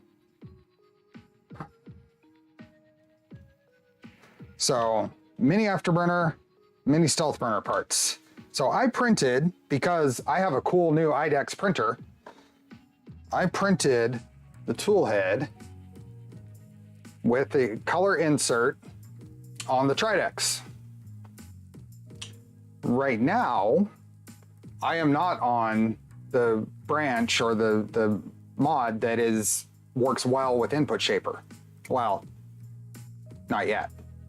But I decided to try and see what it would look like. Just with the print settings as I had them. And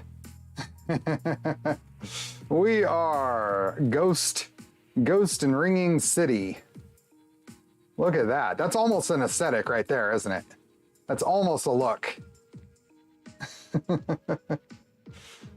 So, I'm not going to use this one, but it was a good chance. I need to do some tuning on that printer, but it was super easy to do.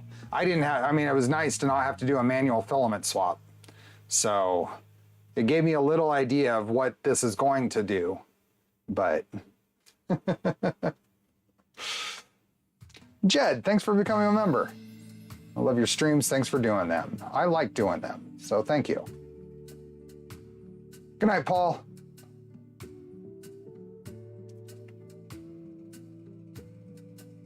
So yeah, there's a lot of potential there, and after this stream, I'm gonna load up the PR branch that has working Input Shaper on it and do it again. But there is almost a look to that. There's almost an aesthetic to that. If you can get all the parts to do that consistently. Thanks for becoming a member, Timor. So I did this on my Trident now, my other Trident, with a manual filament swap. And although there is a little bit of artifacting, I need to rerun Input Shaper on this. It is much better.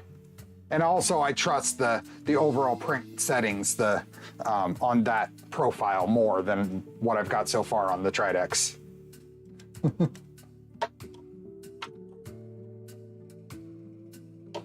Why not ERCF? I don't have an enclosed ERCF right now. And almost everything I'm planning on doing is just 2 color or 2 material. So. Oh. Can you use ERCF on a V0.1? Sure. Sure, you can. This Guidler piece has a built-in support. We're gonna pull that out. Nice little modeled in support that Nemgria did. We are going to clean up the mating surfaces and all this stuff just to make sure we're gonna fit nice and tight.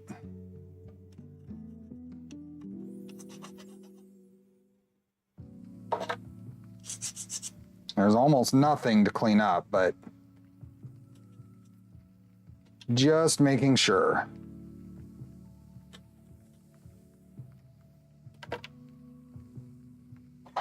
All my prints from IDEX machines look like that, never looking into Input Shaper, so I call it a design choice.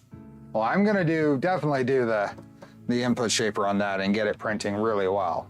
Mike 4D, thanks for being here. I will check out your full-size NeoPixel thing, but thank you.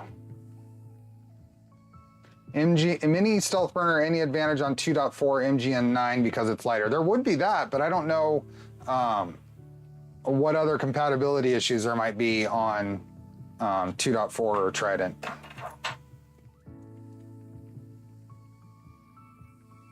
Okay, I am missing something. I'm gonna give me 10 seconds. I need a granola bar. My stomach growling. Be right back.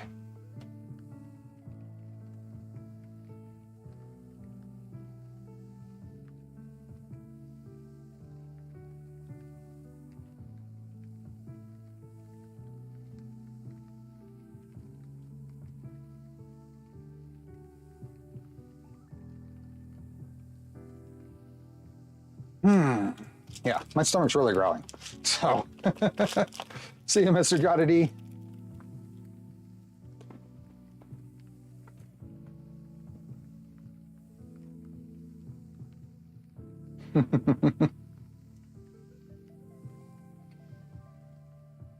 You should check Kex Rome mod on the rat rig for 2-color prints. Feel free to send me a DM on that. I don't know what that is. And that's something I'm hoping the Discord will do, is maybe reduce the number of DMs I get. I can point folks to a message in the Discord that I can check after here instead.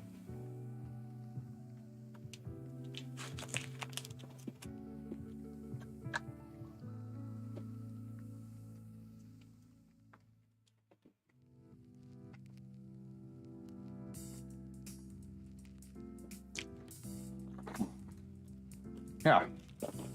Thanks for your patience. I just realized my stomach had been growling for a while. We're not even 5 hours into it.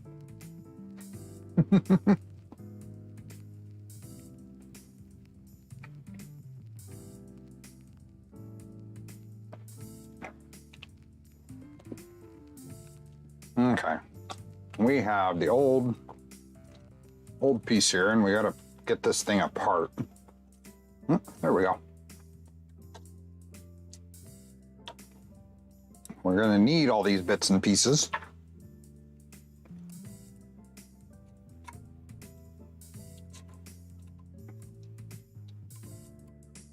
It says version of MMU filament change, really interesting concept for just 2 colors. I'd like to see that, because I like to see a simple 2-color implementation. That would be cool. Okay, so mini stealth or V0.2 Voron. Getting my words mixed up. And that. Can we pull the fans out? Yep.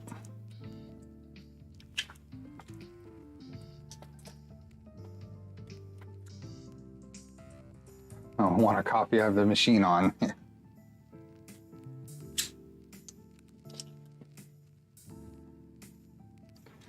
And this is the 7mm, 6mm fan we're not going to reuse. The kit came with a new fan for that. And we're not going to need to reuse that PTFE tubing. But we are going to need that bearing. So if you have, let me see, if you have any 5mm stock, usually you can get in here and just kind of roll it and pop a bearing out. Just kind of a roll around motion.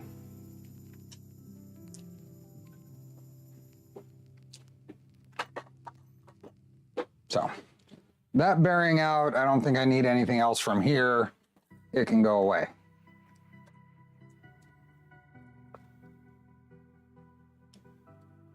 This bit, I'm gonna need to loosen the grub screw, because this is one of the pains with mini afterburner, is that you have to assemble this on here. You don't have to do that with mini stealth burner. So that's coming off there, and I don't need that.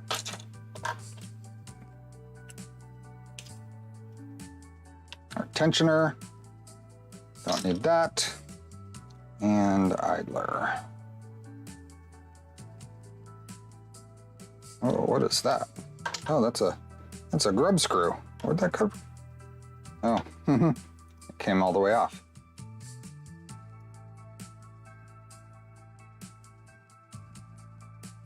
There we go. I almost lost a grub screw out of the Bondtech gear here. There we go. Now we have a bunch of heat sets to put in. So let's switch over here and heat up the iron.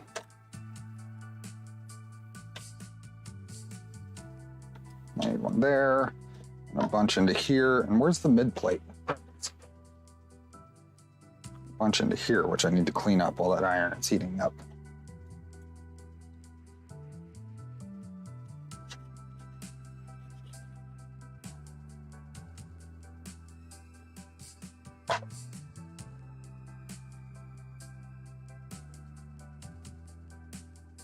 Okay.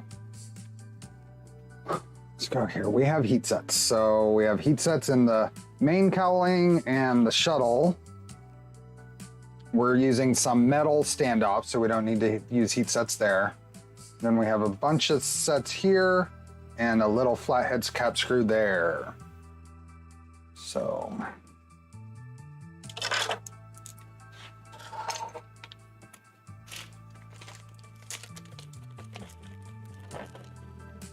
See you, Netco.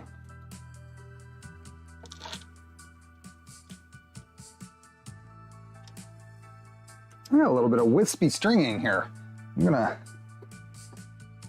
hit it with the heat gun.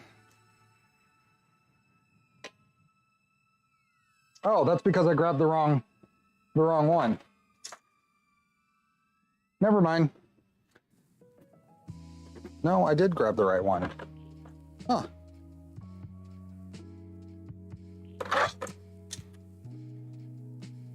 Huh. Okay.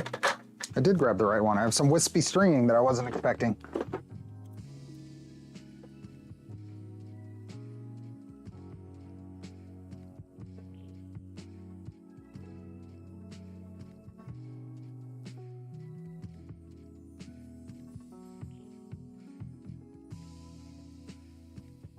There we go. So what happens if you put a mini tool head in, say, a Trident or 2.4? If you can fit it, it's just gonna be a lighter tool head. I don't know what, I'd have to think about that if there are any other real concerns or considerations. That's a good question.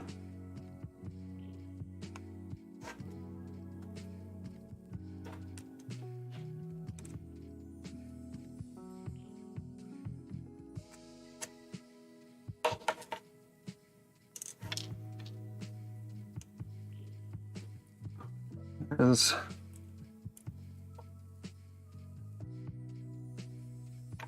okay, so I think that's the only 3 for this part. Then we have at least a bunch of inserts for this part.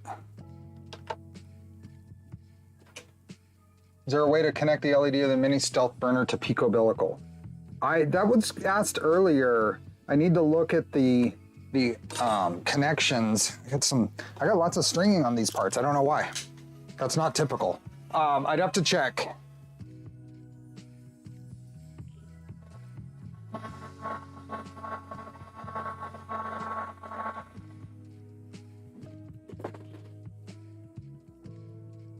Not super thrilled with these. I may end up reprinting them. But for right now, we're going to continue the build.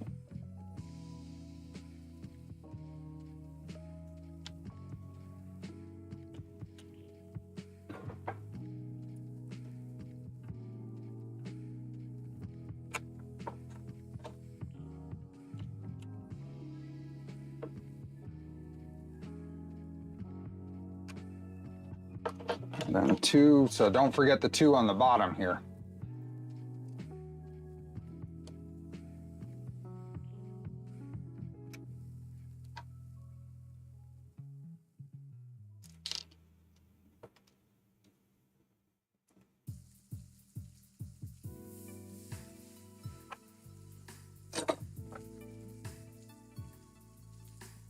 And that's it. Oh, no, I got one more. I got the shuttle. This guy.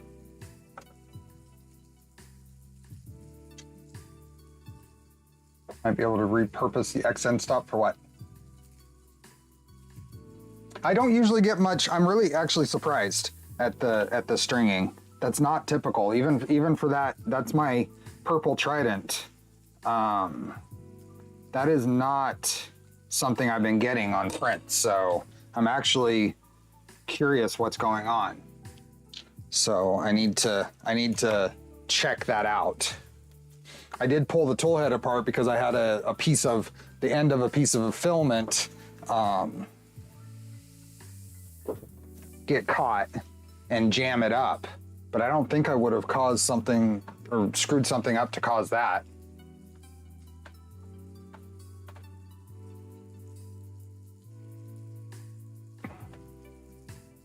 So yesterday I made the mistake of trying to put the heat set insert on the end of the iron rather than in the part. Safe to say I won't be doing that again. Did you burn yourself?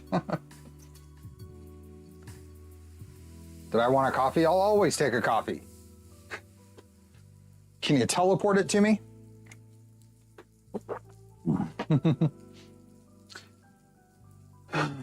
Okay. So there's a new little piece in here. It's this little M2x6 flathead, and this is for limiting the ultimate the total travel of the guidler so that it doesn't jam the two teeth of the Bondtech gears together. So let's put that in and put in the guidler and this stuff and that. Okay. So guidler goes here. It goes in there. Nice and also gonna hit the pillow. Thanks, Steve. See you next week. See you, Andres. So that goes there, and there is a screw that goes in here that goes in this hole here. It's just an M2 self-tapper. And this is just for ultimate strength of the part, just to tie some of those pieces together. So this just threads in here until it's bottomed out. And that just strengthens this little joint across here because that's across the layer lines. I haven't had one break, and this is the first one I've assembled with that screw. So. It's the same hardware as CW1 and CW2. Yeah, it's the same basic Bondtech internals. Okay, we've got that same bearing. Let's put, how does this go? That goes there, which means this goes on here like this.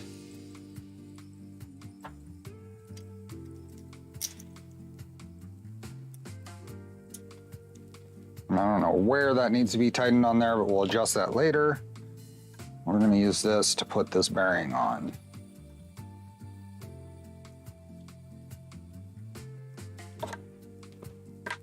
There we go. Bearing in there. I'm boring. I just drink drip coffee black, but I'm very picky about brewing that coffee. I'm not too picky, and I just drink it black.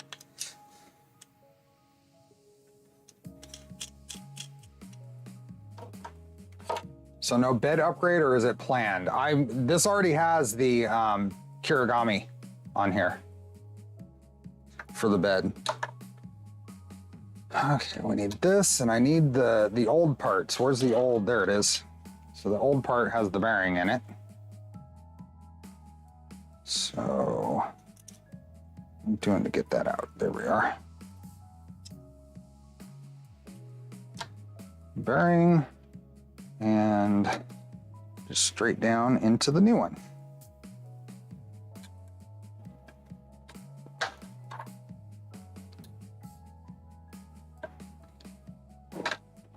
There we go. And then a hex nut, which I know we have extras of those because they included a bunch of them.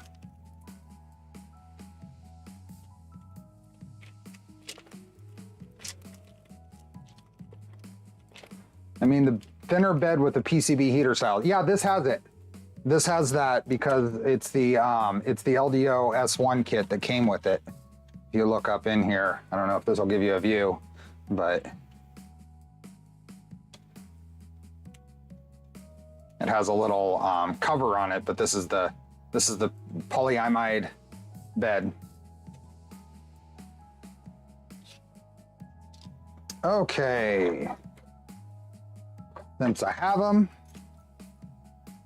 I'm gonna use these to, oh, I didn't need to do that. Okay, so this is a loose fit. Sometimes this nut in this part is a tight fit. In this case, it's a loose fit. I am going to put a little bit of glue in there. I am gonna put just a tiny bit of glue in there to make sure it doesn't fall out while I'm working on stuff. Ooh, well, that's fun.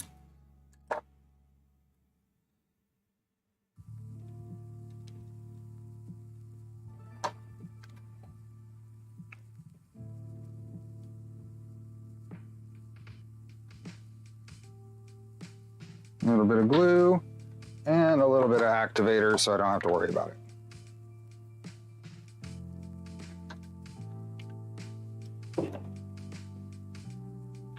And my glue kind of was under pressure for some reason, so I'm gonna have to clean that up later.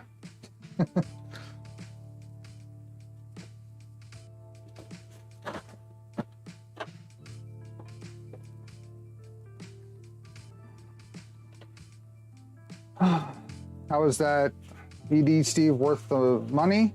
Currently sells ED. What is ED?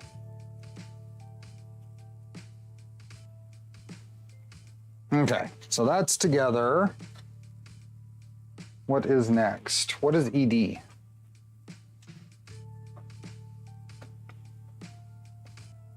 My one cooling fan just broke on my 0.1. The hot end cooling? Answers to the LEDs in pico, umbilical. If you use the white on LEDs, and you can repurpose the X end stop port. If you want to use RGB, then you will need an extra wire for the signal and the X end stop. Okay, I'll check all that between streams. Where are we at? So I put that in, the shuttle can go in, the guidler can go in, and the latch can go in, and then the mid body on there, and 2 M3 by 25s, or 3 M3 by 25s are gonna go through there. Okay. So we have this, we have the guidler is gonna go in here, the latch goes there, guidler goes there, mid body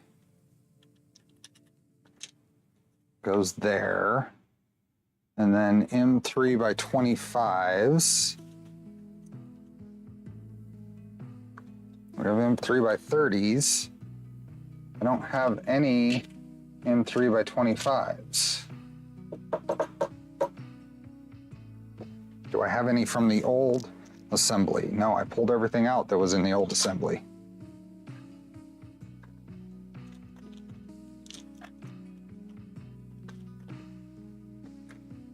What am I missing? Oh, I forgot to put in that little M2 by M2. It came with the little M2 screws for the inside. I almost forgot that. There's an M2 screw that goes on this guy.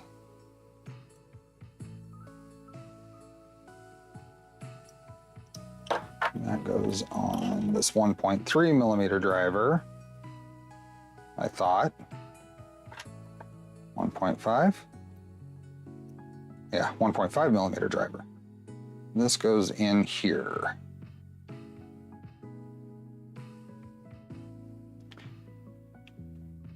I'm just gonna thread that in until it bottoms out for now. Okay. Think Steve needs a nap with Charlie. I'm slowly fading. Is it obvious? We are close. We are close to as far as I can get today. But I am a little concerned that I don't have any M3 by 25 screws. These are 30s. I need M3 by 25s for the for the build. They weren't in the original assemblies, so they're not, it sounds like they're not in the upgrade. Yeah, these are 30s.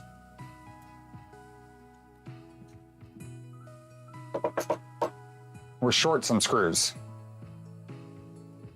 I'm gonna dip into my stash.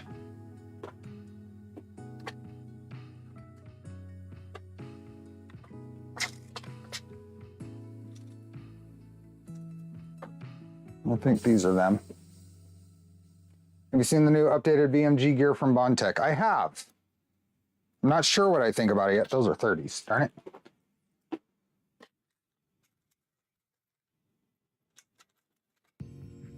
Let's see, are these them? Yeah. Okay. So according to the instructions,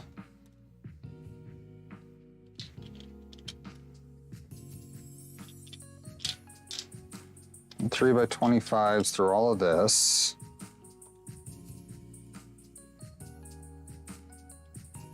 I am noticing the few missing screws. I am noting it, and we'll be figuring it out. Oops. For this one, before I put this one in, I need the latch.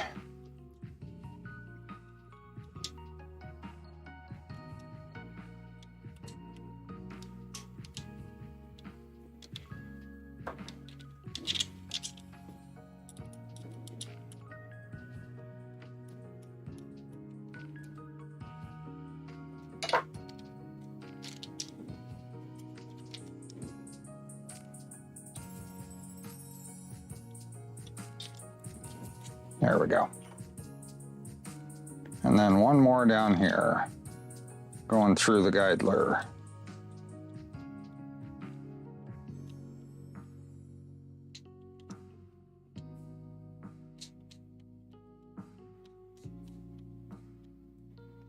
There we go. A little tight there, so there. Just finished my S1 and there were 7 extra M3x25 button head cap screw left over. And that might be kind of the expectation here, but not everybody's upgrading an S1. So with this, so it should have the differential build. Hey, Chris, welcome. Always have lots of spares on hand. Yep, I have a whole drawer, whole organizer worth of spares. I meant bed earlier. How's the LDO bed? It's working fine. I have one on the gold printer here that I do a lot of printing on.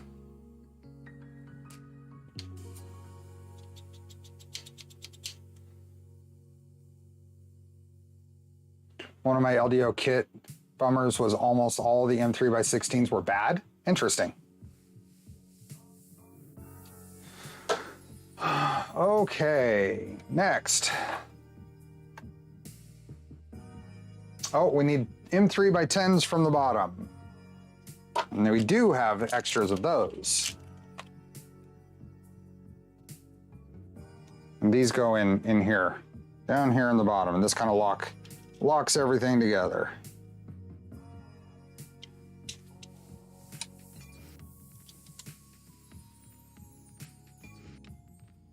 Not super tight, just snug. Let's go in, right in there. Okay. That goes in, so check orientation. The drive gear is mounted opposite. Hey, David English, thanks for being a member. Howdy everyone, great stream. We are at 5 hours and 10 minutes now. I want to keep going a little bit. Even if I fade a little bit, I want to keep going. Okay, so I think we can get in here. So I'm gonna put this in here and I'm gonna sight down that to see how the filament path lines up. And I have it backwards. I put it on there backwards.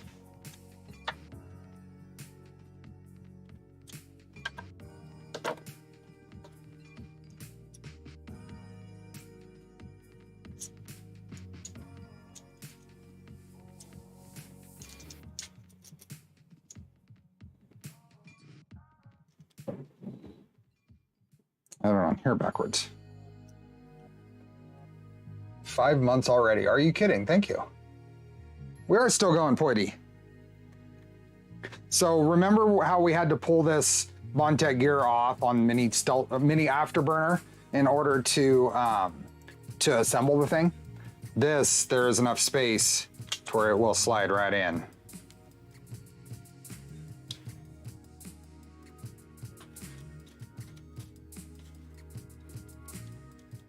Now I'm just going to sight down here and see how things line up with this in place. And it looks like there is room for that to float both ways. I think it needs to go on a little bit more.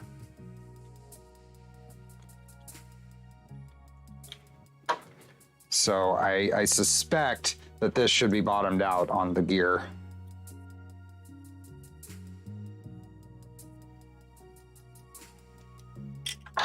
Okay, so now that goes in there. That can float back and forth.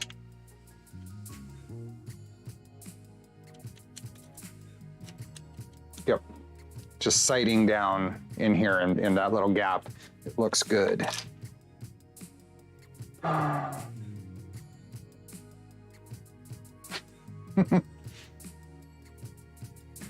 little M, it's like an M3x6 to button this up. M3x6 is all around.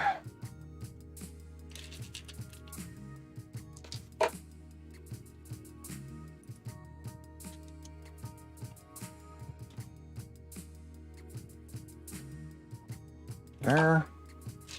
Oops, I already grabbed them. Oh, are those M3x? Nope, those are there's an M3x6 here and an M3x10 over here. Did I hear you say earlier that you're starting a Discord? I am. Much to my general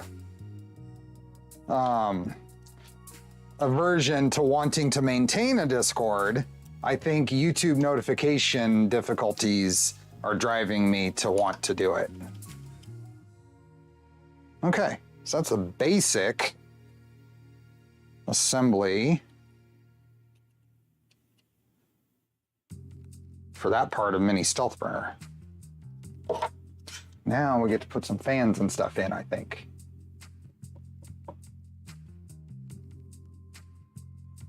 Yeah, 1.6, 110. So this one's a 6mm, this one's a 10mm, this one up here is a 6mm.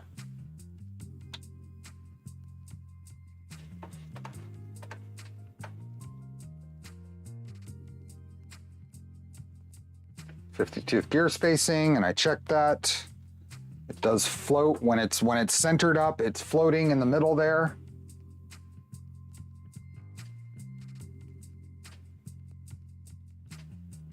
Note on the springs, we put that in.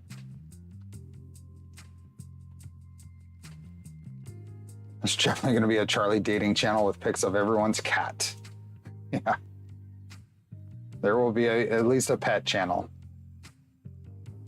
No, probably not. So one of the things, since in general, I only have time to stream once a week. I know I sneak in extra streams here or there, but in general, it's tough to be able to do things like that require multiple streams per week. We'll see.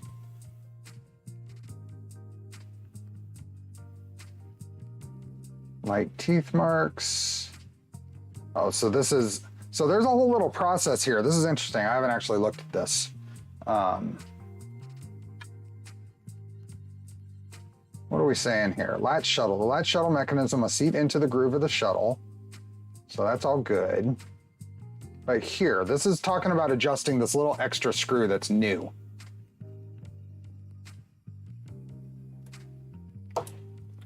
Oh, Charlie's done.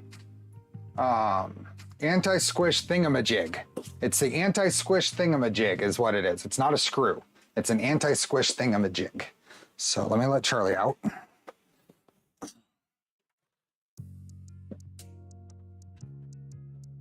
So the anti-squish thingamajig. Softer and flexible materials will deform and extrude poorly under too much tension. Mini Stealth Burner adds an anti-squish thingamajig screw that sets the minimum distance between the drive gear and the idler. Backing the screw out increases this distance, and tightening the screw in decreases this distance. Setting this minimum distance helps prevent the gears from meshing too tightly or binding up in the extruder. Close the latch and put a piece of filament through the extruder. Then spin the 50 tooth with your finger to test the feeding capabilities. You are looking for light teeth marks on the surface of the filament. We'll repeat this step once more after the motor is installed. See ya, Harry. Can you make the mini stealth burner work with current 0.1 without needing to change the blocks for X? Yes, but you may lose a little bit of X travel.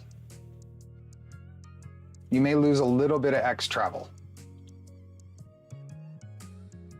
Okay, well, let's go through this because I've not actually gone through this.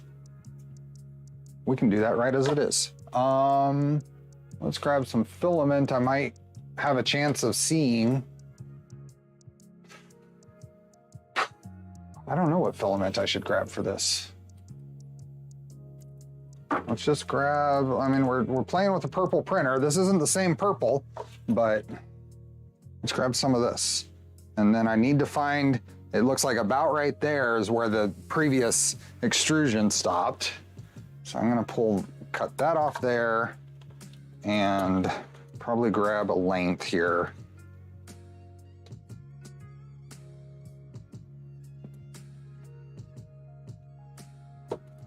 Let's just grab a length off here to play with.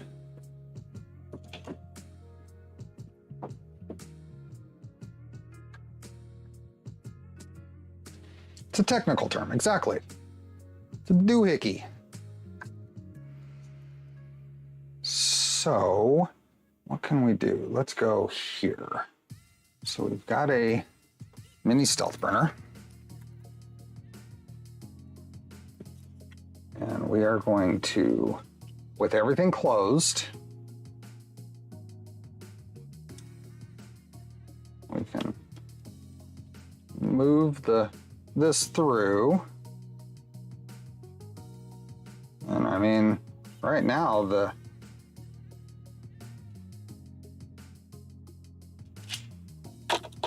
I don't know if those are heavy marks or light marks, but they seem like relatively light marks. I guess the idea is we can pop this open now and pull the tensioning screw out, and we can get in here and get to that screw and loosen it. But you can't. That's the problem. You can't actually get to that screw without disassembling this more or having a ball end driver, which I don't think you should need to use, especially on a 1.5 millimeter screw. I'm gonna try one of these.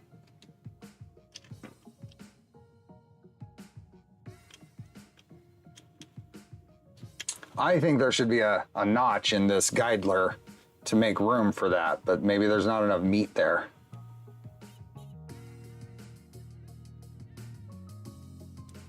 Yeah, and I'm not a fan. I'm deciding I'm really not a fan of.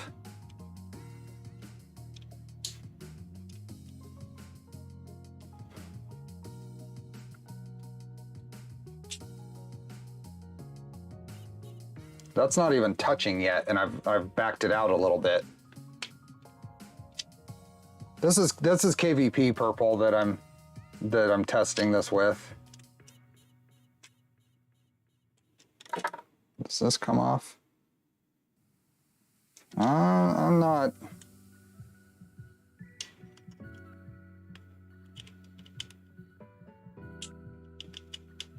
Having to use a 1.5 millimeter ball end to get to this. What, am I doing something wrong? Is somebody in here familiar with this? I mean, I'm gonna get only enough adjustments here, and I'm gonna tore up that screw. Let's see if that works.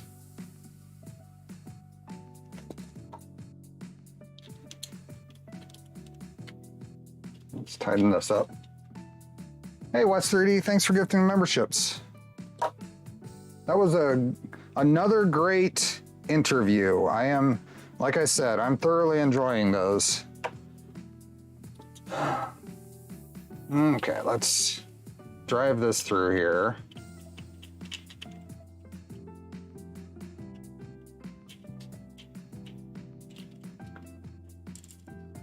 That is leaving, is that lighter marks than before? It looks the same.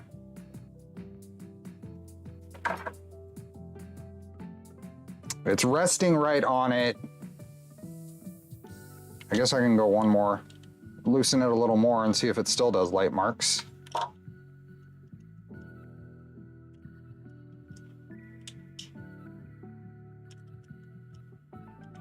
I think access to this is my biggest problem with it. That access bugs me. There needs to be a notch in the guidler there.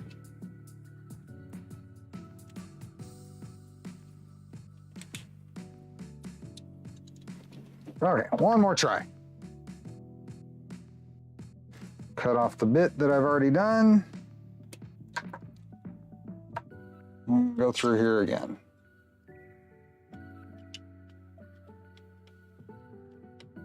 So this purple is Sparta 3D Purple Mist Sparkle. This test filament I'm doing is just KVP purple.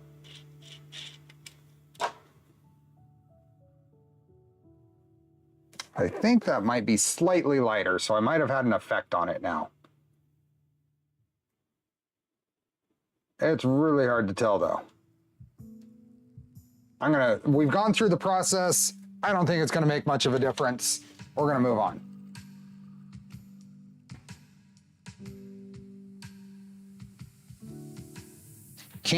No, it's not only one screw because you have to remove all of these and then you get to the screw that removes the guidler.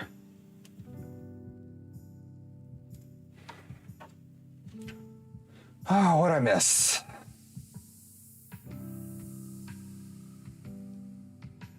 Yeah, we need more access to that. Here comes Charlie. We need more access to that. I'm gonna give that feedback. The anti-squish thingamajig needs a little more work, I think. Orient the fan, there she blows. Orient the fan in such a way that the fan will blow down into the part cooling ducts. So we're gonna get all these fans in here. Actually, let's go here. There, and this upgrade kit did come with a new fan for the hot end. So, right here. So let's get those in.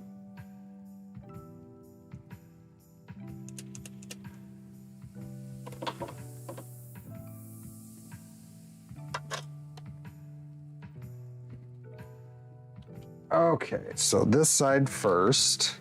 Is that this one? That's this one.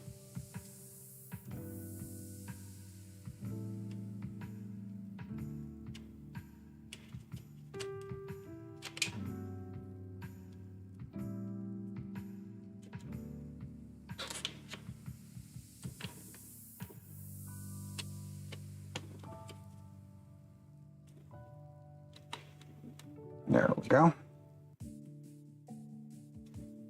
It's tight fit, and then this will come up here and go over to the tool head.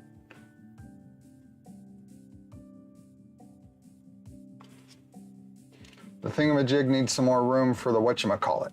Well, the whatchamacallit is what should be a non-ball end driver, but we shall see. Okay, I think this one gets to go in here.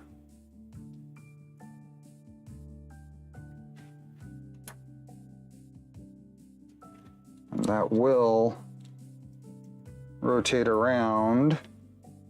Let me kind of form these wires to where they're not twisted.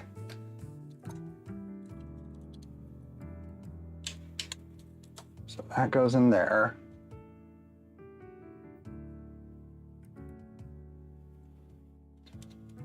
And then that will go up through that channel right there. So that kind of gets sort of held in.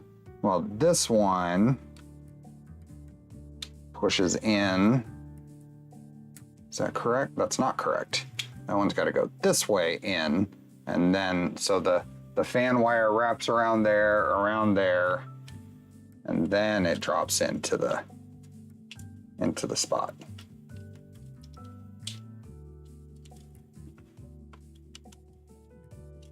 Right like that. And this time, no cracking the face like I did last time.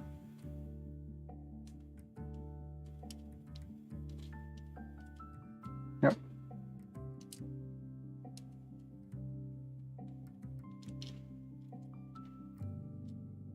Okay.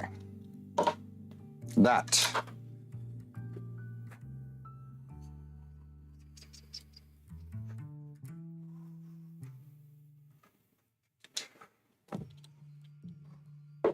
Now,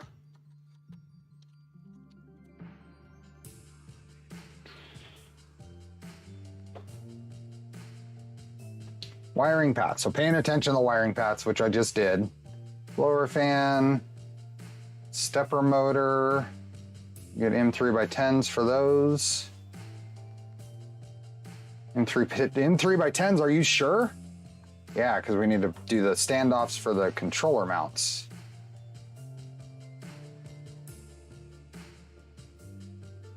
Better get your bifocals. I don't have bifocals, I just have the magnifiers. Okay, let's put the motor on. Does it say which direction? Did we run the stepper wires? They said stepper wires up. What did we do on the previous build for this? Was it up? Okay, so this goes on here, and then we need two M3x10s.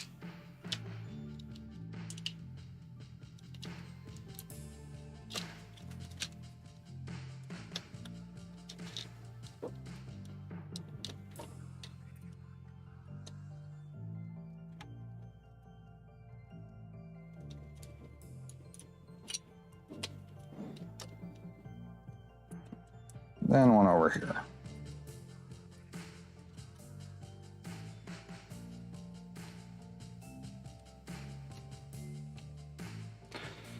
Yeah, I wish part cooling showed greater improvement, but the Mini is a cute little guy still.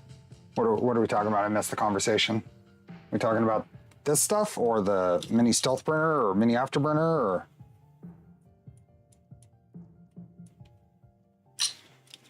Okay, so fortunately we can get to this. So you've seen me try to set the gear mesh on different extruders before. We can get to the gear here where we couldn't on the Mini Afterburner, at least not easily. So I don't have any play there, so let me make some.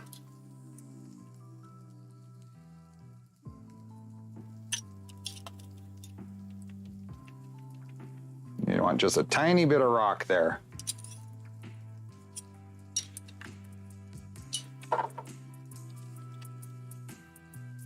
I think I got too much rock there.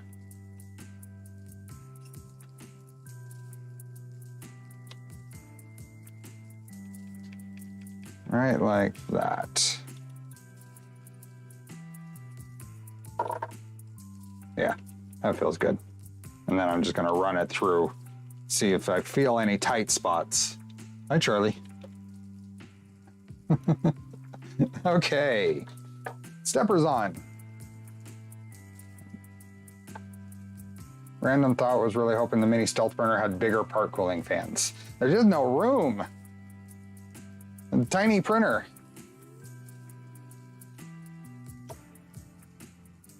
Okay, talking about the adjustment I just did in the gear mesh.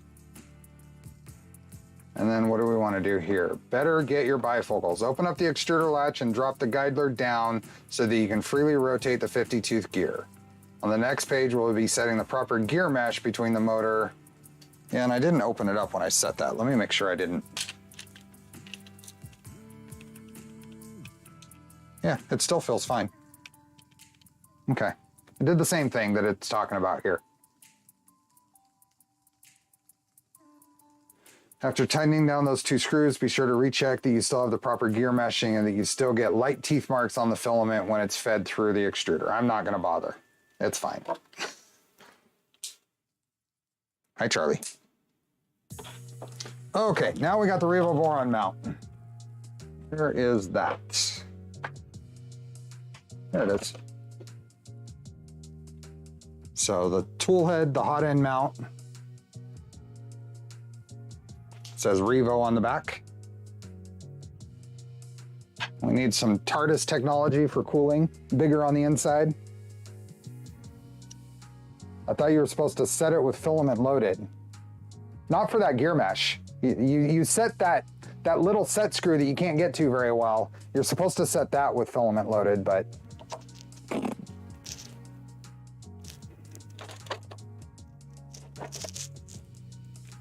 okay, where is... I'm looking for some PTFE I can cut.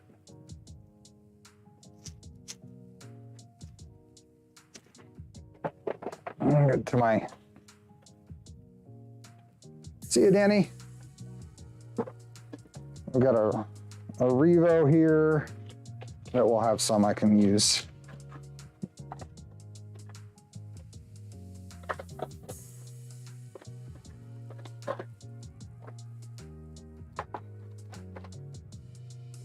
Nope, I got a parrot. Okay.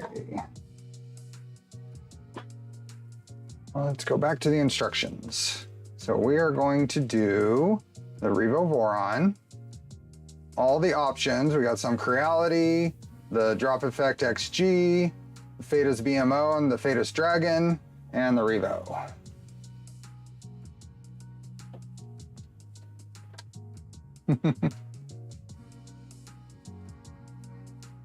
M3x8s and a PTFE tube. So the way this works for cutting the PTFE tube is we use probably one of my most important contributions to the project, the little pulley jig that we didn't use because all the pulleys were already installed. But this is also a PTFE cutting tool. So we are going to bolt this into here with 4 and 3x8s.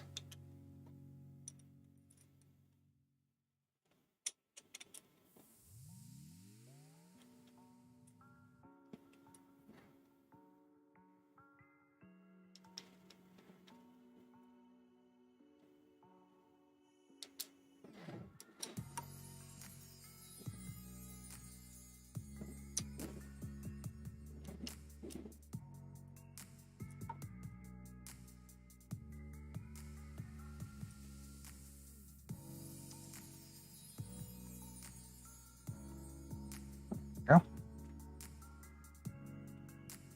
Where are we? I'm going to cap this. I'm going to cap this at 6 hours today. So however far we get within the next 25 minutes, we're going to call it good. So these are not super square right now. So I'm actually just going to try, instead of using my normal thing, I'm going to ream this out because it's a little tight. Probably my print settings.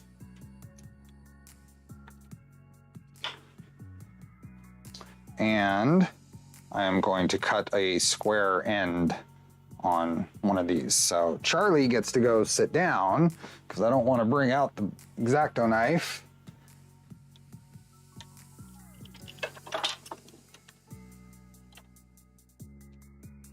And I am going to set this straight down and then just cut straight down to create a nice square end.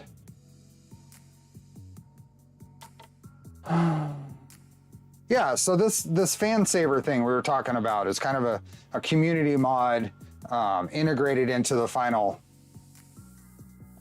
setup.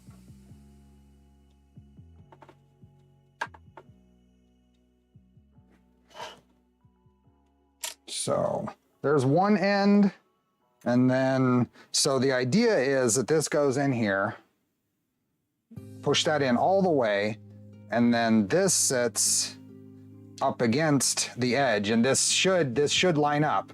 So then this sits here and it's stable on your desk. Push that all the way in, then cut that flush. right across. Now, I take the additional step, which is optional, but I grab my little countersink bit here and do a little bit of a countersink on the entrance to that.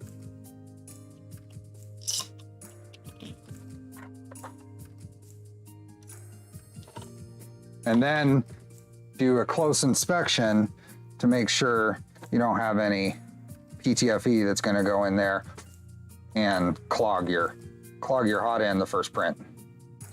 But yeah, super simple. Yeah, I've had no buffering. Nothing.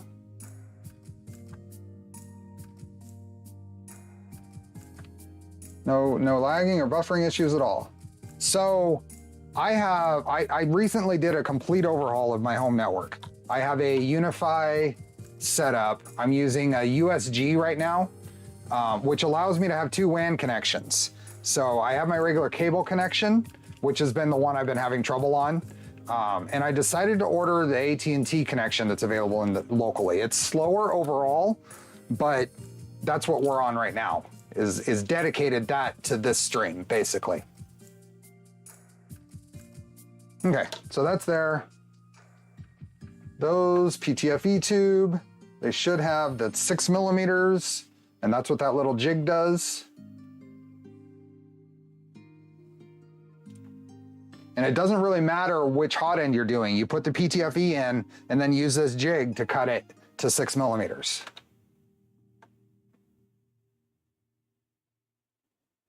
Yep, this is what this is explaining. Let's cut that flush. It's a Swiss Army jig. And then this can go into the tool head, an M3 by 35s. So a couple of 35s. Yep, that's those. So now this, get all these fan wires out of the way. I think this goes in, which direction does that go?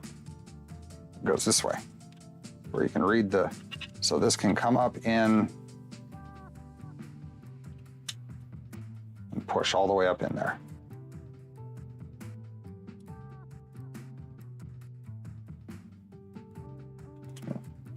I got something on the settings on this camera. This one works out better for close-ups.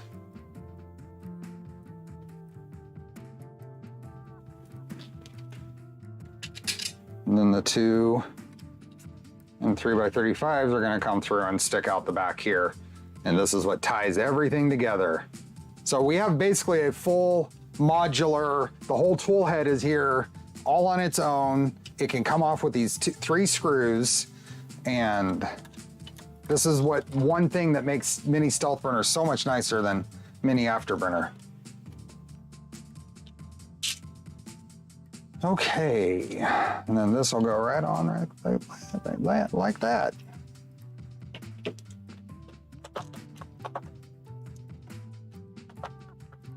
We have these standoffs that can go on here. Those are what space out the tool head board.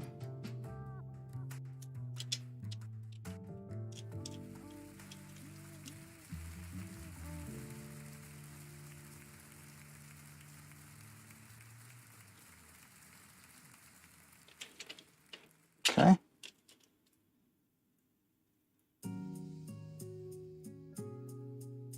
Now what do they say is the next step? This is why I run 2 in-house networks, but I don't run 2 ins. The split of priority helps the network not be too congested and get much faster results on both. My concern with load balancing is that the latency or whatever is causing the issues on the cable connection wouldn't necessarily, would impact me sometimes and not others. So right now I have this computer right here dedicated to that AT&T circuit. And it's mostly right now just a test. Well, trying to get more information on what works best. But yesterday's stream with Nomad on had 0 problems. Today I've had 0 problems. I've had excellent connection the whole time. It's positive so far. Okay. Then it can go onto here. And then we add all this stuff. So where do we want to go? I think I want to, because I want to print the new mount for the Pico Umbilical board. I want to print the new mount for that before I actually put this on. So maybe I'm going to switch gears and put the power supply on here while we have a little bit more time. Make a little more progress.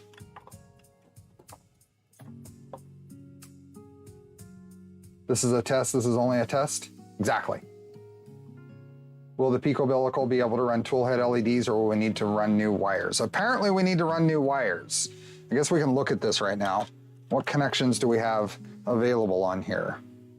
We have thermistor, X-stop, hot end fan, part cooling fan here and here, and a X motor. So we're not going to use our X-stop, but that doesn't really gain us anything from that point of view. I'll have to look at this and get some advice on how to get those set up. It's not going to be straightforward.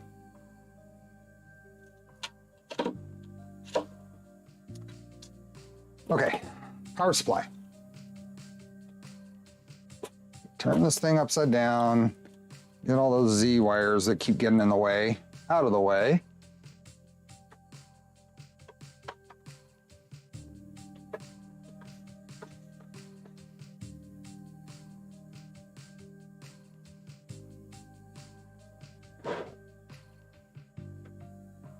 And here we are, power supply.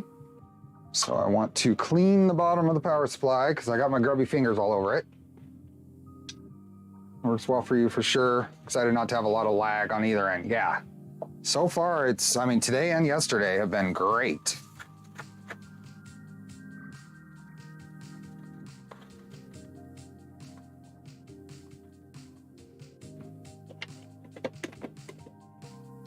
Sequins will run from an IO pin. That's that. Can you not use the X end stop for LEDs? It's not an end stop. I need to check. I need to confirm. Some people are saying I can. I want to double check. I want to understand it. I'm looking for my VHB tape.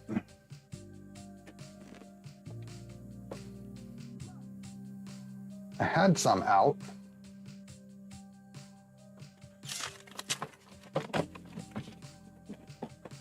There's some.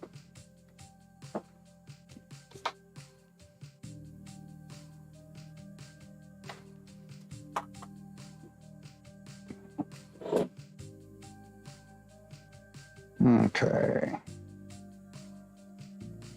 So I think I'm gonna go for, because that worked really a little too well. I'm just gonna go for two strips on here.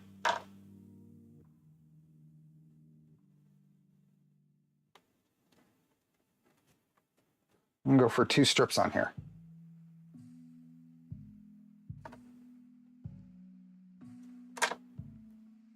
I don't think I need more. Just in case I ever wanna.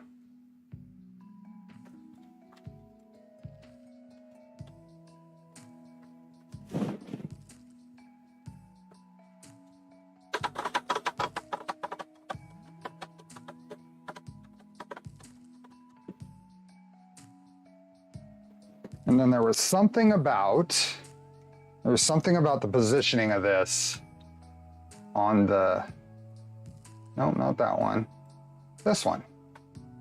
Let's go Voron, V0, S1 kit wiring guide. Sequence draw low power.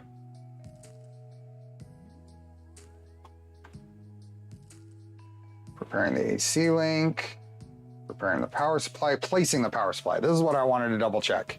We want about 5 millimeters forward from the stepper, and it ends up about 20 millimeters from the front. Okay. That's really what I wanted to check.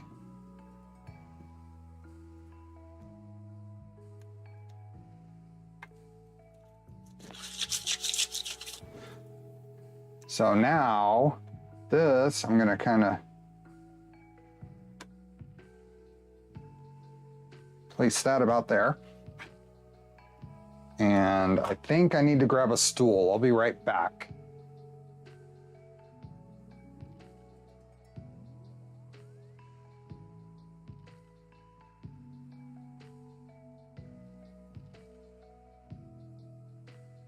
Okay, Uri mode. Uri mode. And this, I think there's going to be very difficult for me to avoid. I think I'm going to go right about there.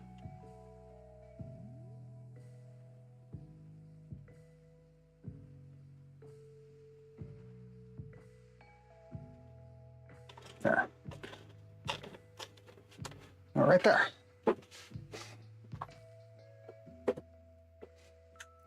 Nope.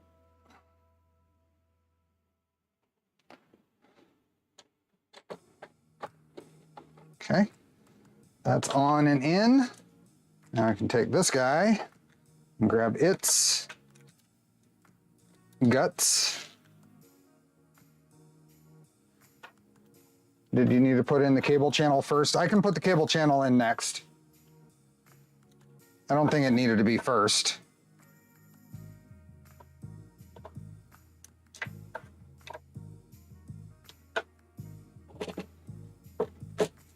I think we can grab this. Here, let's go back here. This is gonna go right about there. And this is gonna go right about there. So.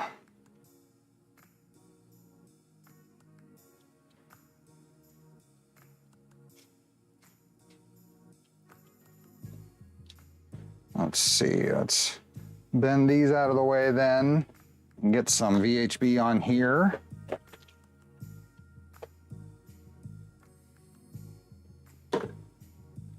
Clean them.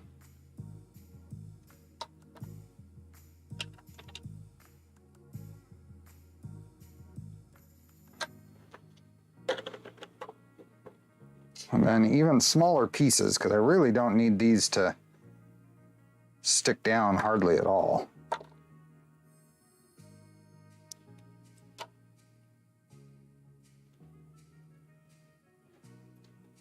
Yeah, they have you do it in two pieces. I'm just gonna put little bits of VHB on here.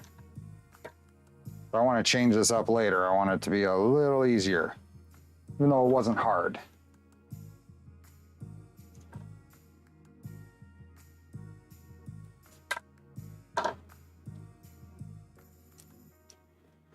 Okay, where'd my tweezers go?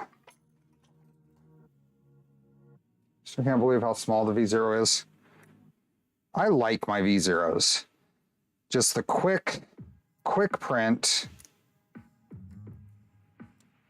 I do want to get to some layout in here where I can have all four of them hooked up. Because I think one of my future member stream ideas is at some point get every printer I have in here running and printing and going through and getting that done. Okay, Uri mode again.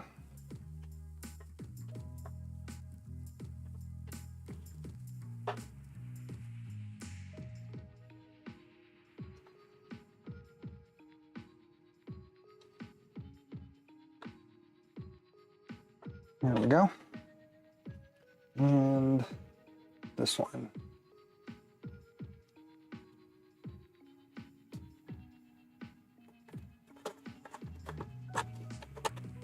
There. These got a little bent up when I pulled them off, but they'll settle back into place.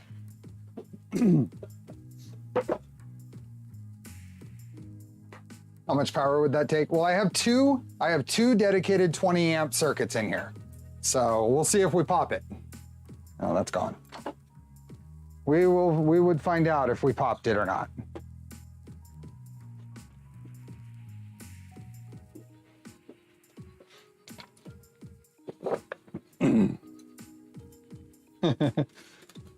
Not bad. The startup is the worst. We might have to have a startup sequence.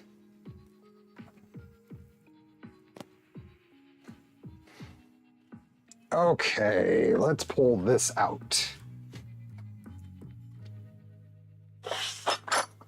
I think it's just a matter of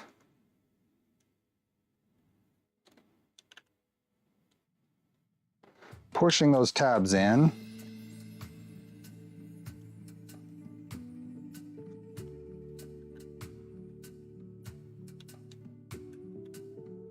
There we go.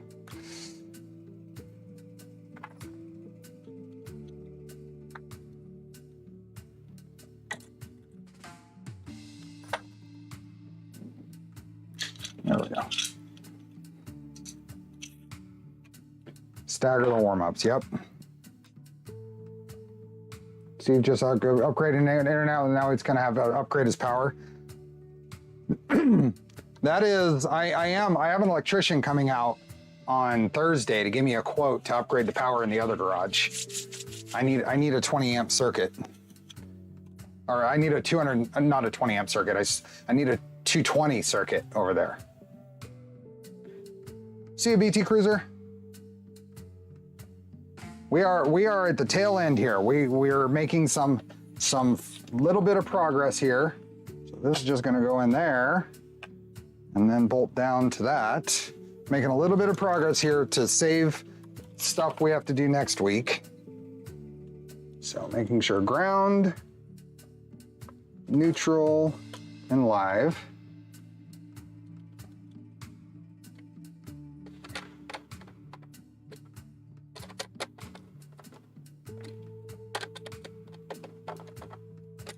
There we go.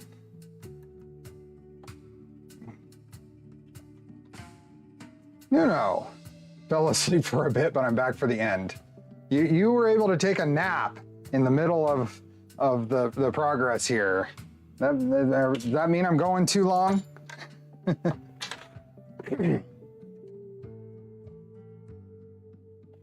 Every working garage needs 220 circuit. I mean, I got a weld, I don't know, other things.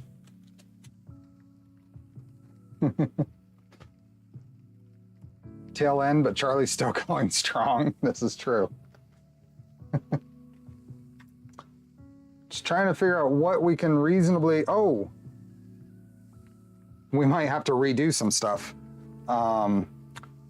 There's a problem here. I forgot to put the back panel back on. Okay, let's see if we can sneak this thing up in here.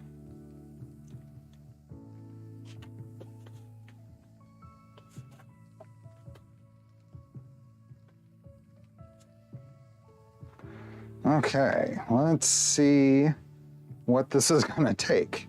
So first of all, I want to see if we can get these out of the way. Stupid stepper wires. Z end stop and bed wires, okay. Maybe? Before I go too far, I need to shift these nuts back where they need to go. Something about like that.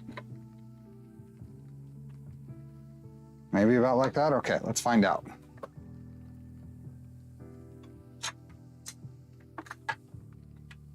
Always nap during streams, no matter how much I want to pay attention. Let's see if we can get... What is that? What is... Okay, there. Okay, let's get this out of the way. Let's try going this angle. Ah, there we go. How close was I? I was very close on all those.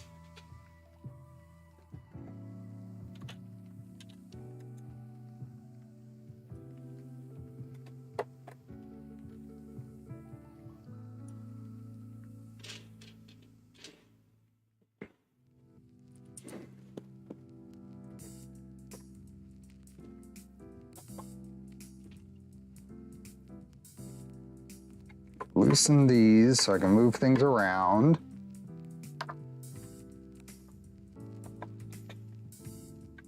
That there, that there. I was really close on all of these, so I got lucky.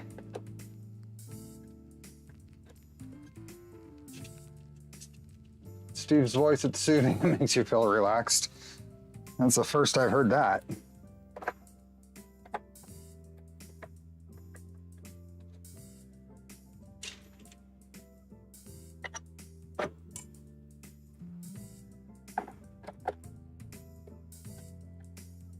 Okay. All right, now I'm going to center this. Center it top and bottom.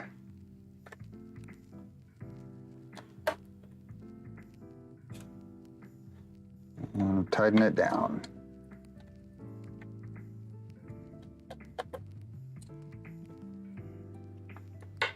Okay. Almost screwed up there. So what is left for next week? Next week we need to put the stealth burner on, wire it up, and enclose it and print with it. That's not too bad. Hey, Arizona Sun Devil.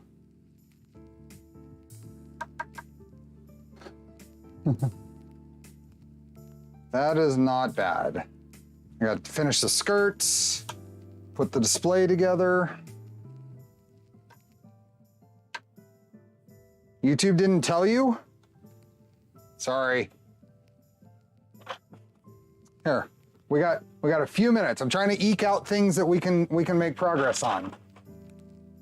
We are going to work on transferring over to the display.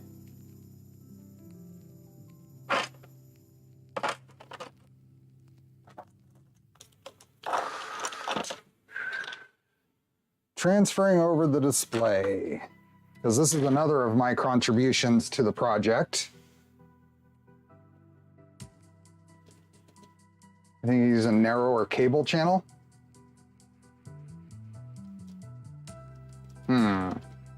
So something I noticed, if you picture something wrong here, I don't know if anybody else can tell what's wrong here. The little inserts turned out really good. So I did this a lot at the same time as I did the tool head. I don't know if anybody else sees what's the problem. Let's give it about 2 guesses in chat.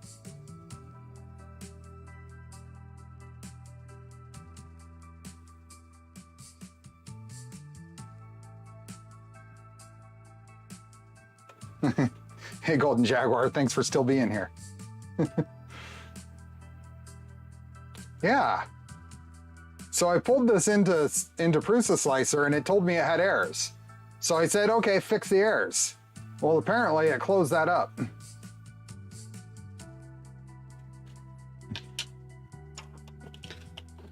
That's okay. It gets hidden. It gets hidden by the knob, and the outline of it is in here. So I am just going to, and it's only about 2 layers.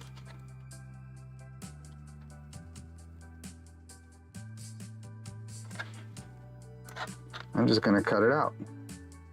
I don't know why it does that, and it's a step file I'm importing, so I don't know if it's something in their step import, if there's a bug.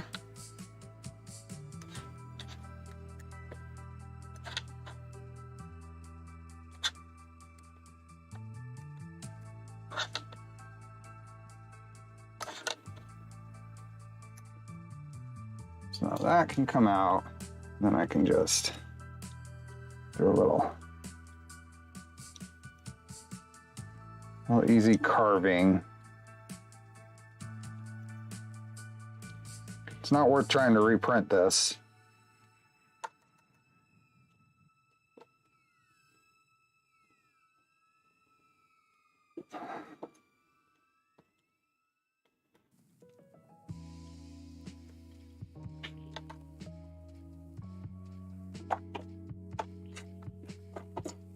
Yeah, easy fix.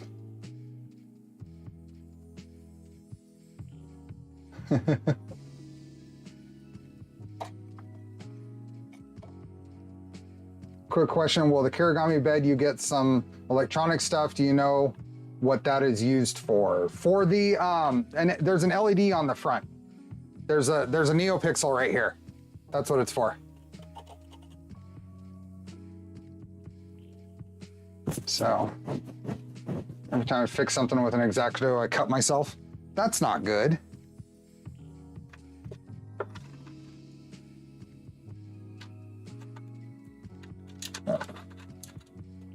Okay, so there's a little PETG, clear PETG printed light diffuser that goes in the back here.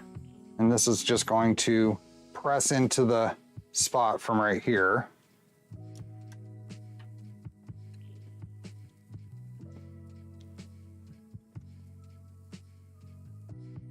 And make sure that it is cleaned up,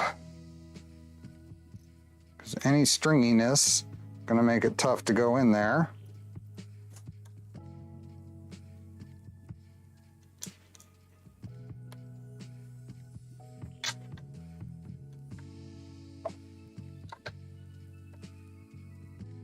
Okay. And we're gonna take this one apart. So this has the knob here has a D shaft to match the encoder. The new one has a little compliant spot in it to use instead. And it fits on more encoders. Okay.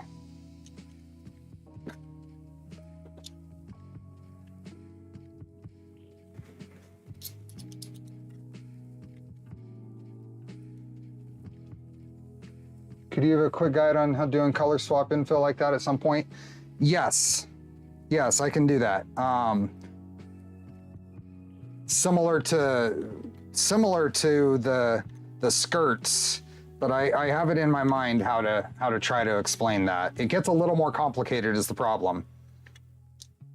It's a little more work in Fusion.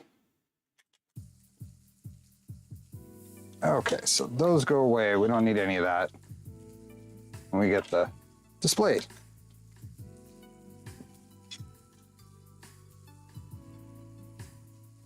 Maybe Charlie to interrupt the nap for some quality control checking on parts. So then this just goes in here. This is a much simpler assembly, because now these pieces just go on the back and screw into here with 4 M2 self-tappers.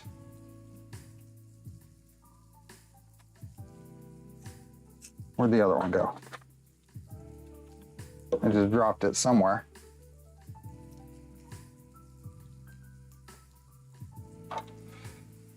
No, I will explain how to do it with any printer.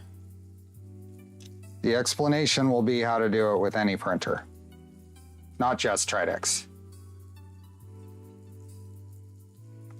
Tridex just makes it a whole lot easier. See you, Danny. I am minutes from finishing up here. Just letting you know, I am minutes from finishing up. I'm just trying to eke out little bits of things I can not have to do next week.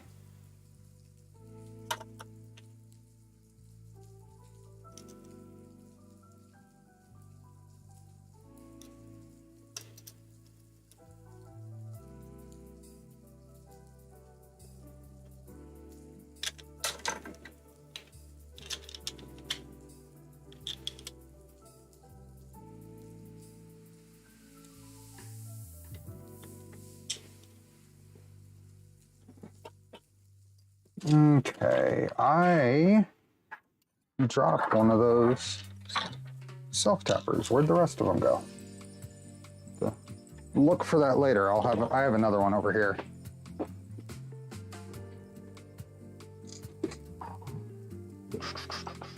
I had exactly 4 left and I dropped one.